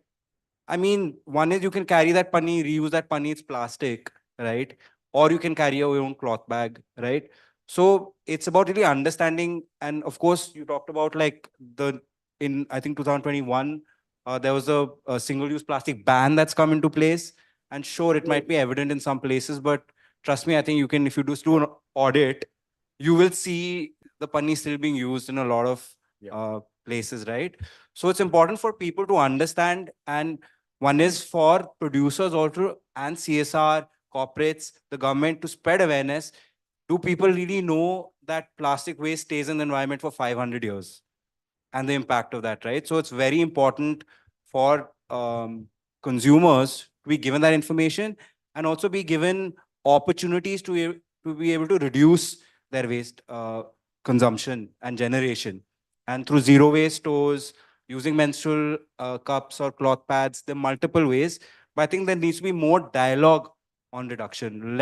I believe less is more. I agree. Yes. So good initial observation, Angad. Raghuram sir, I'll come to you. And you are also in the same space and more on the corporate side of it for the recycling and the entire purpose. Before I come to you, I quite agree with Angad that look, in last 4-5 years, a lot has happened. But yes, it's a much deeper problem as a society, as a consumer behavior thing.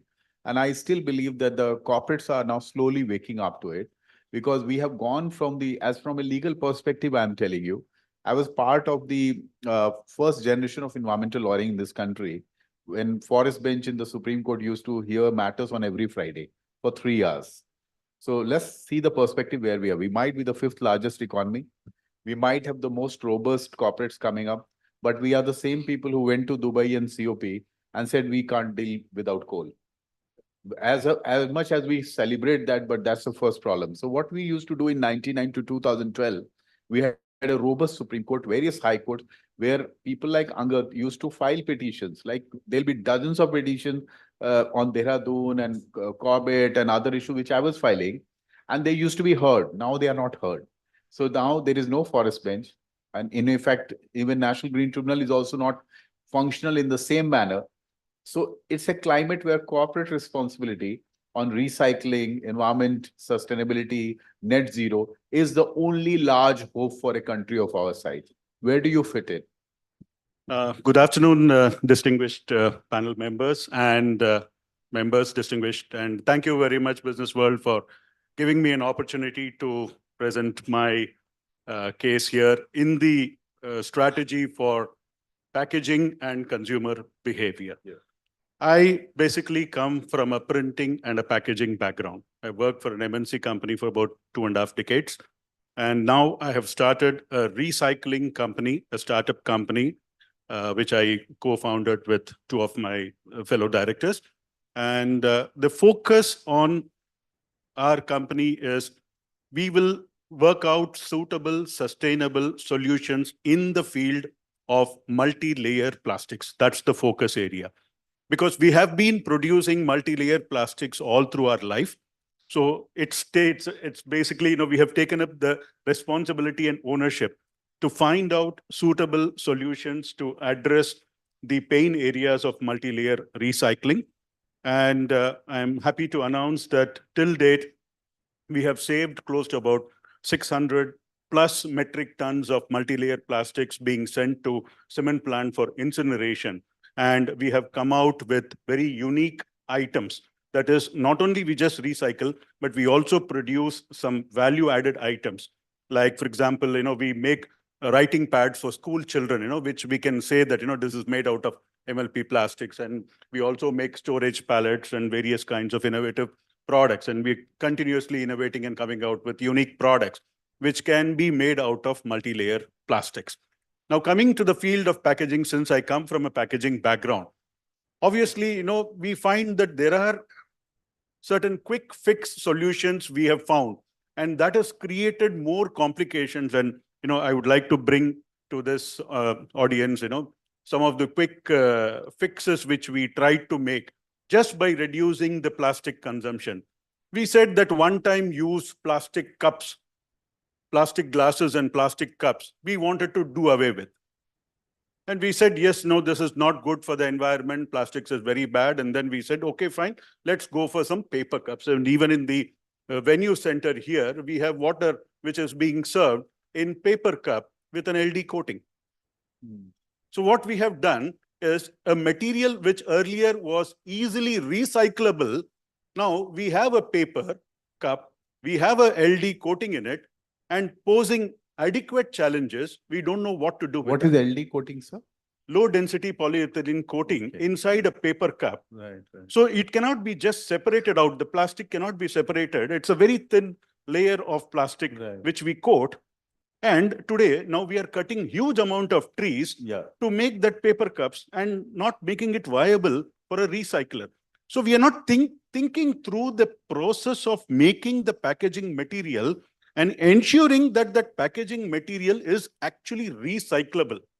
Now, also now that you're representing Tetra Pak, so it's my honest submission is Tetra Pak is not a recyclable material. So instead of a Tetra Pak, if I can go for a PET bottle, my friend can comfortably recycle it and making it into a value-added product. He can make a T-shirt or a jacket out of the PET bottle. So people have started using abusive language. Plastics is bad and plastics is bad and plastic is bad. But however, it's not plastic which is bad. The way we treat plastic, the way we recycle plastics, or the way we handle plastic, that is posing a bigger challenge than plastic itself, because plastic is a wonder material. It's one of the best materials ever produced in probably it's an innovation of the 20th century, I would say. More a handling issue now. Yeah, so more how we handle it, how we come out with products which are actually recyclable. So I would rather say that use a plastic cup, encourage plastic cup, and say that, okay, let's recycle. But it might sound radical, but then that's the fact of matter. Because you don't have adequate, so because the same paper cup will go, but it will not get biodegraded. And then it is leaching because there is a fine coating of LDPE film which is getting leached into the environment.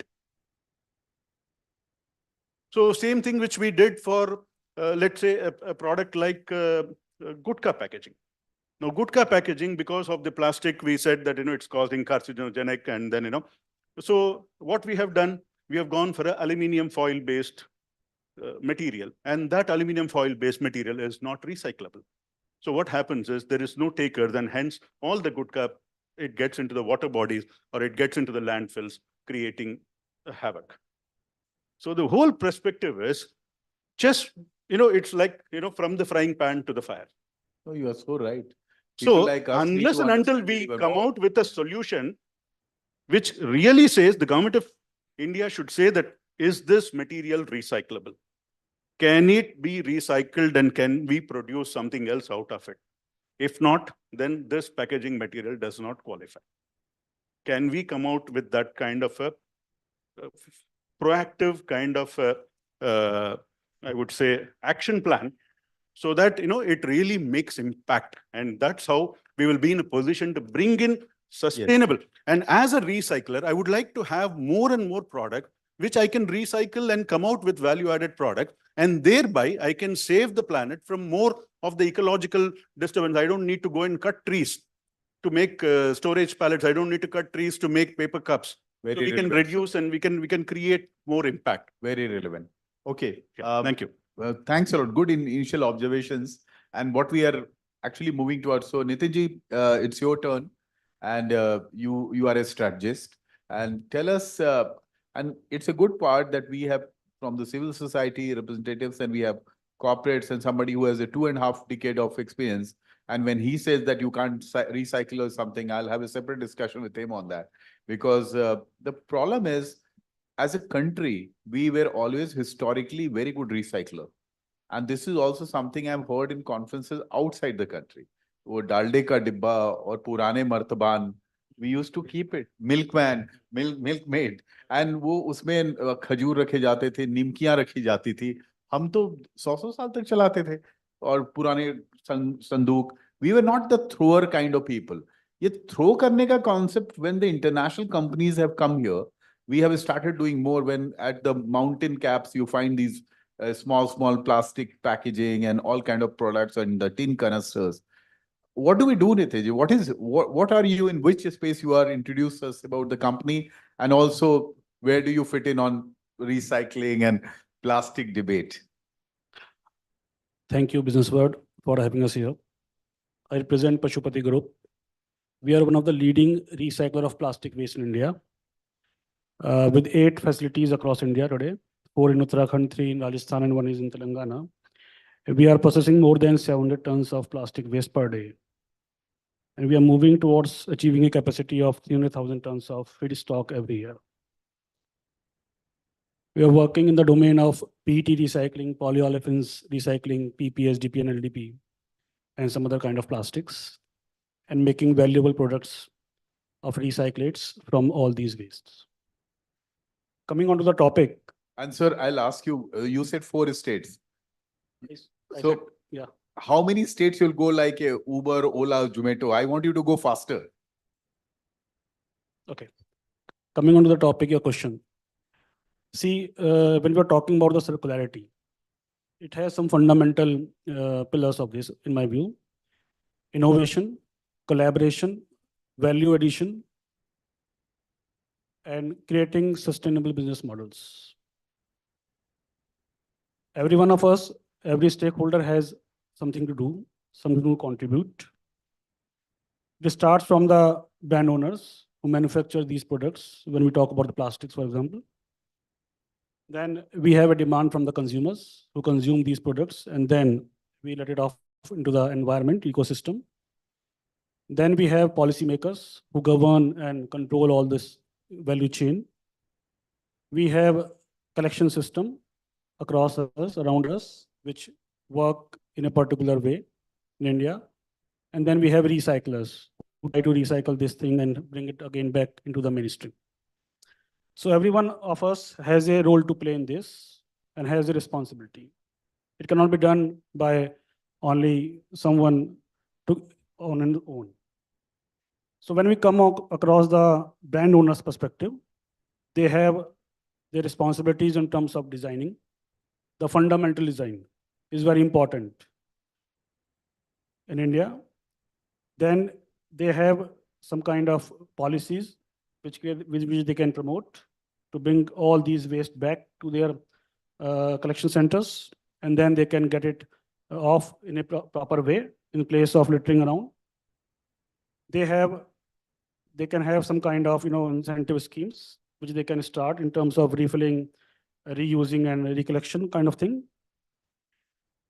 In terms of using and designing or designing a fundamental design, we are seeing that a lot of polymers and colors are being used at the same place for the same application in today's scenario. In this bottle, you can have 7 to 8 colors of caps. It may be PP or SDP, both. We can have labels in PP, SDP, LDP, BOPP, PVC, PET, and even in India. So this fundamental design has to be simplified. As of now, we are designing these things from a sales point of view, from the business point of view only. I want to present my product in a lucrative way so that to attract the attention of the buyer, for Right. example. So for the sake of the environment, as a collective effort, we should come together on a consensus that yes, we will have only HDP here in white color, for example. Then whatever the caps you will have in India will be of white HDPE. And you do not need to segregate it, whether PP or HDPE or which color. What it helps us in recycling? It helps us in upcycling. As of now, we are downcycling. For example, how many have the capabilities of segregating is this PP and HDPE when this is crushed? How many can So if it segregate is into different one- colors? So Nitin bhai, you are saying if it is one color, it has a higher value to recycle. Am I correct? It has a value to recycle, plus it can be upcycled and can be brought back again. Brought back for the again. Same application. Absolutely got For it. same application. So what you gain out of different color is that a important factor, or recycling and bringing it back is a important factor? Complexity of recycling is a challenge. Absolutely. It reduces the challenge. It reduces the challenge. Absolutely. Thereby upcycling becomes easy. Absolutely. So may I ask you a few more questions? It's a very interesting thing you're saying, and let me assure you, I'm getting ideas. So that will go in a petition. That's why I'm asking you. So tell me one thing. I go to hotels, and that's something bothering me. All of them advertise their ESG report and all these things. And these are global hotels. So I'll tell you standards. I was in London last week. Actually, I was there, and then I went to Bath in a hotel. And Bath is just 1 hour away from London. You know that. In the hotel, nowhere I found that the shop had any plastic cover. It was wrapped in a small, thin paper. In London, it was wrapped in a plastic. In India, name the brand, they wrap it in the plastic. Now, the same thing is when you order food in your room, they have the same patla wala plastic on your food. Now, I want to ask you how hazardous that is for the food. And I also want to ask you, when you say we have done this ESG and we have done climate, why do you put that plastic thing still, even if you have dispenser now, your soap still has a plastic or a film on the soap? See, we have dispensers here, and many of us are changing that concept also. But Yes. still, there's a lot of things to be done on this. Yeah. When you say about the hygiene, so all such kind of products which are used in contact with food, they must have a food compliant application with that.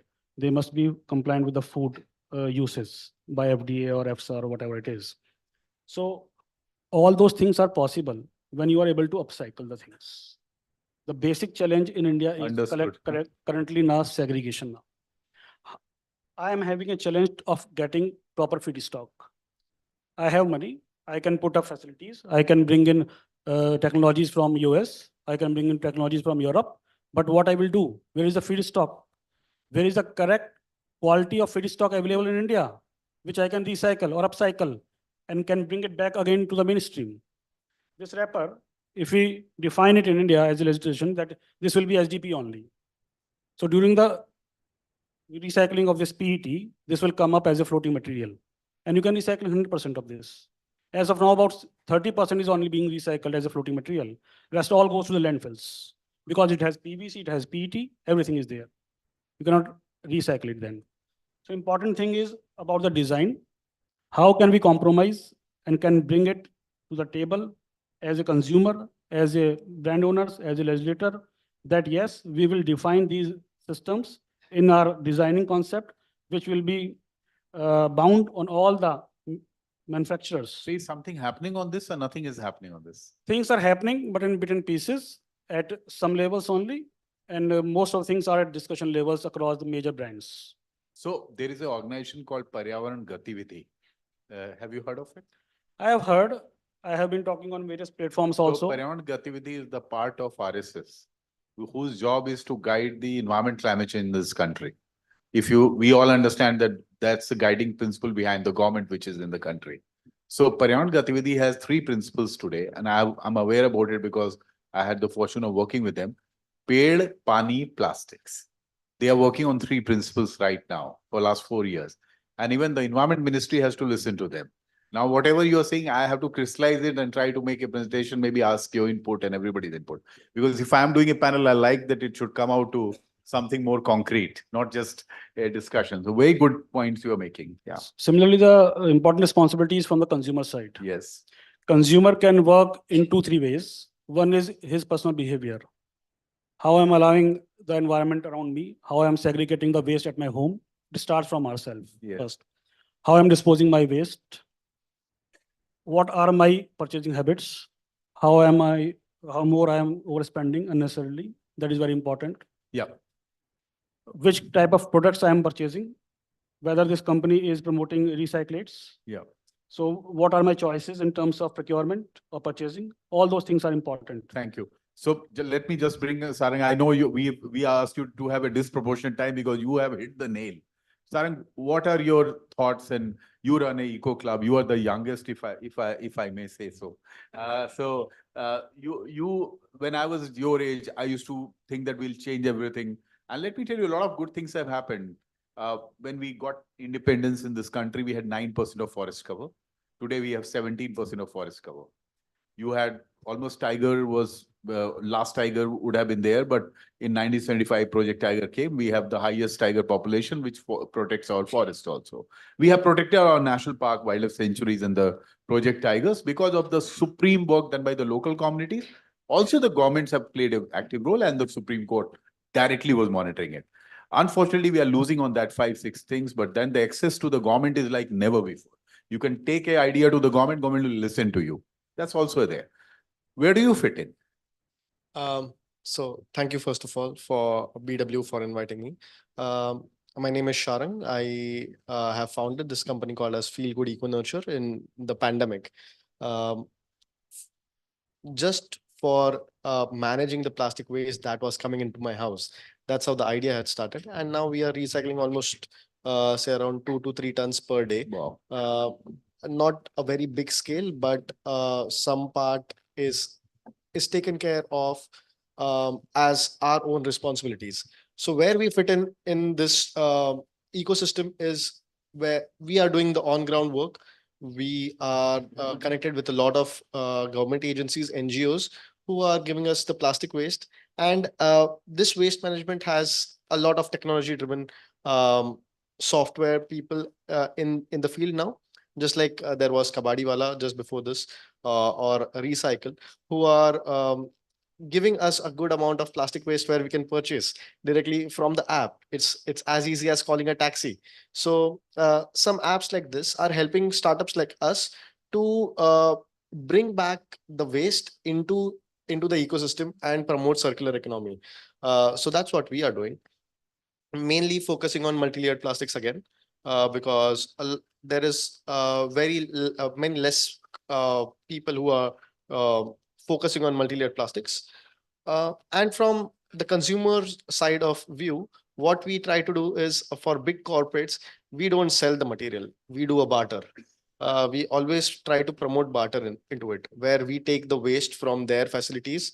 Or we did a project with Pune Municipal Corporation recently, where they had given us 20 tons of plastic waste material, and we provided them with 10,000 t-shirts for the municipalities, Safai Sathis.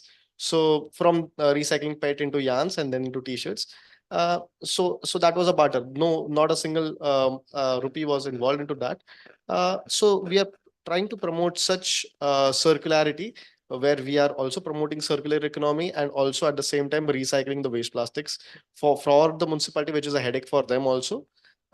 So yeah, that's what we are trying to do. Very good. Angad, I'll come back to you. And very interesting talk has happened with regard to integration of the this entire waste disposal mechanism. What Nitin Bhai has said and what our seniors have also, Raghuram sir also is saying, they are serious players. They actually believe we can recycle. So how will you combine your energy with such companies? Because he's talking about the raw material, that you will bring the bigger technology, you can make a larger manufacturing thing happen on the recycling part, but our ecosystem is not ready to support him. Yeah, so I mean, one thing also, Waste Warriors, like we have around 20 projects in 9 locations, which are focusing on building solid waste management systems. A lot of these areas do not have, in Himachal and Uttarakhand, rural areas do not have access to waste management systems and services. So one is like Nitin sir also said that it is the most important thing where it starts from sources that people have to segregate their waste at home, right? And so the waste can then go into the recycling channels, the collection and recycling channels, right? I think that is very important, and that big large scale awareness campaigns needs to be done. And that's where I think the CSR also needs to take, I think, more, I think there needs to be more support definitely, and more with a more mission mode. Like, it's war right now. That's why we call waste warriors also. And especially in areas that do not have any access, like the Indian Himalayan region is something that the entire India is dependent upon. All our rivers come from there. There's habitat that is so important. The Indian Himalayan region it's warming faster than the global average, right? So that affects the plains also. So it's very important for more support to come from CSR towards projects in the Indian Himalayan region, and for rural areas, especially where there's mass consumerism, like for example, Maggie and all used to not be there in the mountain region, which that kind of packaging has come. So it's very important to spread awareness. How do you take care of that packaging, right? And also like for shopkeepers and for them to have proper disposable mechanisms in place, to have infrastructure. A lot of places where you have segregation, you do not have MRFs also in those regions, right? So how do we even send that waste to potential recycling companies as yourselves, right? So that's one thing that's very important. And one thing is also the design of that you said, right? The packaging is also having laws in place, like this should be named as non-recyclable and should not be used. And even in the plastic ban, I don't understand why MLP is not in the single-use plastic ban. I don't understand that. Like, I think it should be there. So we are absolutely very less time. So I'll give one minute to Raghuram sir and Nitin bhai, and we'll go back to Sharan. Yes, sir. So what lies ahead for you now? See, we have gone through the learning curve. So our company, we have 3 years of experience in handling complete system of processing MLP, right from the segregation. So are you bootstrapped or you take funding and you are? I'm a bootstrap company. But you go for funding? But I am willing to go for funding, and I'm willing to scale up my operations across India we have funds with collaborations. So now there are funds, we advise to those funds. I'm advising to those funds. Yes. We have got the biggest investment in one of the companies like Electric One, which has opened 200 stores for electric scooters across India. There are funds which have come to India in last 24 months from Japan, UAE, from UK, which only wants to invest in climate neutral companies. So I am willing to set up kind of wheel and spoke kind of an arrangement where at a district level we can create this kind of an MRF facility, completely handhold with our technology, and set up the whole process, bring it to an intermediate stage, and bring it to a mother plant where we can produce value-added products, where even person like Sarang can help us out. So we can all work together. Looks very promising. And we can really create that ecosystem where today, if you give a PET bottle to a recycler and people like Mr. Nitin Bhai, we can always make some fabric and t-shirt. But when it comes to MLP, people will say, no, MLP cannot be recycled, and there are challenges. We have to come to a stage where we say that even MLP across the country, we have a recycling solution. We are making value-added product. And with this value-added product, we are reducing our other resources like wood or metal or wherever it can be. We can do that. And that's the way forward. And that's where we can look at larger scale of collaboration. Thank you. Nitin bhai. And also because you have talked about the bottlenecks actually in a very straight-jacketed manner. So where do you see yourself going now? Yeah. Let's go reverse on this. What we want? We want to bring back the waste into the system. We want to reduce the consumption of virgin polymers or virgin plastics, right? That is our requirements. What we are talking about circularity. For this, you need upcycling, which will be done at a recycling facility, for example, or a compounding facility, for example. For that, what they need is good quality of feedstock. as of now, what is happening, the overall burden that is being created by the complete chain, from the design stage to the manufacturing, to the selling, to the consumer behavior, is being passed on to the recycler. So there is a lot of energy, lot of money, lot of things, resources being wasted at the recycler's end, which everything has a cost. The recycler is bearing this cost. When he is bearing this cost, he has to get from somewhere. I'm asking you for a cost. So you are saying me that, no, how can I give you? You are supplying me recycled material. Virgin is being sold at 100. You are asking me 110. From where I will get this cost?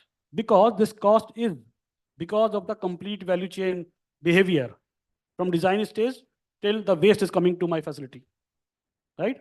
So because of the mixing of polymers, because of mixing of these colors, because of a number of formulations being used, a number of functional additives, ash, mica, barium sulfate, calcium carbonate, everything is being used by producers in their, as per their wish. Yes.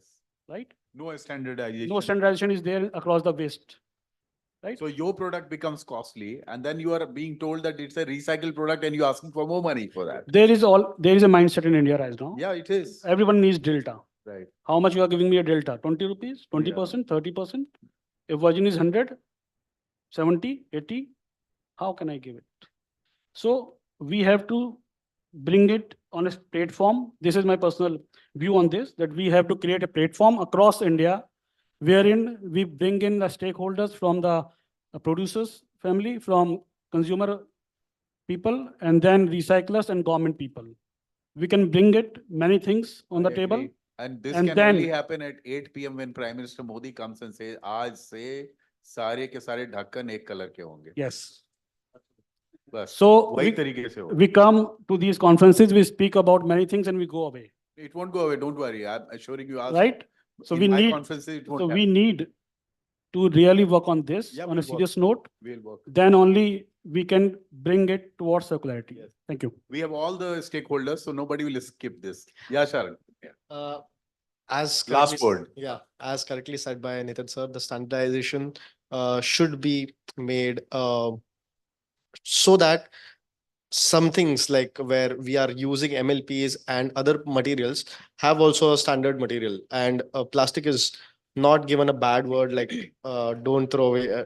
Plastic is the problem, but it is the solution. We are the problem, and we need to work towards making that, to solve that problem, to dispose it safely and in the correct manner. So I'll just give you one last clue. Very Yeah. well said. Last, very hopeful thing that there are conferences where we go and we hear these things. So in one of the conferences, I heard from food aggregators representative and one in an e-commerce representative who sells clothes, that it was turned back because it had too much of packaging. In India, it is happening now. People return back the package because there is too much packaging. So consumer will take care once we make it fashionable. Thank you. We are absolutely Just one last word. Yes. We, all the products that we sell have our address so that the consumer can send it back to us after the use. Yeah, And we are recycling all the products that we have, making almost at least 7 times. Brilliant. So Wonderful. So thank you for this amazing time. I hope you all enjoyed. Thank you. All yours. Thank you. Thank you very much. Could I please request everyone to kindly come forward?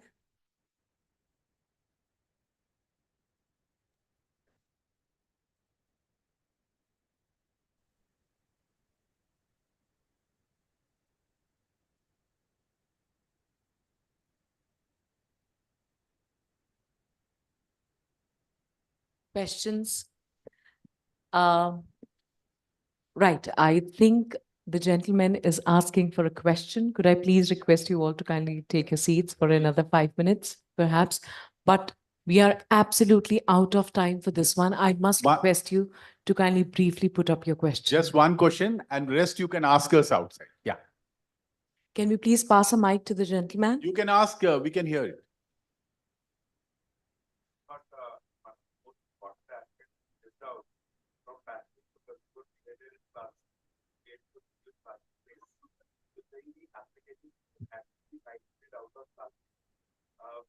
Not the person on those like the ones that your should be migrated to fiber-based plastics, including one that an example would be Chuck, which was the official food service partner for the Ram Janmabhoomi inauguration. The food containers are 100% recyclable. Essentially, that's a migration from plastic usage itself. Should we not really concentrate on what are the applications which can migrate to non-plastic based? Yeah, And point Point taken. I'm so sorry. This is a debatable issue because these are scientific issue. So my request is you have a discussion parallelly on this. But I really appreciate it. Thank you. Thanks a lot.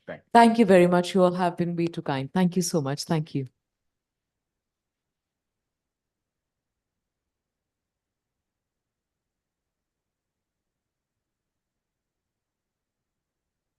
Industry expert speak. Global Plastic Treaty and the plastic industry. What's next? A question that's been pondering around the room. Ladies and gentlemen, joining us virtually is Dr. Sameer Joshi, Vice Chairman, Indian Plastics Institute, acclaimed polymer technologist and expert in plastic recycling. Allow me a moment, please.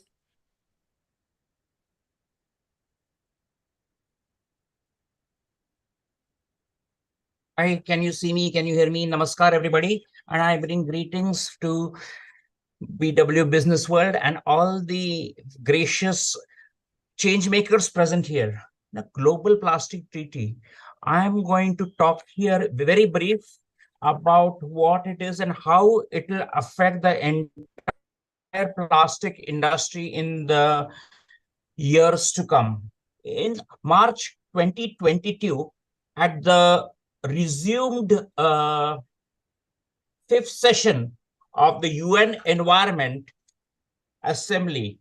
What do you mean by the UN Environment Assembly? We know the United Nations has a General Assembly and they meet every year at the headquarters. Similarly, we have what is called as the United Nations Environment Assembly, and they meet once in a year. They meet usually in Nairobi, and that is the headquarters of the UNEP. 175 countries of the 193 countries attended the UNEP Assembly in 2022, and a historic resolution was passed requesting the Executive Director of the United Nations to convene an intergovernmental negotiating committee, a policy which is to be based on a comprehensive approach to address the full life of plastics, including its production, disposal, before that, design. This is a historic global treaty which will come into force from the September or, when the UN General Assembly meets in the year 2025. We have plastics all over the world, and it is a step to Dr. Joshi, we seem to be experiencing some sort of technical glitch here. I must request you to kindly pause for a while so that we can fix it. We cannot get your video. Okay. Right. Thank you. I must offer my sincerest apologies to everyone out there. Allow me a few moments till we fix this.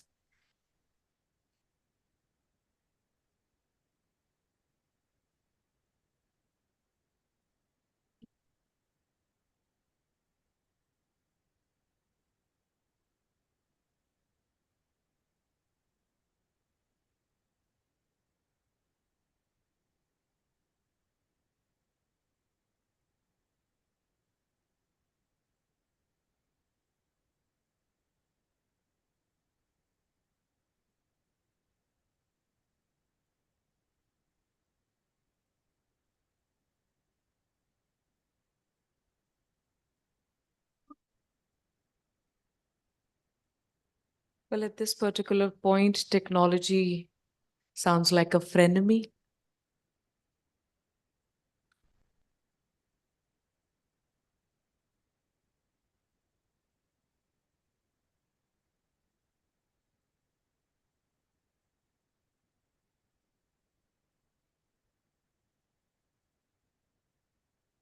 On a lighter note, we are headed towards the final few sessions for the day, post which I must encourage everyone to kindly stay back for the award ceremony.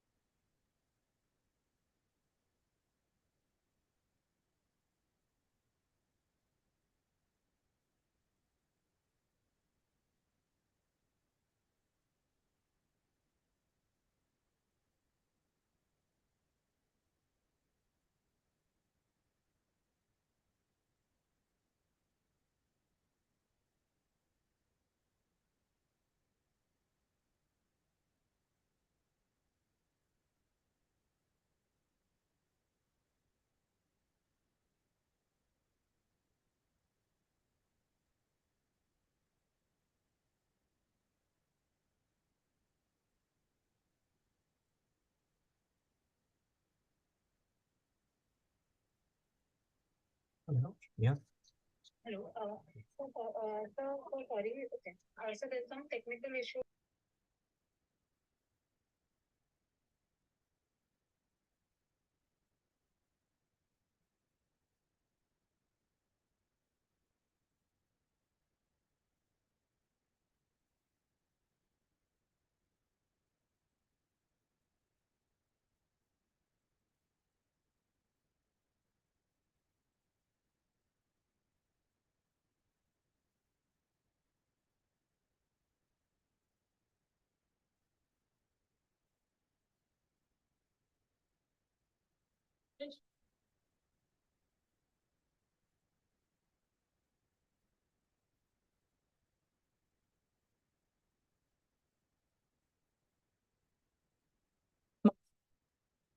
Check. My sincerest apologies. As we are experiencing a technical glitch, we'd like to move on to the next session. We'll be requesting Dr. Joshi to kindly join us back in a while. Urban mining from waste to resource. Ladies and gentlemen, join me as I welcome the session chair. Please give it up for Ashutosh Joshi, CEO, Glassbar, Recycling and Glassbar Group. Let's welcome the gentleman with a round of applause. Let's not forget that BW Businessworld on www.bwsustainability.com has a massive readership on the digital space, so people are watching this online. Let's welcome Shobha Raghavan, Chief Operating Officer, Sahas Zero Waste. Let's give it up for Dr. Harveen Kaur, Environment Consultant, specializes in e-waste. Utkarsh Singh, co-founder and CEO, BatX Energies. And completing this panel, Manish Agarwal, CEO, Vrindavan Plastics Industries.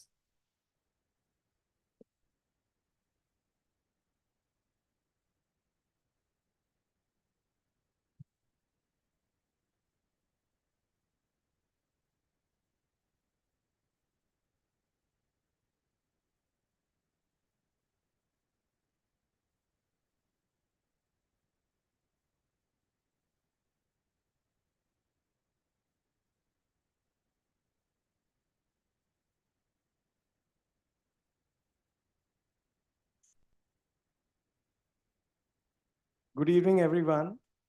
And it's a pleasure to be here as a part of BW Recycling for Greener Tomorrow, BW Businessworld initiative.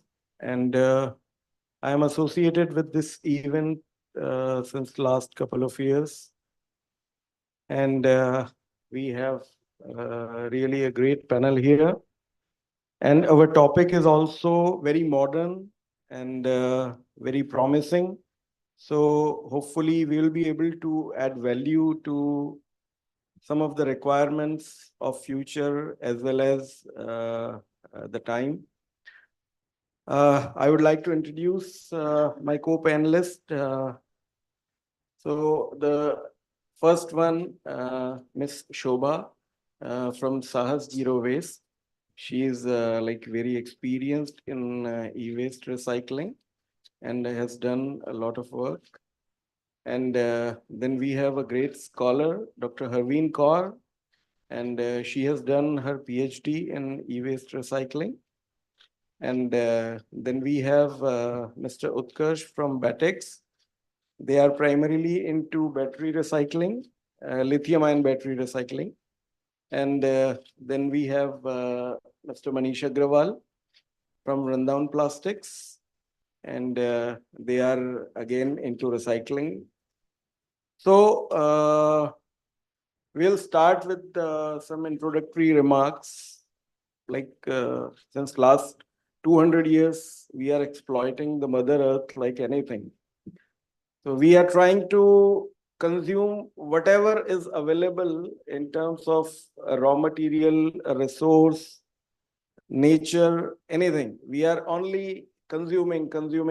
So it's consumer-oriented behavior kind of like philosophy we have since last 200 years. But now we all have understood we need to stop here. We need to stop here because we have very limited natural resources available or left with us now. And we have to give something to our next generations. And then only they can also enjoy the similar facilities, the similar technology, the similar oxygen or similar water or something. So probably compared to our ancestors, we are more educated, more aware in terms of how to conserve the nature, how to reuse, recycle, and regenerate the things. And the term urban mining comes very appropriate in this sense because we are using a lot of electronics, a lot of technology these days. And you know, the way we are moving ahead, it's very clear without technology, we are becoming more and more handicapped. If we do not have a mobile phone for, say, 2 hours or 3 hours, we feel like, you know, we are losing our breath. So considering that, we all need to keep this technology alive, and for that, these gadgets alive. Without gadgets, we cannot have these technologies. So how to keep these gadgets alive? We were dependent a lot on China for raw materials like precious metals, rare earth, and all that. And now we have, you know, not very good relations with China. So a lot of material, we are finding it difficult to import from China. And when we are importing it from other countries like Chile, Peru, like South American countries, so these are pretty expensive compared to China.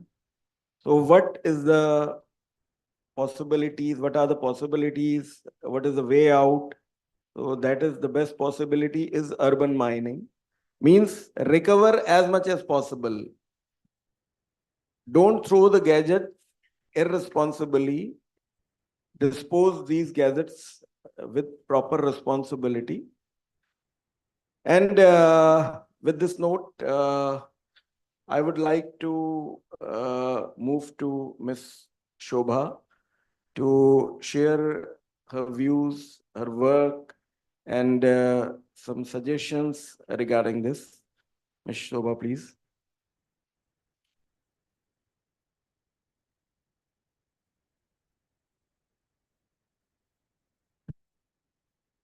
Good evening. I think fag end of a day in Delhi is not the best time and thinking about traffic. But it's very interesting that Business World is talking today about waste on a prime platform.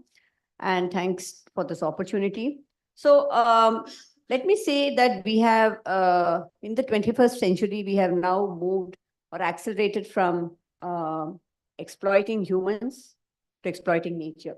This is how we have, with technology, we are going in a direction that is not good for nature, not humans. And all this is happening because of the change that we require from a perspective of convenience. Click a button and there's convenience at your doorstep. But now it has to also be responsible consumption. And responsible consumption starts from consumer. And apart from the producer side and their responsibilities about using materials that can last longer, making products that can last longer, apart from their responsibility, which is like a given, there is a big responsibility on the consumer side also.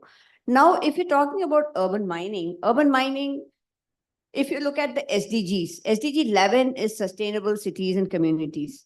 So, which means to say that can we circulate our material within our own cities and communities? Whatever we are generating as waste, is there a possibility that we can recover that waste as a resource as much close to the source as possible? And I believe that it is possible because we are talking urban, and urban cities are very well equipped with manufacturing setups, right? And it is about time that we have recycling parks in the urban cities where this urban mining from waste can be a reality and at a good scale. So this is my first point. The second point is around the quality of resource. Now, today, urban mining is being discussed because we are talking about circular economy. And circular economy means that you are generating, you are able to get recycled resource, and there is quality in that recycled resource, and it is of commodity grade. When the focus of the recycling industry is quality, then the manufacturing sector can actually close loop this recycled material into their supply chain, and circular economy can be truly made real. And the earlier panel discussion was talking about plastics and its challenges in recycling. That's the reality, and hence it is going back to the manufacturing sector. How can they ensure that they make more homogeneous products that are more easily handled with waste management organizations like us that have invested heavily on MRFs?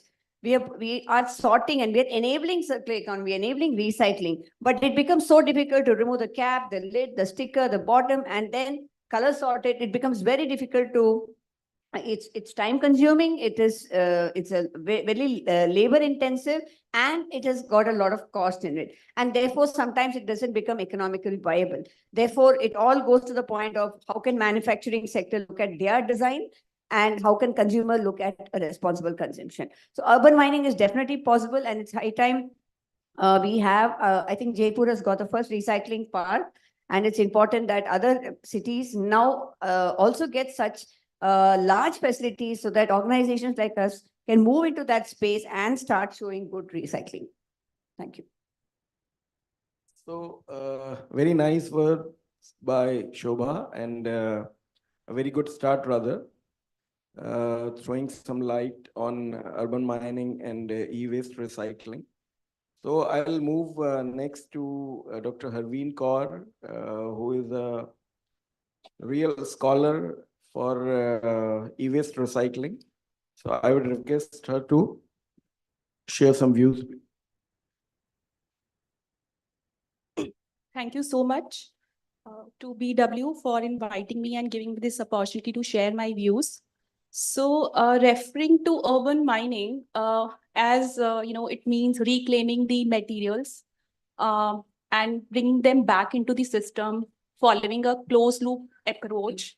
It becomes pertinent that we look into those aspects wherein we have caused a lot of harm to the environment, and we are, taking all these materials from the environment as such, but not, taking them back to the environment. So for that, it becomes very important that we look into the efficiency and recovery of these materials from the products that we have already manufactured.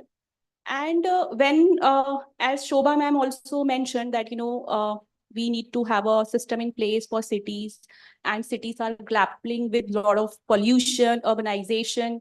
So it becomes very important that we, also focus upon the planning of city. So when we are planning cities, we should plan them in a way so that we have, designated places for the collection of waste that we are generating. We should be able to create awareness at city level to the consumers and the citizens about best ways and practices to manage e-waste. And here source segregation becomes very pertinent, because consumers or the citizens are not aware that, this source segregation can actually help other stakeholders to collect the waste from the market.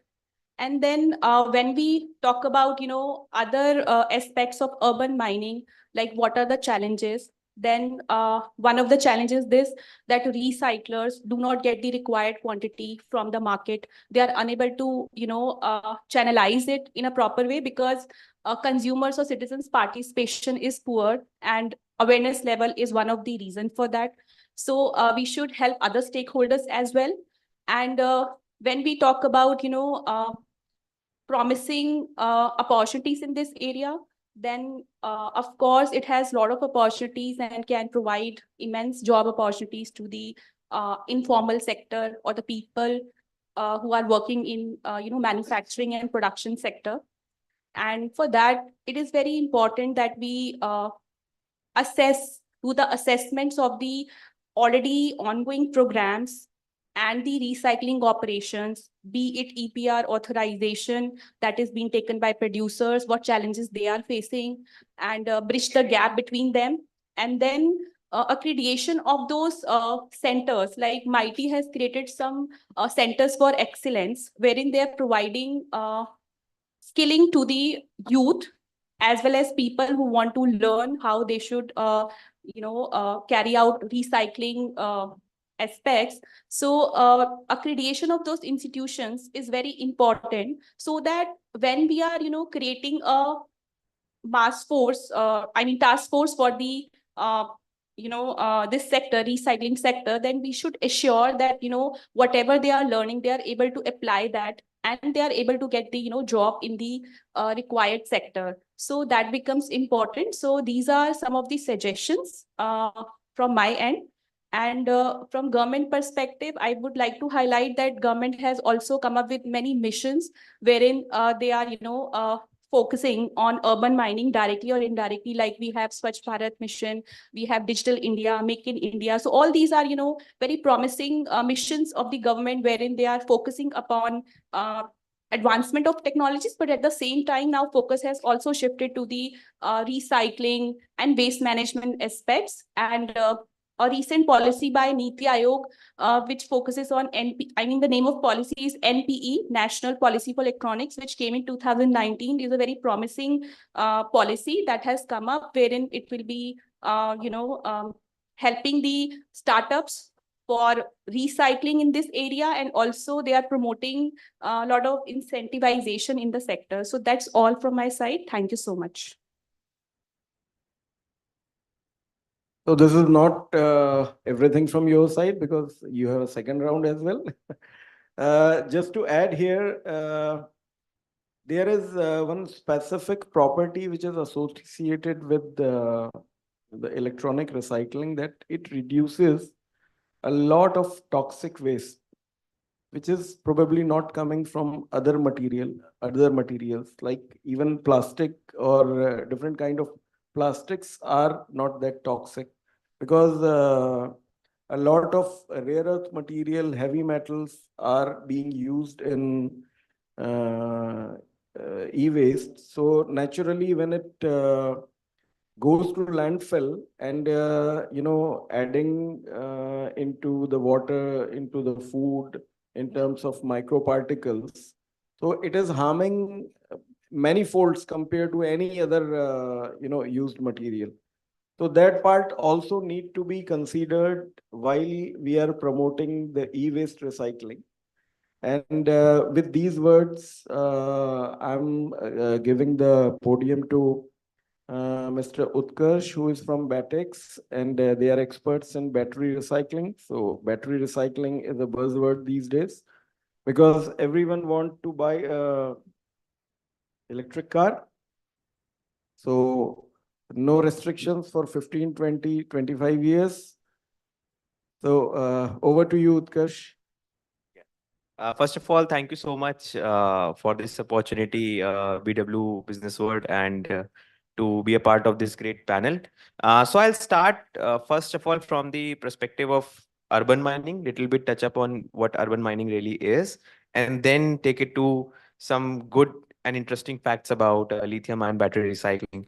So it's the buzzword, right? Urban mining. Why are we actually doing urban mining? It is to substitute the real mining that is happening all across the world, which is in many terms, it is catastrophic for mankind, because the way cobalt is mined in DRC in Congo, every day, 10 to 20 people die because they literally jump into the mines, and those who can't come back, they're left back behind in the mine. The way lithium is mined, and lithium is one of the hottest, metal all across the world. The way it is mined is to extract 1 ton of lithium, approximately 700 gallons of water is wasted, right? And it's the same way is for nickel as well. So urban mining is basically remining. I would say I would use the term remine from the products that are already being floated in the market, right? To give you some examples, like you will be surprised to know, even you yourself right now is carrying approximately 6 grams of lithium, 8 grams of cobalt, and 6 grams of nickel with you. But none of us know it. And whenever we go to a shop, we just, leave our old battery there of the mobile phone and get the new battery replaced. So it is about creating the awareness. So I think urban mining is very, very important as a term for everybody to understand. Apart from that, now all the elements that are there in the periodic table, all the 119 elements, there is a very basic property of that, which is it can neither be created nor destroyed. So, which means it can be reused again and again infinitely.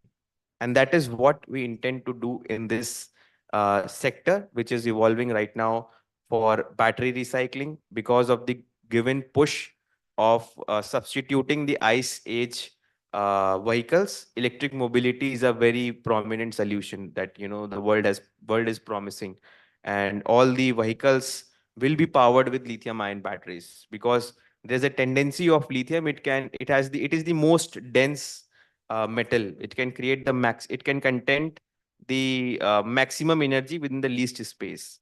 So therefore, lithium will be there, that will be used for lithium-ion batteries.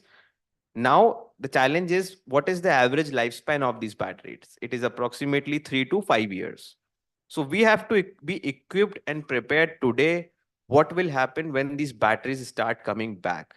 Now, there are two ways. Either you go all around the world and get the technology and try to set up the technology, or you develop it yourself in India. I think the pinpoint problem where India is lacking and now coping up is the development and advancement of recycling technologies. Like if anybody wants to start e-waste, they will simply go and get a plant from China. So we never get that concept, right? What is that concept to get a plant from China and run it? You have to invest a lot on R&D, and then make sure that we are able to recover at least not 100%, but 99 up to 99, 95% of the material. So I think government and the other agencies are working toward how we can expedite the process of R&D. That is one very critical thing which will add to urban mining. When we talk about the concept of waste to resource, so at the same time, like yesterday, we were having a meeting with one of the very prominent companies like Apple, right? So now they have a mandate to use approximately 80% of recycled cobalt into their phones. And the problem is, for example, if we are refining cobalt, we are producing cobalt in India, nobody is ready to pay the right price. So we have to export it, right? Even in exports now, other countries have become very smart that they also don't pay the right price. But yesterday we got to know for the recycled cobalt, nickel, and lithium, you are going to get premium because these companies have mandates. So it's a great incentive for recyclers as well. So many such incentives will promote recyclers, first of all, to develop the technology within India, because the environment and the systems in India work very differently as compared to technology in China. And trust me, they never give you the 100% technology, right? They just give you the 55 to 60% of it, and which we believe is a lot. It is nothing, right? So I think indigenous technology, making sure we get premium for the products that are being produced, and making and spreading the awareness that how important urban mining is, because all of these metals can be used infinitely. So this is what our intent, and I think that will add to urban mining. That's about this. Very true, Manish. So there are a lot of opportunities in this domain, and a lot of things are happening. But again, we need to develop probably technology and the mindset, and the reduced dependency on other countries or from other domains to make it independent, so that this urban mining really makes sense in real terms. So again, like when we talk about urban mining, it's not just e-waste or batteries, or because now we have the material which is composite in nature. It contains a lot of things. When you buy a mobile phone, it contains plastics, it contains metal, it contains rare earths, it contains precious metal, it contains glass also. So we need to know how to handle different materials together. And with this point of view, or with this, if we can enlarge it a little bit, how to handle different kind of material together, including e-waste in the urban civilization. I am going to reaching out to Mr. Manish, and if you can throw some light on this. Sure. First of all, I would like to thank Businessworld for here. As you said, being from a plastic recycling industry, I see the things from a different perspective, Whatever is going in the landfill, that's the big issue today. Now, because of the improper source segregation, lot of valuable things are going in the landfill. I hope you all agree with this. So our key part, our key role, it starts is, how to see that as a good resource. The material which is lying in the landfill, it should not be seen as a burden. It should be seen as a good resource. As Utkarsh said just now, that those recycled metal and all those things, he is able to fetch more price. The same way, whatever is there in the landfill, whatever is going because of the improper handling, you will be shocked that we are able to recycle that. We are able to get. It's like जब आप कोई घर किसी को rent पे देते हैं और वो उस पे कब्जा कर लेता है, तो उसको खाली करवाना ज्यादा महंगा पड़ता है. So it's something like that, Sir, वही हो रहा है अभी. We just want to get rid of all this waste, and we are ready to pay any price. If not today, maybe tomorrow, the situation will come, will happen like this. तो sir वही हो रहा है अभी. बॉम्बे में मुलुंड में एक landfill है which is in around 12 acres, I think, if I'm not wrong. अब वो एक जमाने में शहर के बाहर हुआ करता था. Now Bombay has, multiplied. Now that landfill has become a part of the city. चारों तरफ से बिल्डिंग से बीच में वो लैंडफिल आ गया. So government wants to get that land empty. They are ready to pay anything. बाबा इसको हटाइए. Now हटाइए का मतलब, there is good resource in that. There is good plastic in that. But the way it has been just poured, अभी उसका कुछ value नजर नहीं आ रहा है.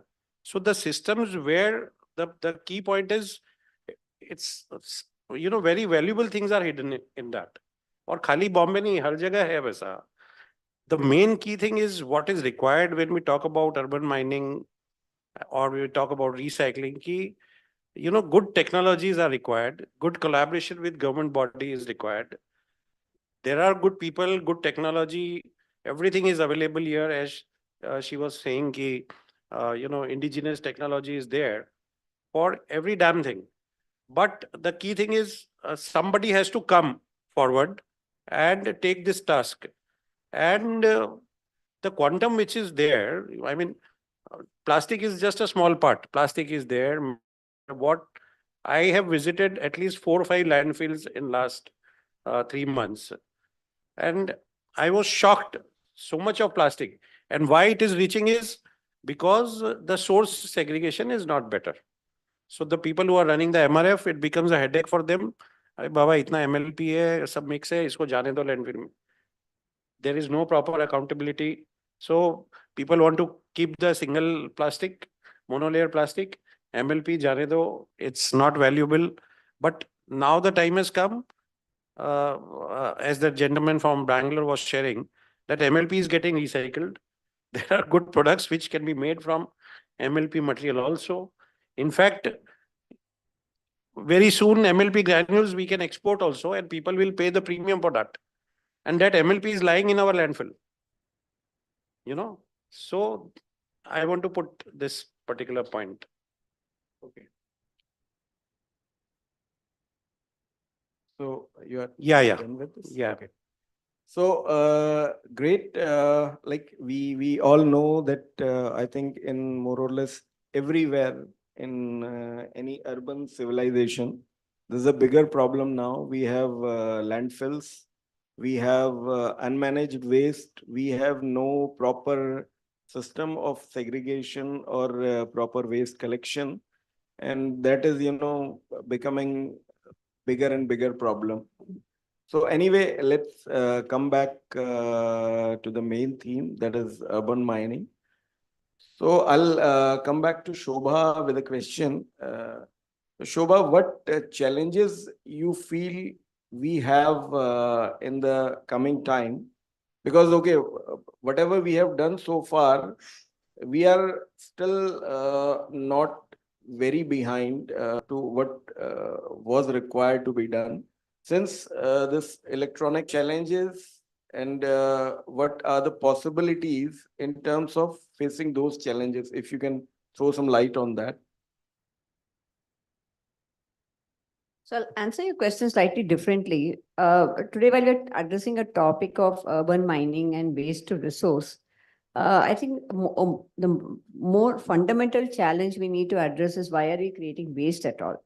So from a perspective of e-waste, and from a perspective of what Saha Zero Waste is doing as an organization trying to promote circular economy, we are working in the space of refurbishing electronic items. So we are trying to bring this entire concept of repair, refurbish, reuse, and to someone, to a corporate who's having a policy that every 3 years they have to change their laptop, to another section of the society, which is like rural India, which doesn't even have access to the grade 1 of a laptop. Why are we not able to transfer these resources from the urban to the rural? So this itself kind of recycling is like the end of the whole journey, right? But why create waste? How can we prevent creating waste? How can we reuse the resource? Because all of these elements that we talked about, periodic table elements, are all sitting in all our electronic components. Why don't we use it till end of life? So just a little bit of change of spare parts, screen, keyboards, etc., and give it to a section. And I think this is a great lesson we learned from COVID, where we have to bridge the divide between rural and urban India. And this is a great way to establish this entire system. It is a big behavioral change, but it is going to reduce the waste that is going to be going for recycling. And also with the e-waste rules getting amended and refurbishing being part of the mandate of the producers, that they have to they can refurbish X% of their waste, is very progressive, and it brings the products back into usage cycle. So I think this is one important point. Another point I wanted to say is that all of this that we are discussing has to happen at scale, and then only we are going to get economic viability. So while Utkarsh is doing something on the lithium battery recycling, and he may be part of one state, but then how can we collaborate in order to bring scale? And we are very much prevalent in the southern India, and we have all our connects and the big manufacturing industry in southern India, Bangalore, Chennai, Hyderabad. How can we're talking about the automobile, we're talking about the electronics manufacturing, everyone is in southern India. How can we collaborate in order to bring this a system that's sustainable, wherein we can bring some kind of collection centers? We need to build infrastructure where these batteries can be stored in a very safe way, and then it can be routed to organizations like Utkarsh, which is another part of the country. So these kind of collaborations, I think, are going to help us solve this problem or challenge of scale. And that is what we need to do to advance. Otherwise, each of us will be working in silos in our own geographies, and we will not progress at the speed we need to progress. Thank you. Good to know the way forward from Shobha. And now Dr. Harveen, I think I would go a little more academic, like what all additions or alterations in the regular curriculum can be done so that, it comes from the school or college level in the students, that they understand when they will become a regular citizen, in terms of, they will start earning, they have purchasing power, and how they can buy responsibly, and they can consume responsibly, and they can dispose it of responsibly. How this culture can be inculcated from the schools and colleges itself. Thank you so much, sir. It was really an interesting question. From a student's perspective, or from the perspective of curriculum, we already have environment subject in place in Delhi University and at other UG levels, wherein it is mandated by UGC that students are supposed to study it. And then we are also having skill enhancement courses now at university level, wherein students can choose among different programs or courses they are interested in. And even e-waste is one of them. So e-waste has been introduced as one of the subject at university level. And then, of course, when we talk about higher education, then we have national education policy in place, which talks about, skill development, environment awareness. So all these aspects are already in the policy, and a lot of researches are going on in different universities, wherein they are focusing on, biodegradable raw materials that we can use in electronic products. In fact, Stanford University has done a great research on this.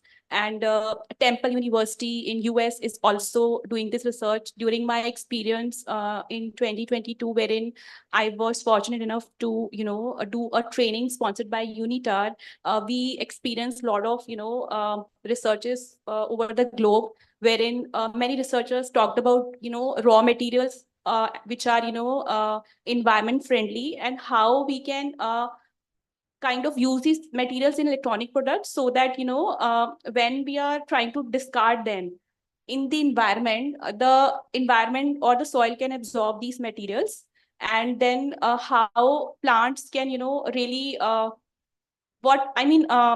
would say impact of these materials on plants can come. I mean, these kind of researches they are doing. So that is all is happening at higher education level. And when we talk about awareness about, recycling or e-waste, then, these days, a lot of platforms are available online, wherein a consumer can sell their products. They have to be informed consumers in that way, that they need to know whenever they are buying any product, they should check the, lifestyle of that product, life cycle, and then lifespan. For instance, some products like mobile phone and laptops have a lifespan of 3 to 5 years. So they have very less, high replacement rate. So accordingly, they can make a best choice. They can visit the brand of that particular owner or the manufacturer and see how we should discard these products. And then we have such certain websites like Cashify, Kabadiwala. All these are available these days, wherein we can sell our products even when we are buying through Amazon or Flipkart. They are also offering options to the consumers wherein they can give their old product and buy a new and get a discount in return. So these are all ways through which we can become an informed citizen as well as contribute towards this urban recycling in an environment friendly way. Thank you. Some very good suggestions from Dr. Harveen. And moving to batteries again. I have a question from Utkarsh that why can't we have a standardization in the batteries? Now we have like for each everything, like in terms of, I'm talking about EVs mainly. So for every vehicle, we have a different type of battery. So if we have a standard type of batteries, probably charging, recycling will become more and more easier, and disposing of and recycling would also become more easier. So if you can, give some views on this. Yeah, sure, sir. So I think there are certain reasons to it. The most prominent reason to that is a technological barrier. Because when we talk about batteries of two-wheelers or two-wheelers or three-wheelers, so there you need more energy in a very small space. So that is why the packs, the lithium-ion battery packs that are made out of cylindrical cells that you would have seen, which is basically your chemistry that contains cobalt and nickel also into it. But when you talk about electric four-wheelers, there you have the complete base where you can play around with little larger space. So for that, the technology has already evolved and it has come to a certain kind of cell which is called as LFP, which doesn't use these critical materials cobalt and nickel. It only uses lithium, but at the same time delivers the same efficiency. So therefore, basis that, the standardization is little difficult. But yes, the manufacturers have to make sure that whenever these batteries are made, so it should be easy to open and recycle. That's what is missing in the market, which I think a lot of manufacturers have started thinking about, because they need higher value for it. If their packs can't be open, we can't pay for them, right? So they have started thinking about that. Apart from that, government battery-based management rules, guidelines have also come into place, because of which all the producers are now compelled to make sure that their batteries start getting recycling. And I think that is like Shubham ma'am said. So we also work with Sahas and organizations who help us to collect also from all across the India, to make sure that more and more batteries can be recycled, no matter whatever the chemistry is, whatever form factor is. The technology of recycling has to evolve in itself so that it can recycle all kind of things. So I think bringing the standards on the producer side, it is also important to bring much evolved technologies on the recycler side who can recycle all kind of batteries. So that's what we have focused on. Very nice. And now, last but not the least question. We all talk about all kind of technical things and means what all efforts need to be done. So I have a straight question from Mr. Manish. Do you think like policies, politics, all these things also play some role in waste collection and recycling? A little bit different one, huh? So definitely policies and all these implications from the government body, they play a lot of big role. There's no doubt in it.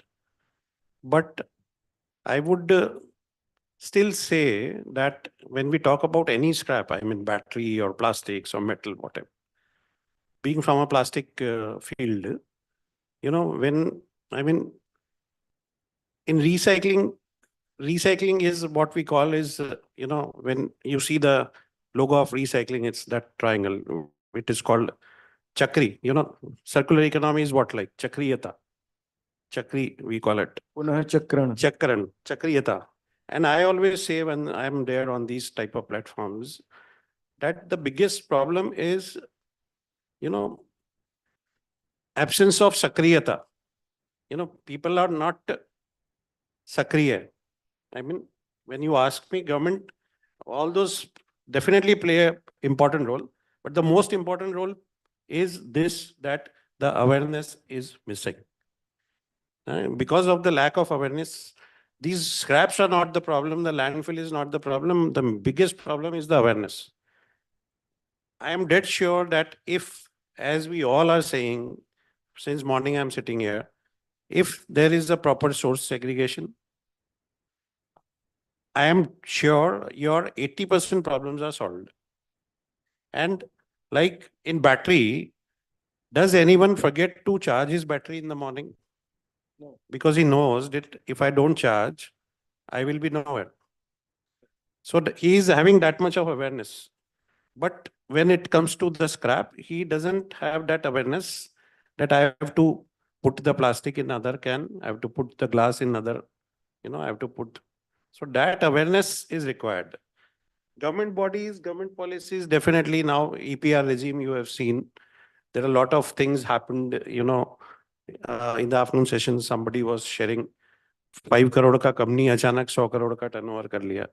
So there are a lot of things have taken place. This industry has boomed up like anything. You know, earlier recycling industry was supposed to be a non-organized. It was not supposed to be a white-collar job.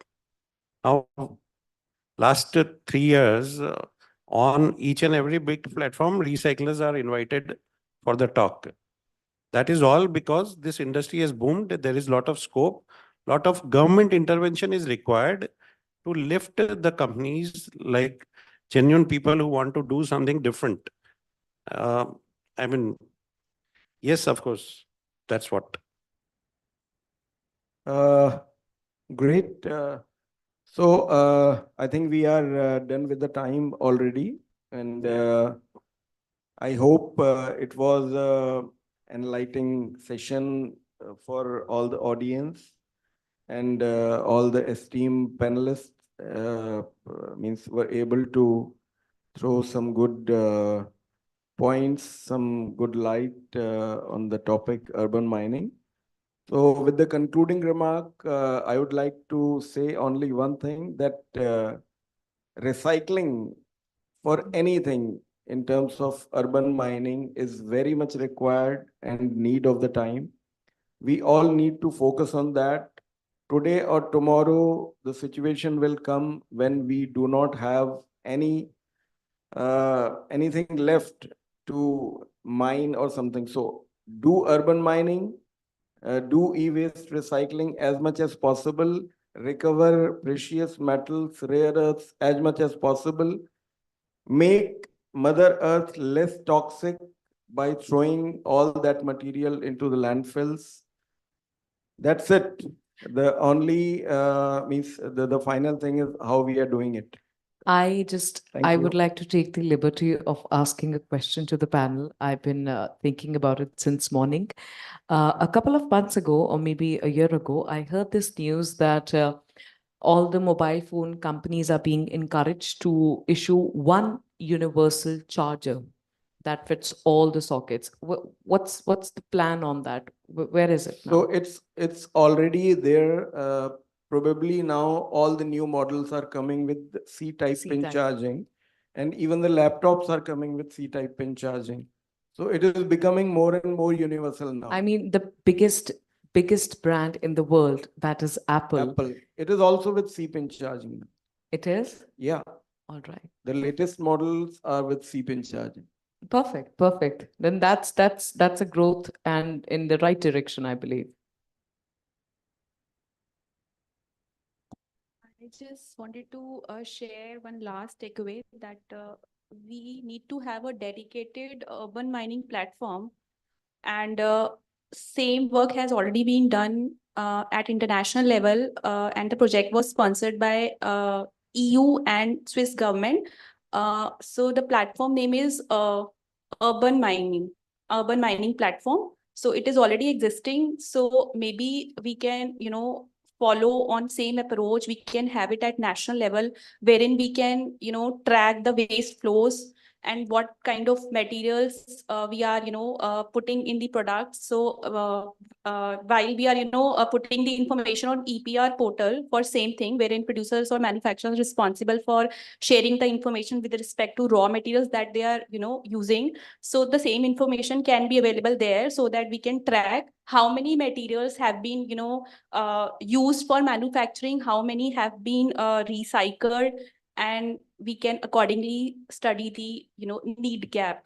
So that's my last suggestion. Thank you. Answering your question, it is standardization. What has happened is standardization on the manufacturing side, and it has been a market-driven approach. So it's good, because if we move towards standardization in terms of manufacturing, and you saw it from all other panel discussions, including plastic. So everything requires standardization, then only the recycling becomes easier and more homogeneous. Thank you so very much for sharing the insights, taking out time, joining us here. Thank you very much. Could I please request you all to kindly come forward for a group picture? Ladies and gentlemen, let's give a big round of applause to our panel.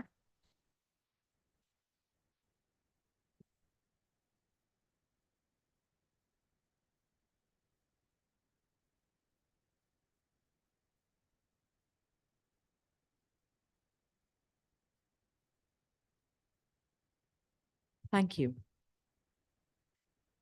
And with my fingers crossed, this time, since I called technology a frenemy, once again requesting and inviting Dr. Sameer Joshi, Vice Chairman, Indian Plastics Institute, acclaimed polymer technologist and expert in plastic recycling, will be joining us virtually.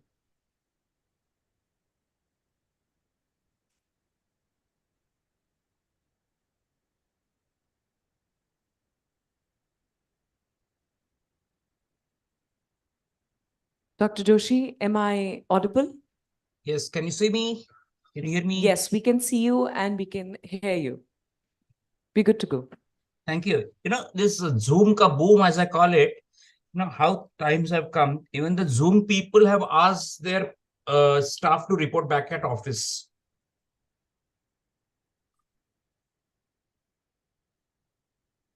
We're just clearing off the stage.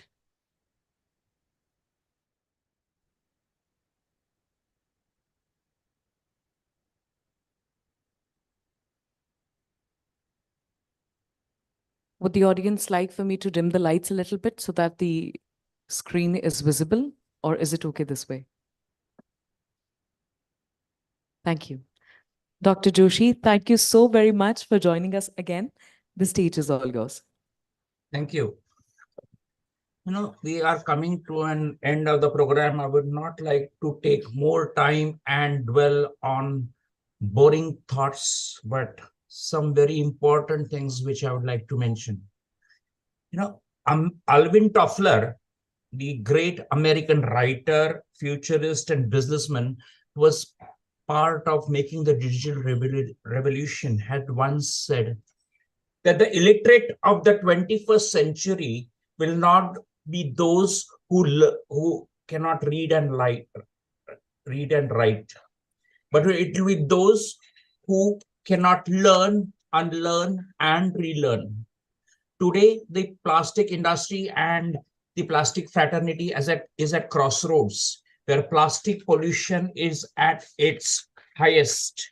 20 years ago and today, the global plastic waste has doubled. And the main cause of plastic pollution is the improper waste management, what we see, what we do, and what we live. The United Nations General Assembly is made of 193 permanent nations. As part of the United Nations, another important program is the UN Environment Assembly. And at the 5th session of the UN Environment Assembly held from February 8 to March 2nd, 2022, a historic resolution was adopted by 175 countries which were present at that time to develop an internationally legally binding instrument that is called ILB for short on plastic pollution, including the marine environment, addressing pollution created by plastics and also the ocean pollution.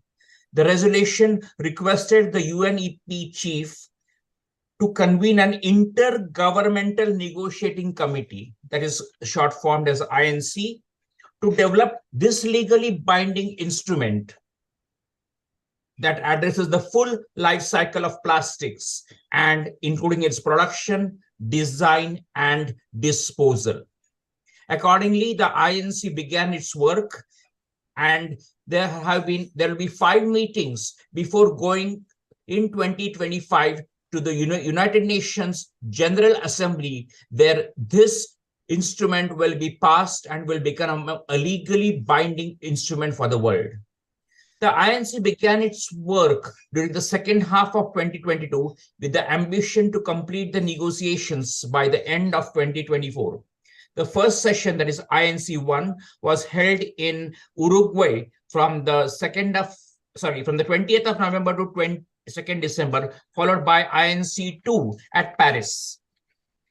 Just towards the end of last year, the INC 3 was held in the UNEP headquarters at Nairobi. More than 1,900 delegates participated in INC 3, representing 161 members, UN entities, intergovernmental organizations, and NGOs. Over the course of INC, members discussed the zero draft which was prepared at INC 2 through a compilation of text to include all the views of the members, prepared, validated, and co-facilitated, and found a way forward of issues not discussed yet. The main points at INC 3 were developing instrumental goals and target years for the plastic production, restriction the production of primary plastic, restriction the chemicals of which cause an impact on the plastic environment, then details of the national plans which will be followed by the countries to manage plastic pollution, and support financially for the countries which need the help. But the INC works in 3 groups, but the INC 3 sort of ended in a stalemate where some points could not be come to the agreement of all. In India has taken an official stand about the zero draft to meet the goal of ending plastic pollution, but the fact that the India has also stressed that reducing the plastic production has to be thought upon, and important step is the next INC meeting at Canada, which will set the tone for the future course of the plastic global treaty.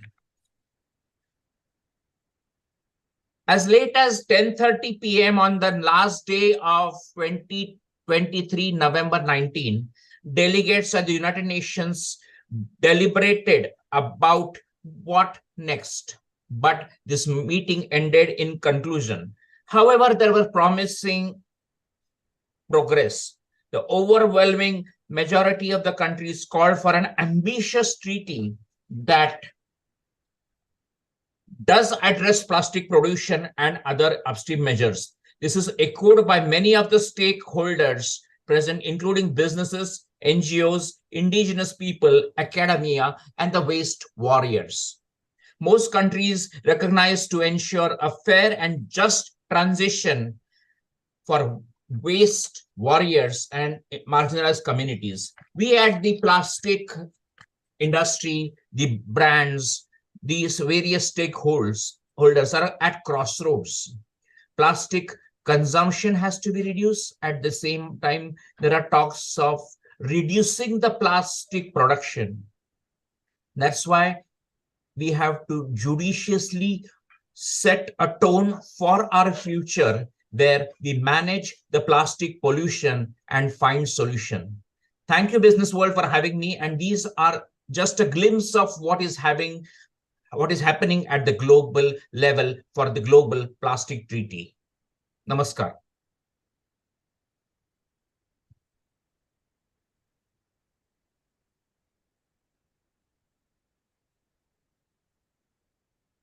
Thank you, Dr. Joshi. Thank you very much for joining us. Thanks a lot.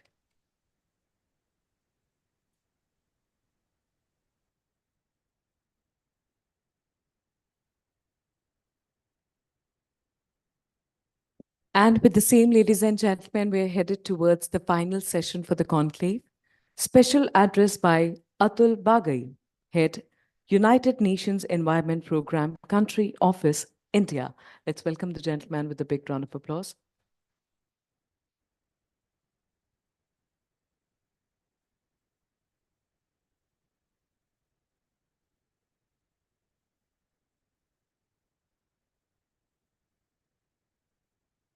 There's been a slight change.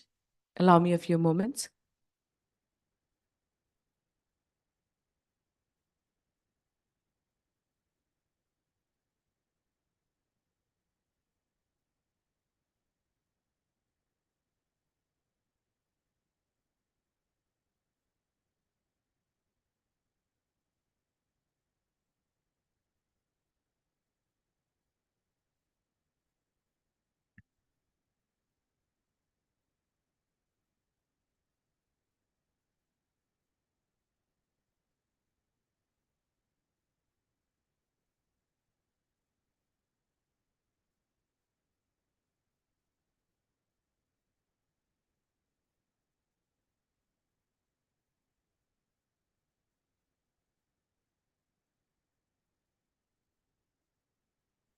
Unfortunately, Mr. Atul Bagai couldn't join us at this particular moment.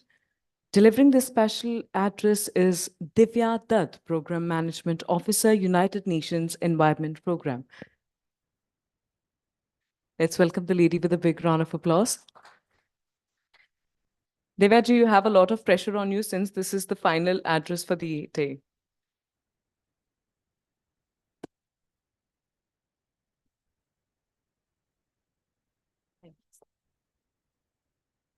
Good evening, everyone. Sorry, I'm a poor filler for the country head, but I hope you can make do with me. I know you've been hearing a lot about plastics in the morning, even though the focus may have been on recycling in general.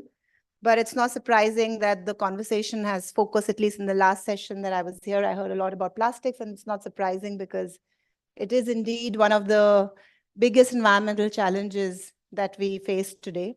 And again, I mean, I don't have to go over some of the statistics. I'm sure you've heard a lot about it, not just today, but in general, because plastics has been so much in the news. But I can't help sort of highlighting that, if there's one thing that is common, they say, between the Mariana Trench, which is the deepest point on the Earth, and Mount Everest, which is the highest point, it is the presence of plastics. And this is plastic, which is generated very sort of at a significant distance from these places, but it's made its way to these very remote locations. So that's the menace of plastics that we face today. And the impacts are severe, far-reaching, because plastics, as we know, don't sort of degrade very simply over time. They stay in the environment as microplastics, as nanoplastics for hundreds of years, and they have made their way into the food chain, in all sort of dimensions of our ecosystems, and have multiple impacts, some of the impacts which we don't even understand fully yet. They say that by 2050, there will be more plastic than fish by weight in the oceans. And it's also being said that we as human beings are consuming almost if I'm not mistaken, 1 credit card worth of microplastics a week. So those are the kinds of, very alarming sort of statistics and numbers that are going around as far as the impact of plastics is concerned. But I think what we really need to focus on, and the previous speaker also spoke about what's happening globally on plastics. And I thought as UNEP, because we are hosting the discussions that are happening currently on an internationally binding agreement on plastics. And the whole process is happening through an intergovernmental negotiating committee, which has now met a few times, and a zero draft of that treaty is ready. And Mr. Joshi spoke about some of the features of that draft, so I won't go into it. Let me just say that India has been a pioneer when it comes to the whole issue of plastics. It was in 2018 on the World Environment Day that India took the theme of plastics. It was called Beat Plastic Pollution. The next year, India actually piloted a resolution at the United Nations Environment Assembly on single-use plastics, a resolution that was unanimously adopted by all member states. And then at UNEA 5, the United Nations Environment Assembly 5th session, there was the adoption of a resolution on coming up with an internationally binding agreement on plastics. And we believe at UNEP that this is the most important international multilateral environmental agreement since Paris, since climate. So it's really, when it comes to the severity or the salience of this issue, it's at par with climate change, given the far-reaching consequences of plastics. I wanted to sort of focus a little bit on what's happening in India, apart from the issues that I've already highlighted, or the steps or the initiatives that I've already highlighted. I think it's worth noting that in terms of legislation, and I'm sure all of you are familiar, in terms of legislation, India has come up with a ban on or a regulation on 19 single-use plastic products. And there are also very detailed guidelines now for extended producer responsibility on packaging waste, which constitutes about 60% of India's total plastic consumption. The Central Pollution Control Board has set up a state-of-the-art web portal to track the activities on EPR and ensure that there is effective implementation of the guidelines. And the latest statistics that we have show that more than 35,000 producers, importers, and brand owners, and some 2,000 plus plastic waste processors, including recyclers, have registered on the portal. More than 3.7 billion tons worth of EPR certificates have been generated and transferred to PIBOs, which is definitely a significant achievement. But as a part of what we are doing, and we are working in several states now, we are in Bihar, we are in Maharashtra, in Telangana, in Tamil Nadu, working with industry and with state governments to understand what are the challenges that both the local bodies as well as industry is facing when it comes to implementation of the EPR regulations. And there are several of these. I won't go into details because I'm sure all of you are better versed with these, with these challenges than I am. But I think what's really important is that this needs to be seen, the regulation and the whole policy framework that is currently in place on plastics needs to be really seen as an opportunity rather than an obstacle. For the small and medium scale industry, there is, we understand there's a lot of hesitation because it sort of brings them into the fold of regulation. The moment you register yourself on that portal and you share information with regard to your waste generation or plastic production, it brings you in the fold of regulation information sharing. But I think what's more important is that this is a growing industry, because apart from all the environmental consequences of plastic, I think one of the big things is there is also a lot of material wasted, because this is material that is either burnt or just sort of stays in the environment. It's not being recycled. It's not being brought into a circular economy. And I think that's the point as UNEP we are trying to push and make a case for, that, whether it's an international agreement or whether it is a national policy framework, it really needs to provide sufficient incentives for multiple stakeholders to benefit from a new global plastic circular economy. And I think that's really critical when we are framing the regulations. This means that there is an enabling environment where it is in everyone's interest to actually implement the agreement. And if the agreement creates the right enabling environment for catalyzing a new economy, then we will have a process that works for the economy and also meets environmental and social objectives without any trade-offs. And just to give you a sense of the numbers, globally, it is estimated that the plastic recycling market was valued at about 35 billion in 2020, projected to reach about 60 billion by 2028. So expected to double in just about 7 years, growing about 7%. But in India, the growth rate is actually even higher, almost, it's actually more than 11% between 23 and 28.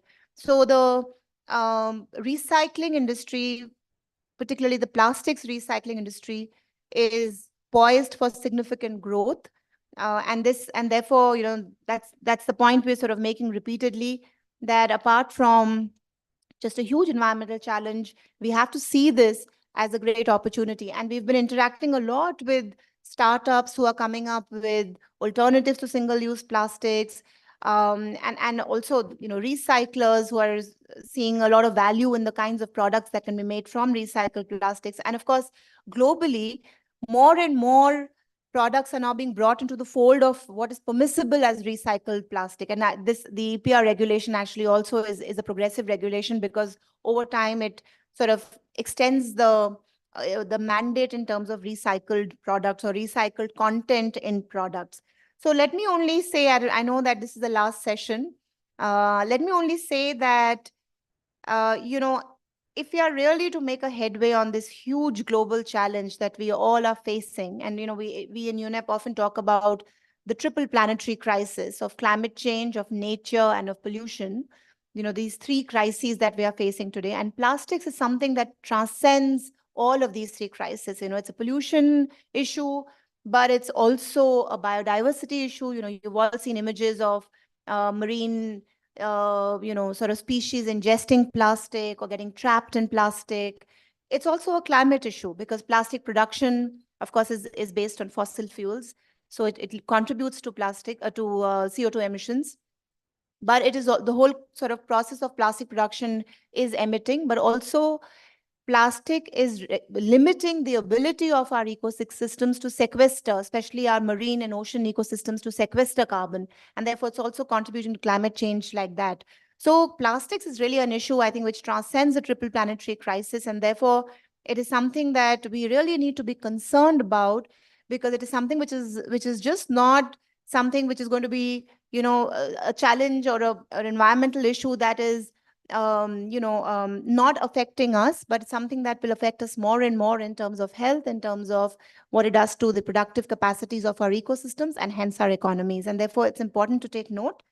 And businesses really must be at the front and center of this challenge. It is only with the support of industry and business, whether it's large or small, that we can move to a new circular economy in plastics, which is, which meets becomes a harbinger, so to speak, of prosperity, but also addresses the triple planetary crisis. So I will pause at that. I know I've not said anything new, because I heard the previous speaker, and I know that a lot of discussion has been happening on this issue.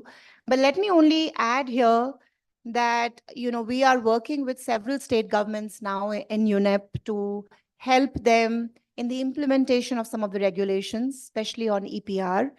And we are also talking a lot to industry to understand what their challenges are. We're trying to play the interface between the government and the industry, between local bodies and industry.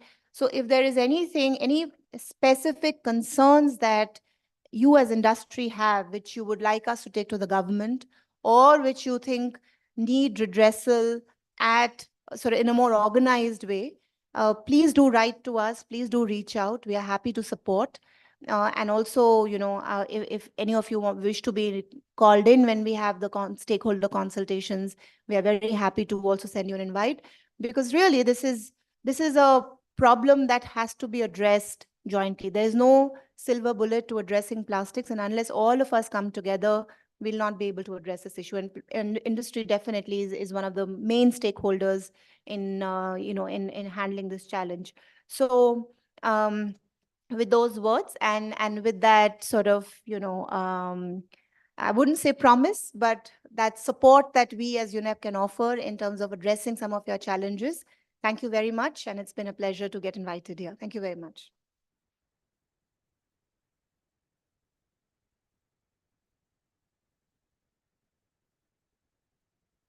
Thank you, Ms. Dutt, for taking out the time, addressing the audience and being here with us. All right, ladies and gentlemen, before we begin, once again, I must request everyone to kindly stand for the next 30 seconds. Time for a quick energizer. Let's clap our hands together for the next 20 or so seconds. Perfect. Louder. Now I need to feel the energy. Take a deep breath. Settle down. Thank you. And we have finally arrived at the highly anticipated segment for the evening, the BW Recycling for a Greener Tomorrow Awards, where we will honor the eco change makers of the year 2024. Today's award ceremony is being streamed live across all BW Business World platforms, including our social media channels and on www.bwsustainabilityworld.com. Once again, join the celebration of the evening by using the hashtag RFGT and hashtag EcoChangeMakers. Before we move forward with the conference, with the awards, I would like to take a moment and express our deepest gratitude to our partners, Associate Partner, Signature Global, Event Partner, The Thick Shake Factory, Joy Travels Private Limited, Realty Plus, Exchange for Media, IWM Buzz, Impact, Pitch, Phantom, and Beanley Coffee. Let's quickly take a look at the Associate Partner AV.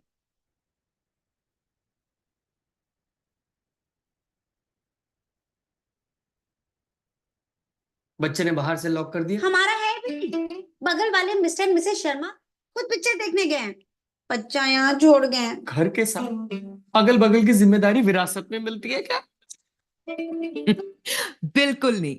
Signature global के independent floors और exclusive apartments बने ही है सिर्फ आपके वास्ते। No अगर, no बगल, no दखल। Signature global.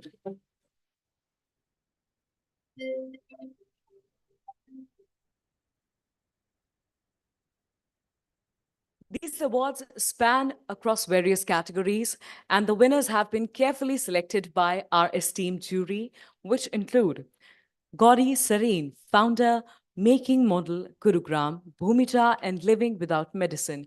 Well, I must encourage everyone to offer a loud cheer and a big round of applause to all our jury. Dr. Sameer Joshi, Vice Chairman, Indian Plastics Institute, acclaimed polymer technologist and expert in plastic recycling. Sanchita Jindal, former advisor, scientist, G, Government of India, Ministry of Environment, Forest and Climate Change. Dr. Sunil Pandey, Director, Environment and Waste Management Division, the Energy and Resources Institute, TERI, and Director, Emerson Center for Sustainability Studies, TERI School of Advanced Studies. Ashutosh Joshi, CEO, Glassbar Recycling and Glassbar Group. Sudhir Mishra, founder and managing partner, Trust Legal, a noted environmental lawyer, and Dr. Anurag Batra, chairman and editor-in-chief, BW Businessworld, and founder, Exchange for Media Group. Time for a quick visual treat. Let's quickly take a look at the jury AV.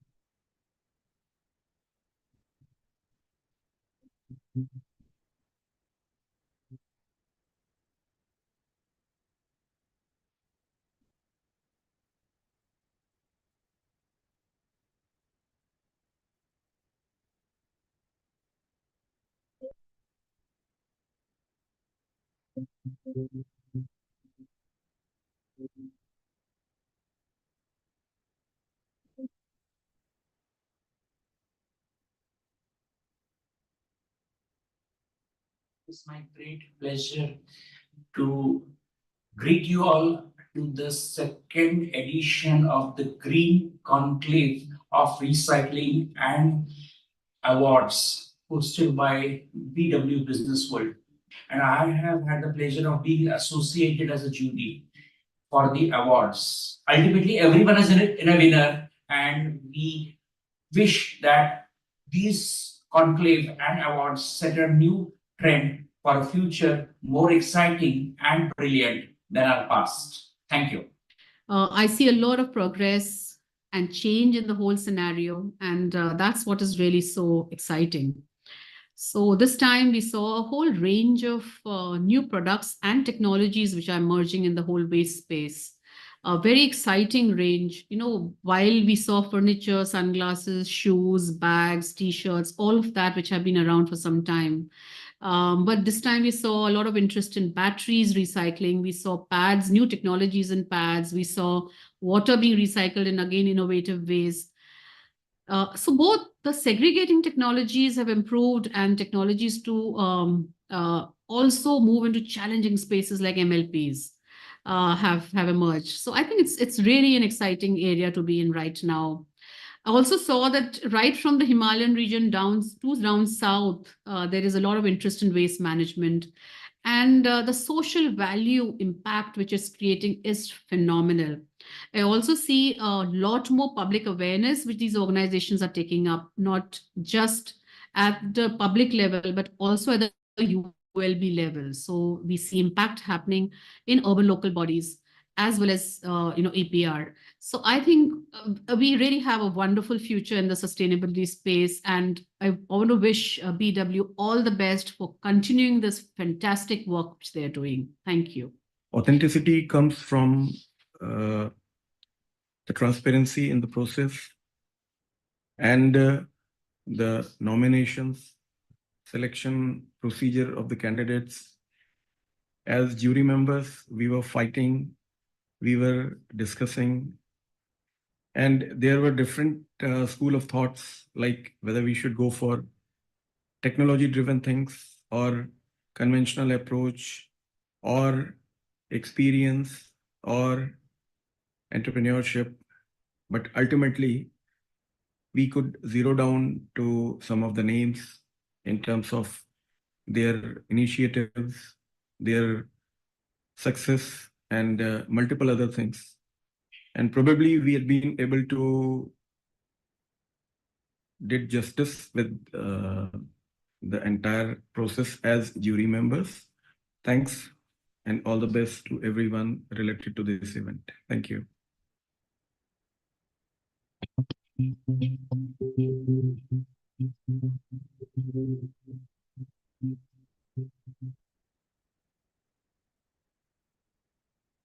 Thank you so much. Such a kind audience. And now to open the awards officially, ladies and gentlemen, please welcome Dr. Anurag Batra, Chairman and Editor-in-Chief, BW Businessworld and Founder, Exchange for Media.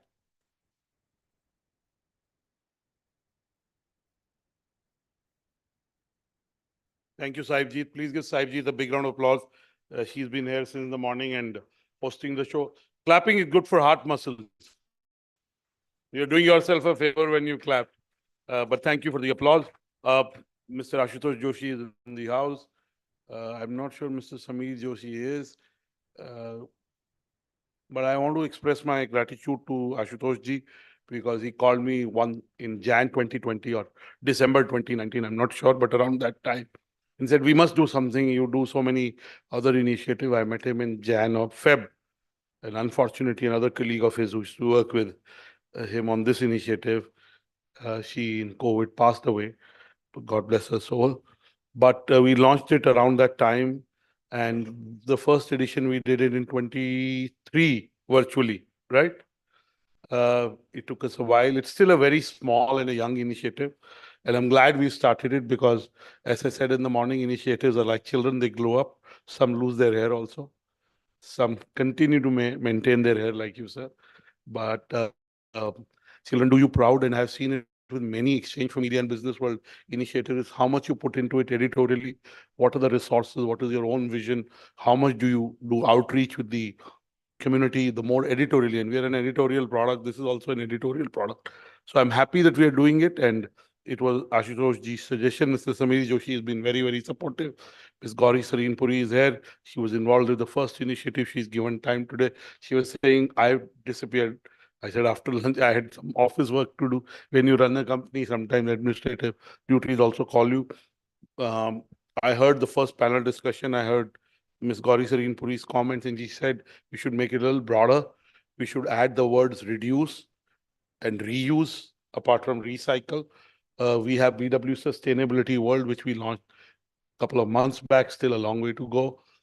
So I just want to say that whatever anybody says to you, and I was dealing with a situation where somebody who's not won in an award, tomorrow we have BW, is really giving us trouble, but we'll handle it, right? And so we do it through I don't even know who the winners are.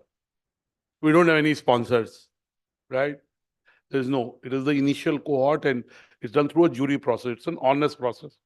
It will become close to perfect as we move along with more data, more entries, as we build a body of work. So congratulations to you. That all the ones who are winning tonight are through a jury process, of which 2 of the jury members I can see in Mr. Joshi and Ms. Gauri Sareen-Puri to be here. Please give them a round of applause. It's jury's time, their name, their attention, which builds the awards.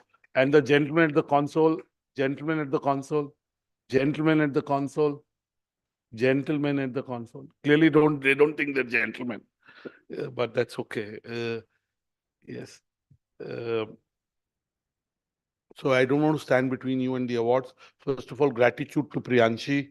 One of the panelists in the morning said your real estate are your people.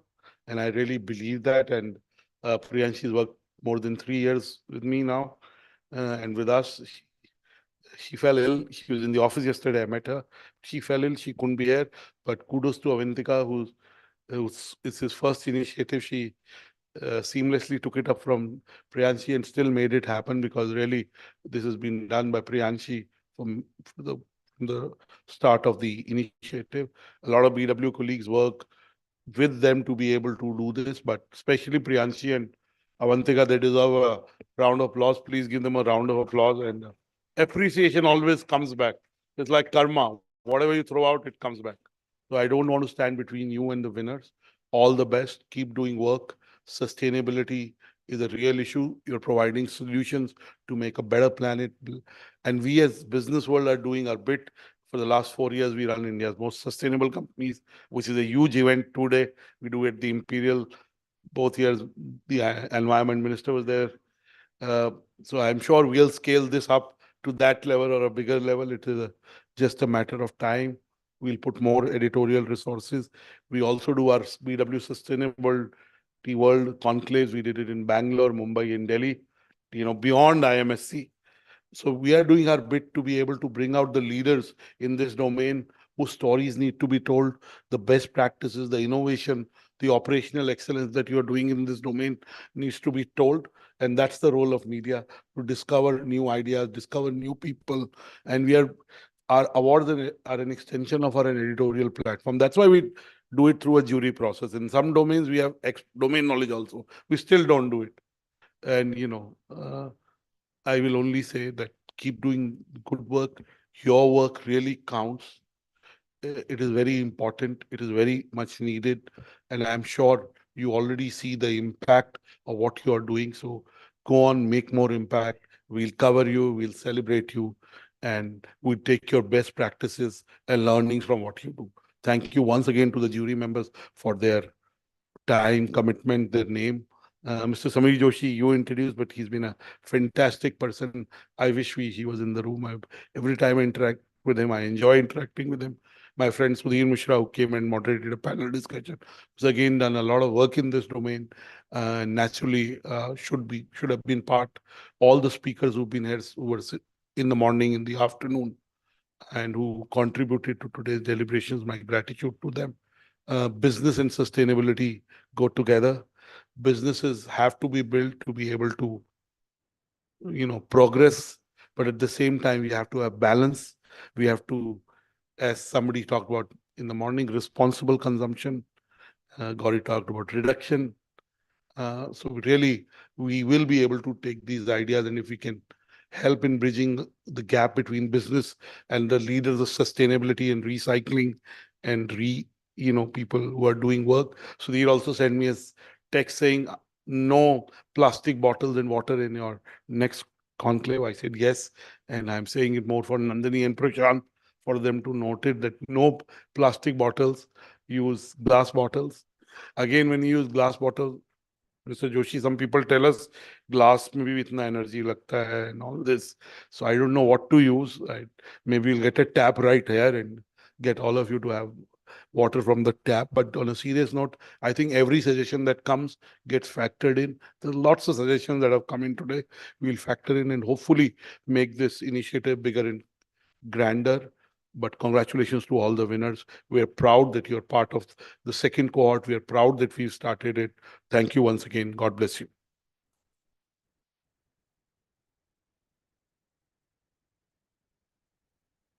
Thank you, Dr. Batra.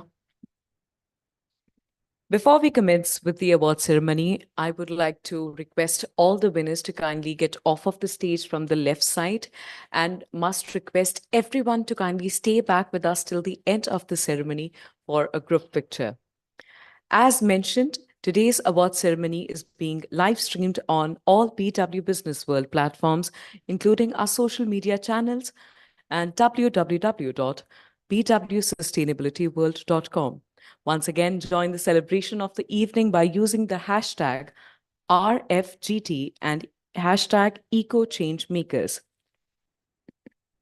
All right, so to begin with the awards, I must request the presenters to kindly join us on stage, requesting Dr. Anurag Batra, Chairman and Editor-in-Chief, BW Businessworld and Founder, Exchange for Media, to join us. Also requesting Ms. Divya Dutt, Program Management Officer, United Nations Environment Program, to kindly join us to present the awards.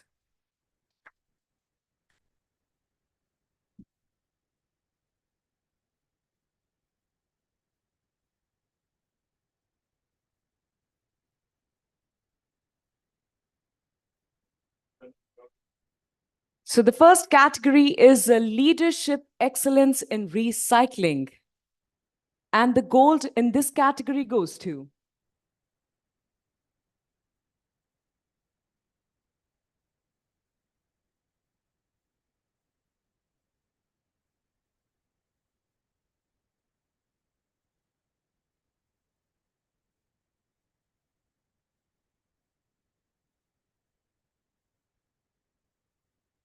Arias, congratulations to Pashupati Group. We have Mr. Saurabh Goenka, Director, Pashupati Group, joining us on stage to receive the award.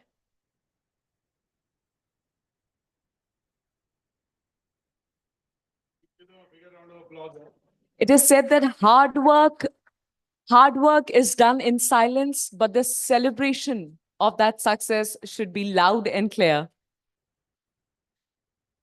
Big congratulations.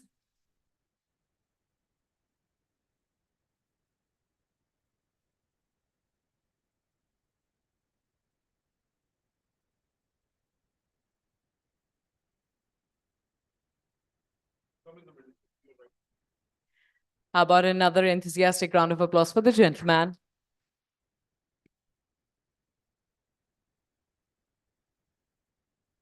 Congratulations, Mr. Goenka. I must request you to kindly stay back with us till the end of the ceremony. Would you like to say a few words? Thank you so much. Thank you. Leadership Excellence in Recycling, and the silver goes to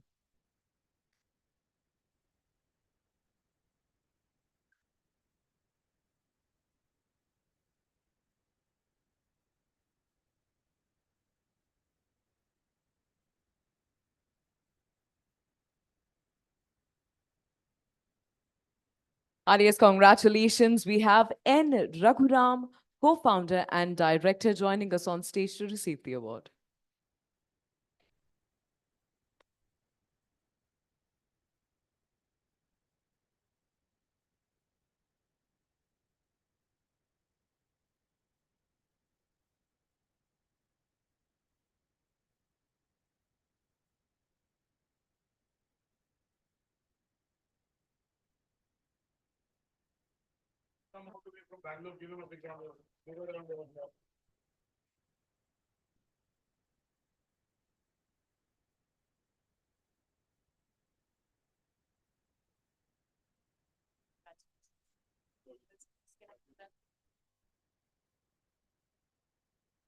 Thank you very much, Businessworld, for giving me this opportunity, and distinguished panel of judges who have selected our initiative in the field of multi-layer recycling. And I look forward for more accolades for the company, but also I look forward for sharing my knowledge. We have gone through a learning curve for the last 3 years. We have set up some systems which can be replicated, which can be scaled up, and which can be used by many people.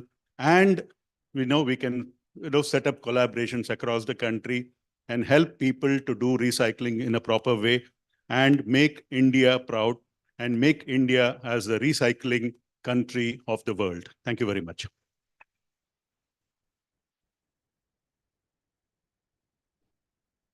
I must request all the awardees to kindly get off from the left side for the individual portraits.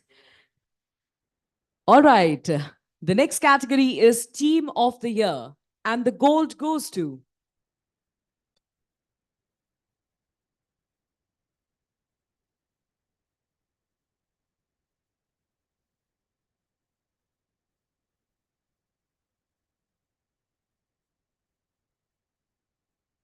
Audience, congratulations, ONGC. We have GAVS Prasad, Executive Director, Dr. Ved Prakash, Technical Assistant, and Saptik Pal, Chief Chemist, joining us on stage to accept the award. How lovely is that? Team of the Year, and the entire team is here. I'm hoping a bigger, better, louder round of applause for them.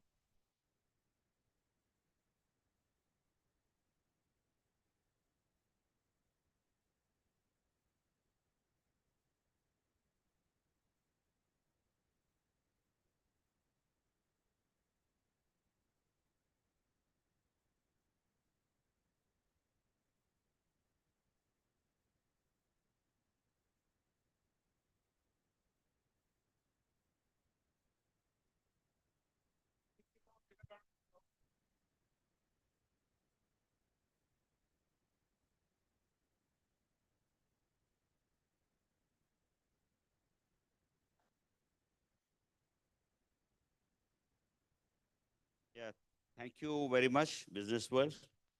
And this is our first attempt into this category. And we are glad that the jury found our efforts worthy enough for this award. Thank you. Well, I must request all our awardees to kindly stay back with us till the end of the award ceremony for a group picture. And with this, we move on to the next category, Social Impact Leader in Recycling, and the gold goes to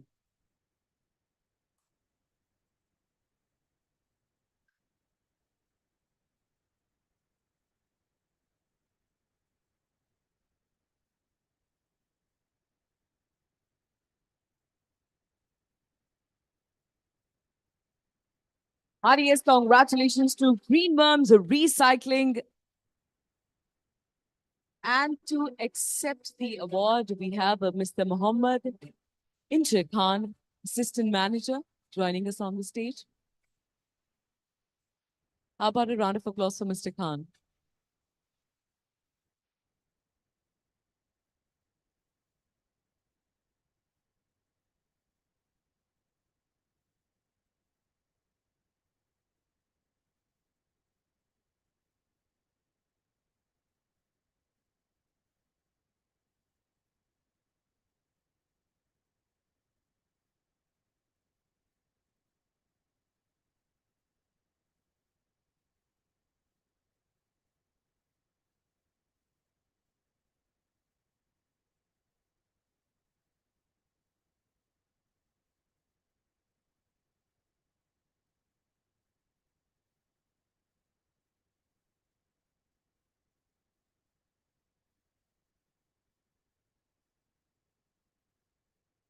First of all, thanks for Businessworld for recognition of our works that we do. And also, I'm thanking to dear jury members and all the participants who are here. So I come from Kerala.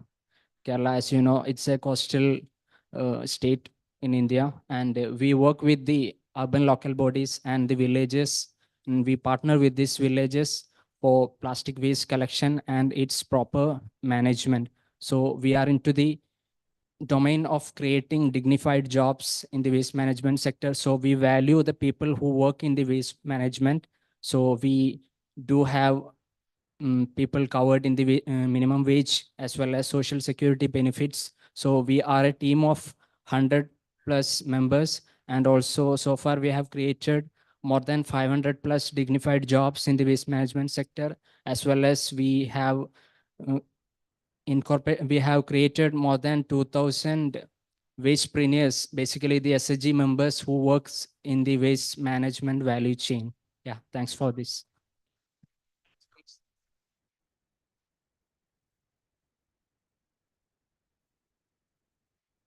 And the next category is Best Initiatives in Recycling Non-Biodegradables. And the gold in this category goes to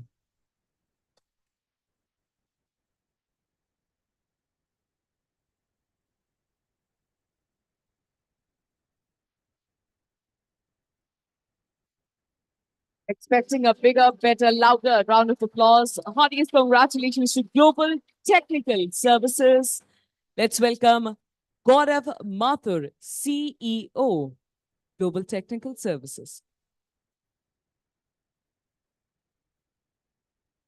Congratulations, Mr. Mathur.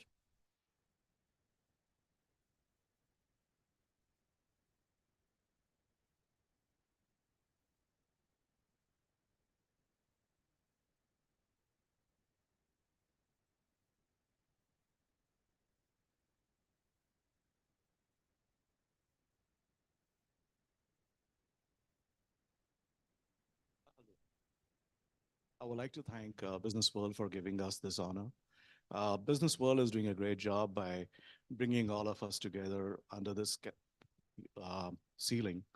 Sustainability, recycling, they're nice boardroom words. And somebody used a term here, greenwashing. I don't know how many of you are aware of what greenwashing means, but it's a definition we must go back and look up into the dictionary or wherever the definition is available. And it's a great initiative. And we must stop people and the industries from greenwashing and start doing some real work on the ground, because the planet is not going to last for too long if we continue to pollute the planet the way we are today. Thank you very much.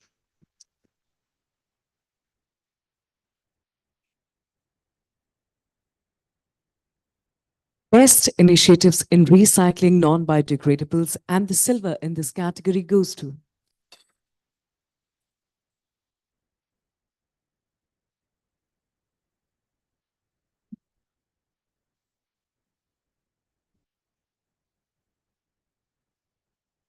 Challenging everyone to offer their loudest cheer. Big congratulations to Vrindavan Plastic Industries. Please welcome Mr. Manish Agarwal, Managing Partner.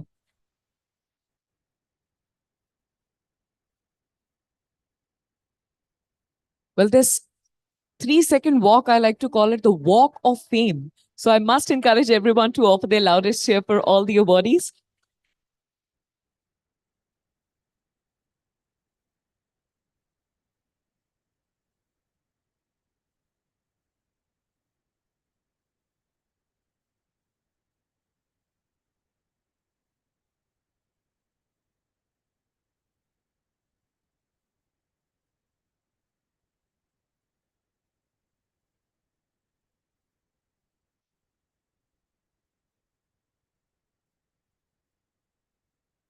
Yeah, I would like to thank Businessworld for such a lovely platform.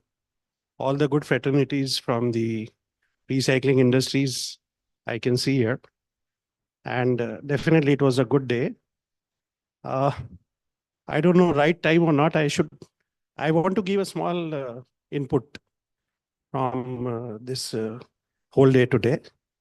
Good speakers, undoubtedly, but I could find very less attendees. you're doing such a beautiful job, calling good speakers from everywhere. So how can we work on getting some good people to, fetch to get what valuable inputs are being shared? So thanks a lot. Thanks a lot. Yeah. Due to the hustle bustle of the daily and regular life, people cannot be physically present everywhere. That is why all the BW Business World events are streamed live across all of their platforms. And today's event is being streamed live across www.bwsustainabilityworld.com. And we have a massive readership and fellowship on the digital space as well. But I think your comment is absolutely fair. We need more people. And I promise you, it's a matter of focus. I think this is the youngest initiative. And for other reasons also, it is little, it will come up higher in priority now. So you will have more. Normally we have overflowing audiences. We have to stop selling tickets and so on and so forth. But I think we need to do more in this domain. And I'm sure, I promise you, when you come next year, we'll. Yeah, I had the same feedback to the team, but I'm sure it'll grow as I've seen everything. Thank you. But I hope we'll see you next year too. Thank you.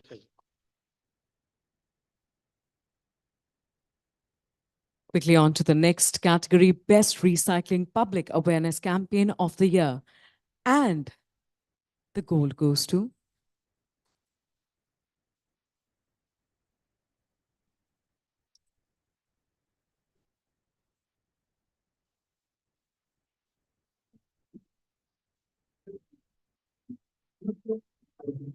We congratulations to 3R Zero Waste. Please welcome Mr. Sukhiv Singh, co-founder and COO, and Mr. Aditya Chaudhary, manager, Founder's Office.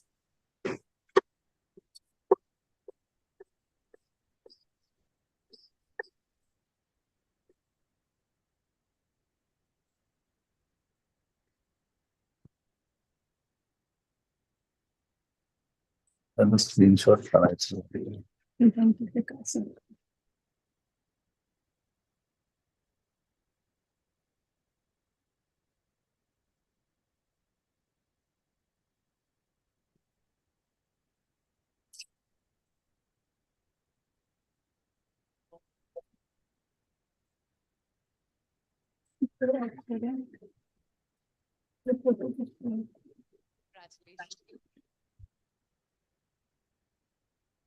We are committed to make individual green, and let's make the country green and the global green. Thank you.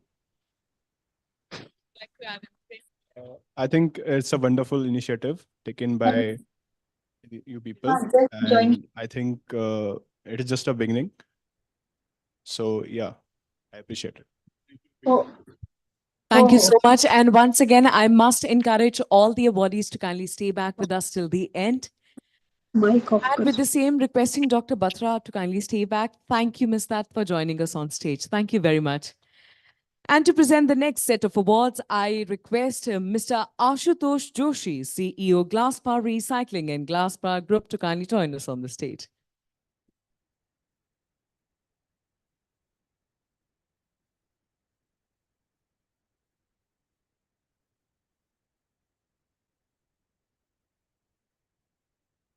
Thank you for joining us. And the next category is Best Recycled or Upcycled Product of the Year. And the gold goes to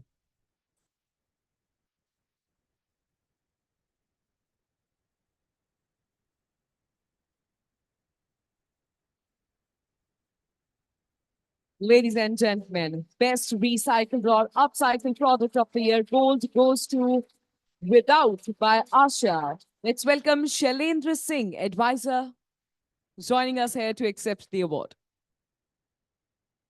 Walk of Fame, Walk of Fame. Thank you.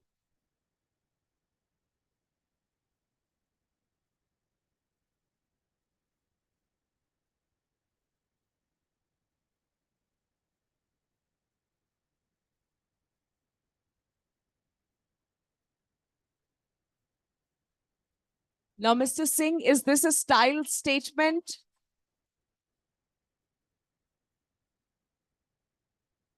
is in fact the recycled product, which is why I wore it. First, thank you to Businessworld and the eminent jury panel for selecting Ashaya in this category.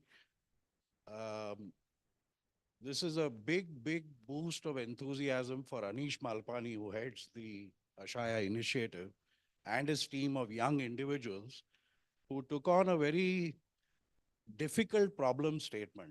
And they were able to recover plastics from the multi-layer packet of chips. And the product that you see here is made from that. It's brand named Without, because you can wear this without guilt, basically. And the last thing I wanted to say is it's got a QR code. You can scan the QR code and it tells you the history of this product. So thank you very much for this recognition. Thank you. Can I help you with that? Sure.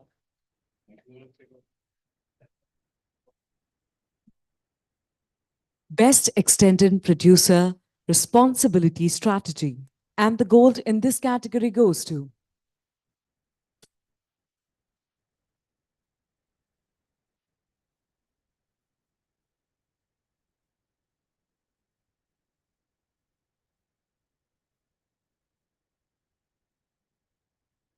Big congratulations to Rethought. Ladies and gentlemen, please welcome Anurag Tiwari, Director.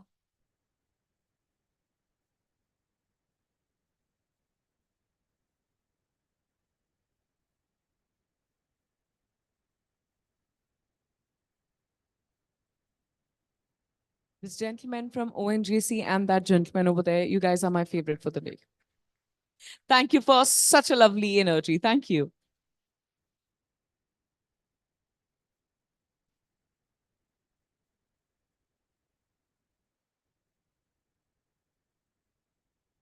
Thank you so much. Thank you, Businessworld, for this kind of recognition. As we started as 3 co-founders, and today the team is around 297. And we are having a life and where we are going to spend or invest our life. So we are considering 3 components: time, energy, and money. So we decided to invest our time, energy, money for the circularity, because we are considering circularity is not as an option or choice, it is for the survival. We are an ancient or one of the most ancient civilization of this planet. And from last 5,000 years, we are having a thought process to take things forward in a way to survive for a very longer time. But for last 100 years, the circularity and the sustainability was missing. So we decided to do something not for us, for the generations we are going to have for the future. Thank you so much. Congratulations. Congratulations. Quickly on to the next category, Best Waste Management Initiative by a Private Organization. And the gold in this category goes to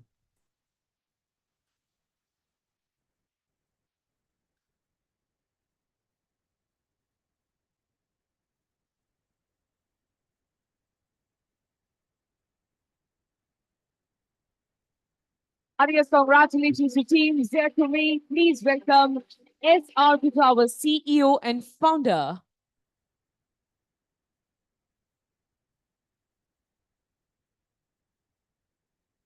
such a lovely audience. Thank you so much. Thank you.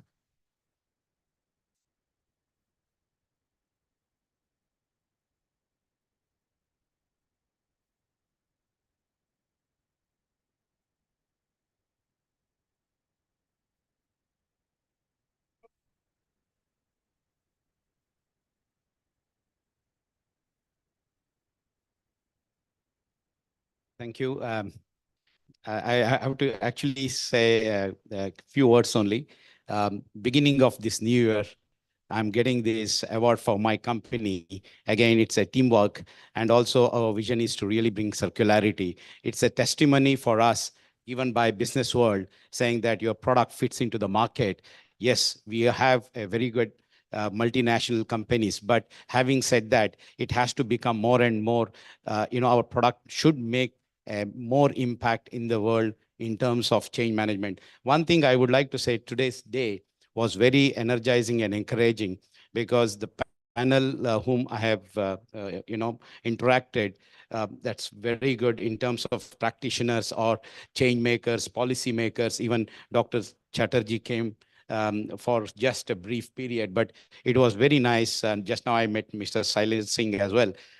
But I would like to say, Mr. Batra, Business World has done a quantum leap today, because you are a change maker for all of us, because that is what I look at as media only can make a lot of change in this. That's what mindset change is, the first step for us to really build the circularity in this country. Thanks to you and your team making this happen today. Thanks very much to all.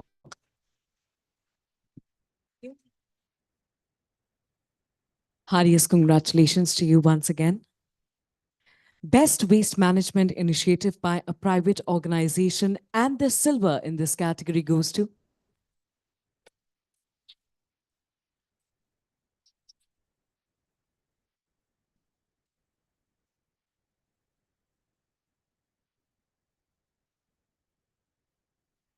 Heartiest congratulations to Cashify. Please welcome Rahul Rana, Senior Manager, and Diksha Chakravarti, Manager, joining us on stage to accept the award.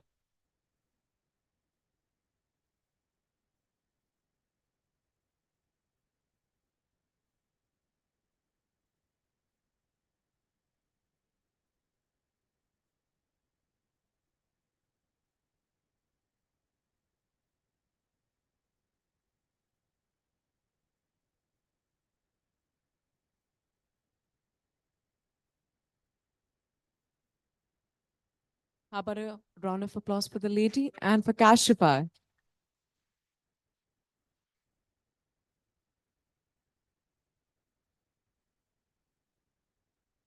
Hi, thanks a lot for this recognition. This is a big, this is, although it's new, but it's big.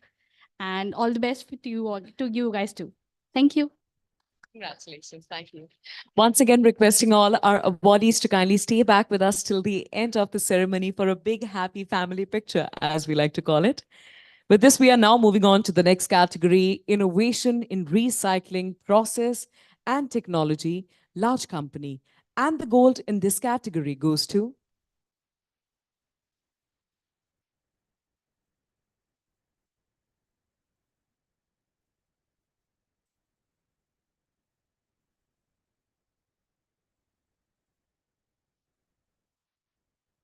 Heartiest congratulations to ITC Grand Chola. Please welcome Mr. Rajat Basla, Engineering Manager.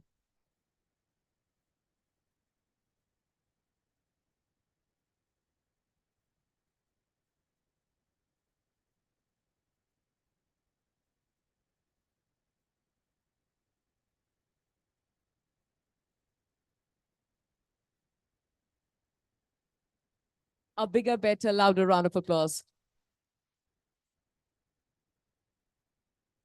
And I must compliment on how sharp you look.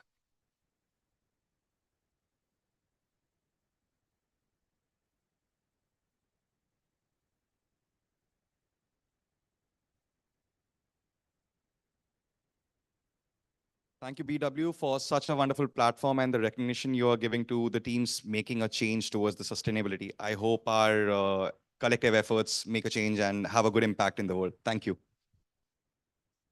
Congratulations. Thank you. And thank you, Mr. Joshi, for joining us on stage. Requesting Dr. Batra to kindly stay back. And to present the next set of awards, I request Ms. Gauri Sareen, founder, Making Model, Gurugram, Bhumija, and Living Without Medicine, to kindly join us on the stage. Let's welcome the lady with a round of applause.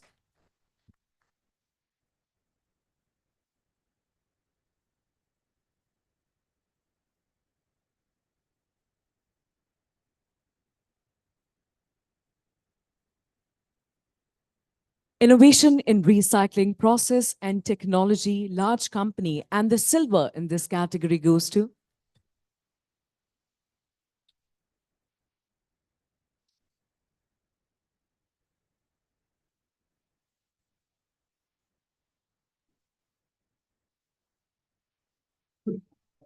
Audience, congratulations to Pashupati Group. Please welcome Mr. Nitin Agarwal, Chief Strategy Officer.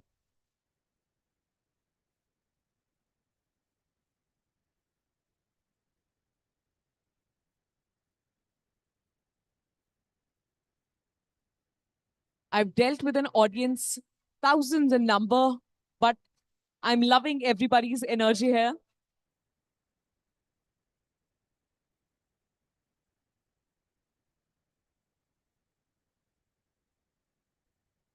Thank you, Businessworld, and the jury members to recognize the efforts made by Team Pashupati. It's always a team effort based on which we can achieve something and that can be recognized. I would like to see this platform to be much bigger in the years to come. We should try to create a platform at the national level which can do a lot of advocacy to bring in all the stakeholders together that can create an impact and can channelize the efforts so that we can take some concrete steps towards the achievement of circularity. Thank you so much, and my best wishes to Businessworld. Thank you so much.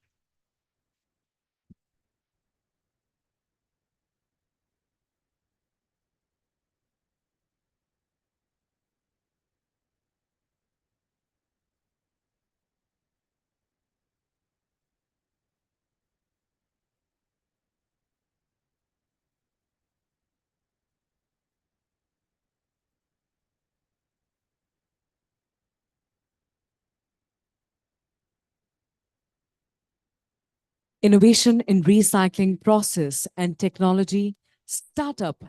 And the gold in this category goes to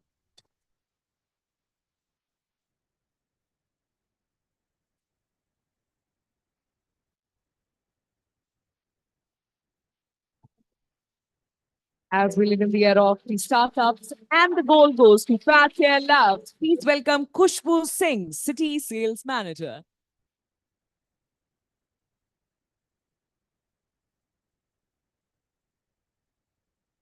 Pick the shorter route. But I must request all the awardees to kindly exit from the left side for the individual portraits.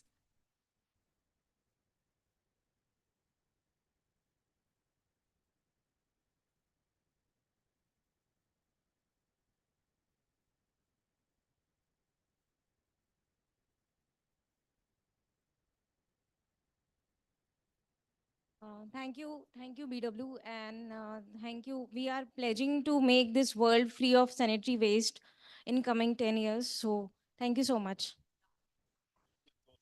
All the best. Thank you, sir. Thank you, sir. All the best.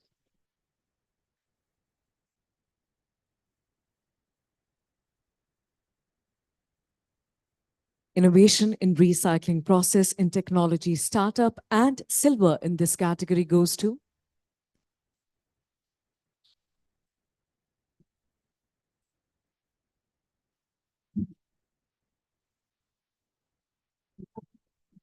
Let's bring up a very enthusiastic cheer for Fat X Energies. Please welcome Mr. Vikrant Singh, co-founder.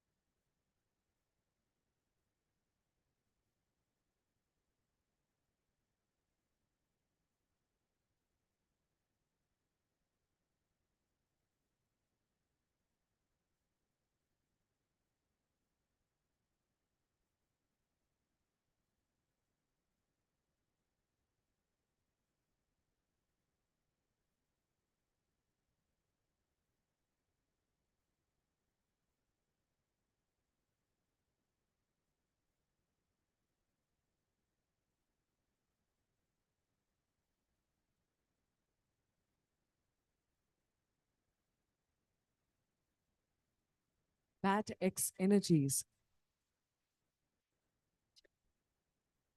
Thank you so much, VW, for giving this award. I mean, this is not only the award, it's encouragement to entire Batex team, because we are working from last 4 years to develop the technology which was never happened in India. Especially in the commercial level, everyone was trying to recover the lithium from your waste batteries.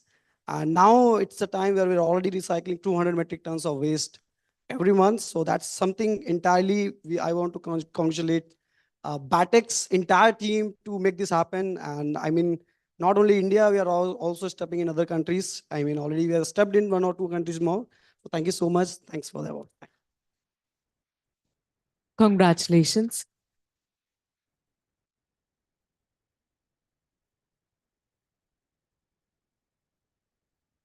Quickly on to the next category, social value initiative.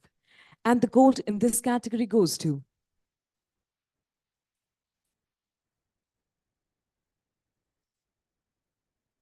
Anticipating the questions, final few awards for the evening. Must encourage you to offer your loudest here. And the gold goes to Waste Warriors Society. Please welcome Angad Khanna, Waste Warrior, Waste Warriors Society.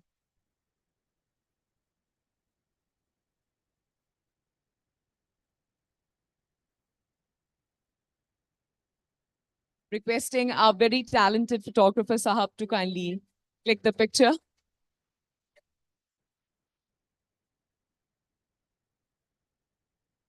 There's no denying in the power of the social media.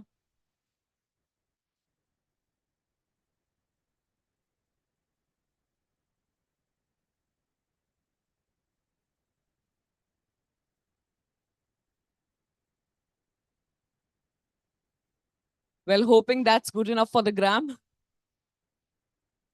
Firstly, thank you to Businessworld for this opportunity and the recognition to a grassroots organization, and also bringing all the stakeholders together under one roof, all different kind of stakeholders, and also to the esteemed jury panel for selecting us.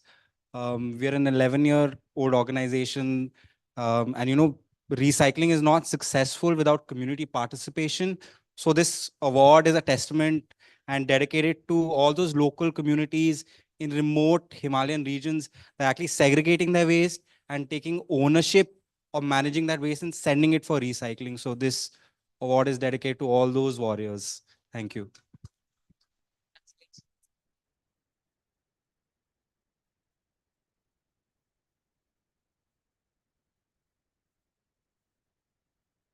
Social value initiative.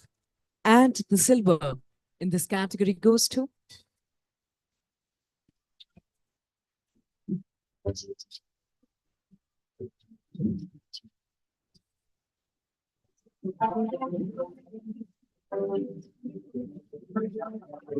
Audience, congratulations to Biofuel. Let's welcome Sumant, co-founder and CMO. Sumant, is that right? Perfect.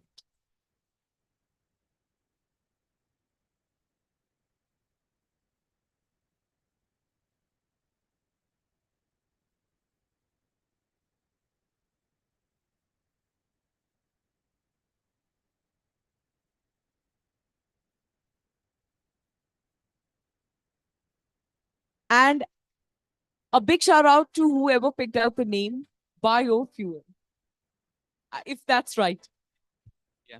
So thanks BW for recognition, and thanks for the jury for selecting us. This will definitely catalyze us to go forward and do better in this world. Thank you. Final two categories for the night, ladies and gentlemen, young leader in recycling, under 30. And the winner is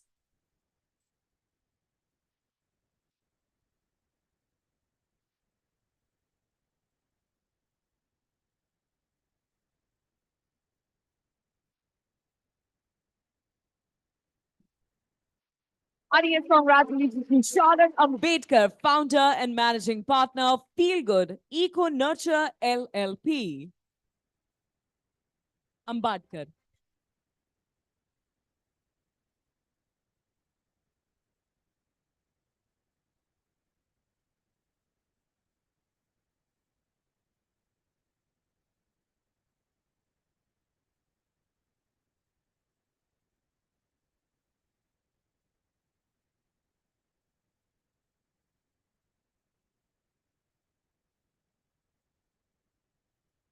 Young leader in recycling under 30.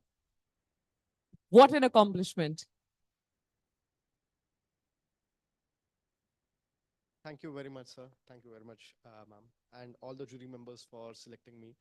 Um, we have started this venture during the pandemic, and we have grown a team of more than 50 people now, where not only we are trying to make the waste feel good, but also trying to help the people around us and making the community feel good. We are into recycling of multi-layer plastics and making civil products like tiles and furniture to save the environment from concrete and deforestation. So that's what we are trying to do. Thank you very much.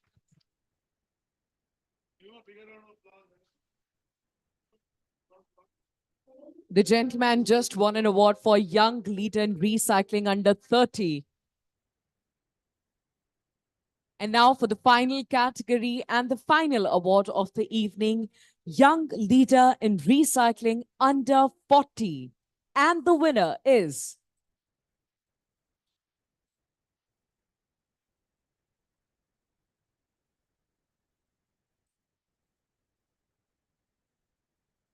let's give a big round of applause to the winner, Dr. Jain, Managing Partner, Adiva Polymers.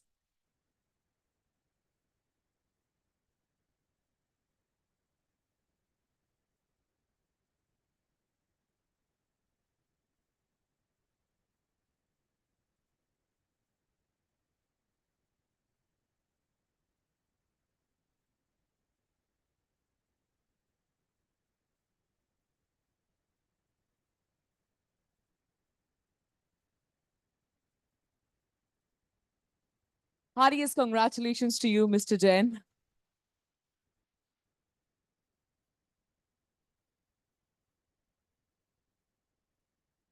Hi, good evening all. And thanks for the jury and BW for this honor.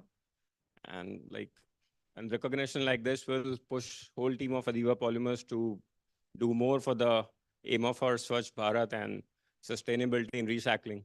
So we are on it, and this will help us more to go for that. Thank you. So we are doing this recycling business of HTP and LDP and PP polymers based in Bhiwadi, Rajasthan. And we are doing roughly 1,000 tons per month as of now and aiming to go higher and bigger in this coming financial. Thank you. I must request you to stay back. Ladies and gentlemen, with the end of the award ceremony, I now request all the awardees to kindly join us on stage along with their trophies. And also requesting our eminent jury to kindly join us on the stage.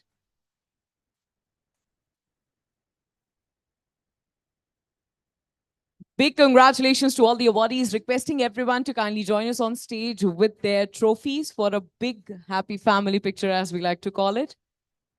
Also requesting the jury to kindly join us on stage, Mr. Ashutosh Joshi.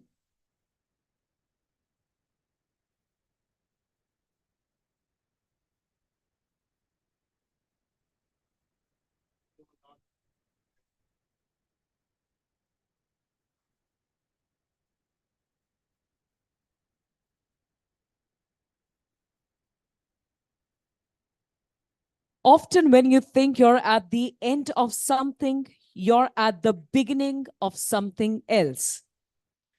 May the conclusion of this chapter signal the commencement of a sustainable journey for some and unlock yet another milestone for others. Once again, heartiest congratulations to all the winners. With the same, this is your host, Sahib Jeet Kaur, on behalf of BW World, saying goodbye.